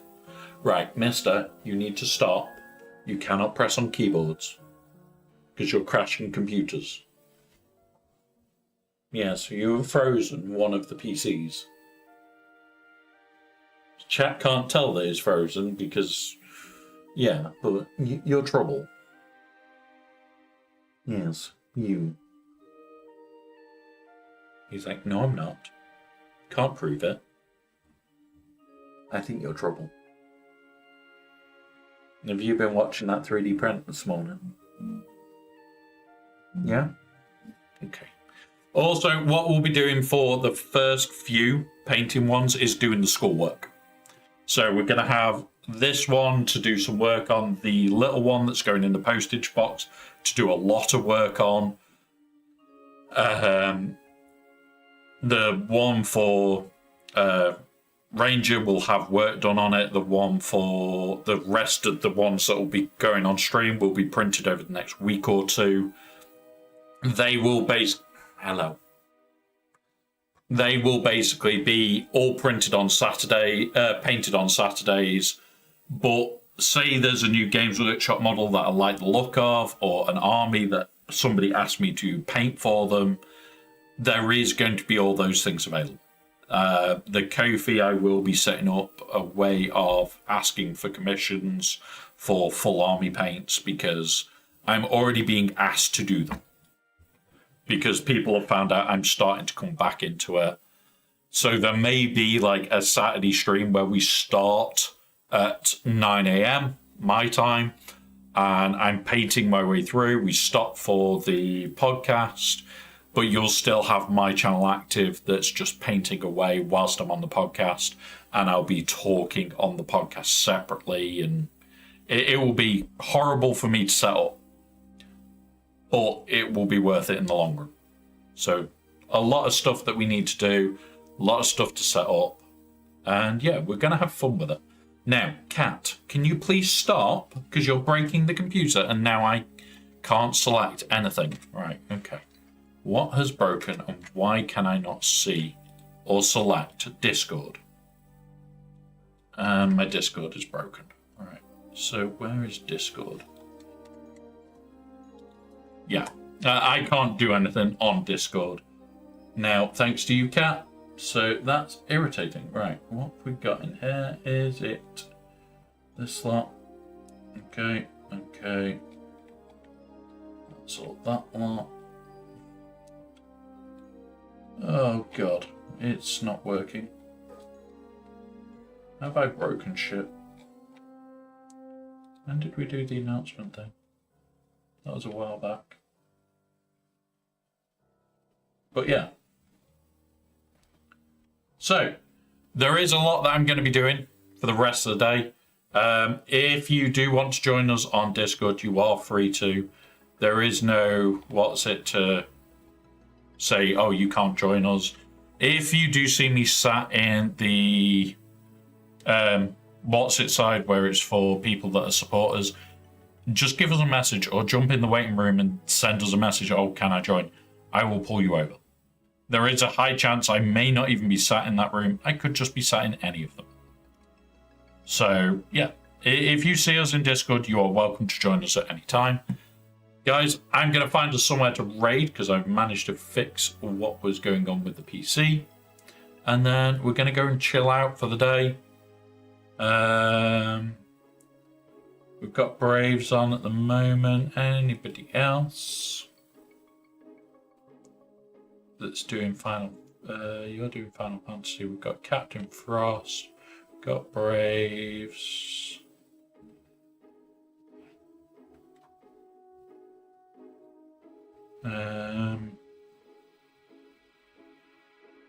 Right, you know what?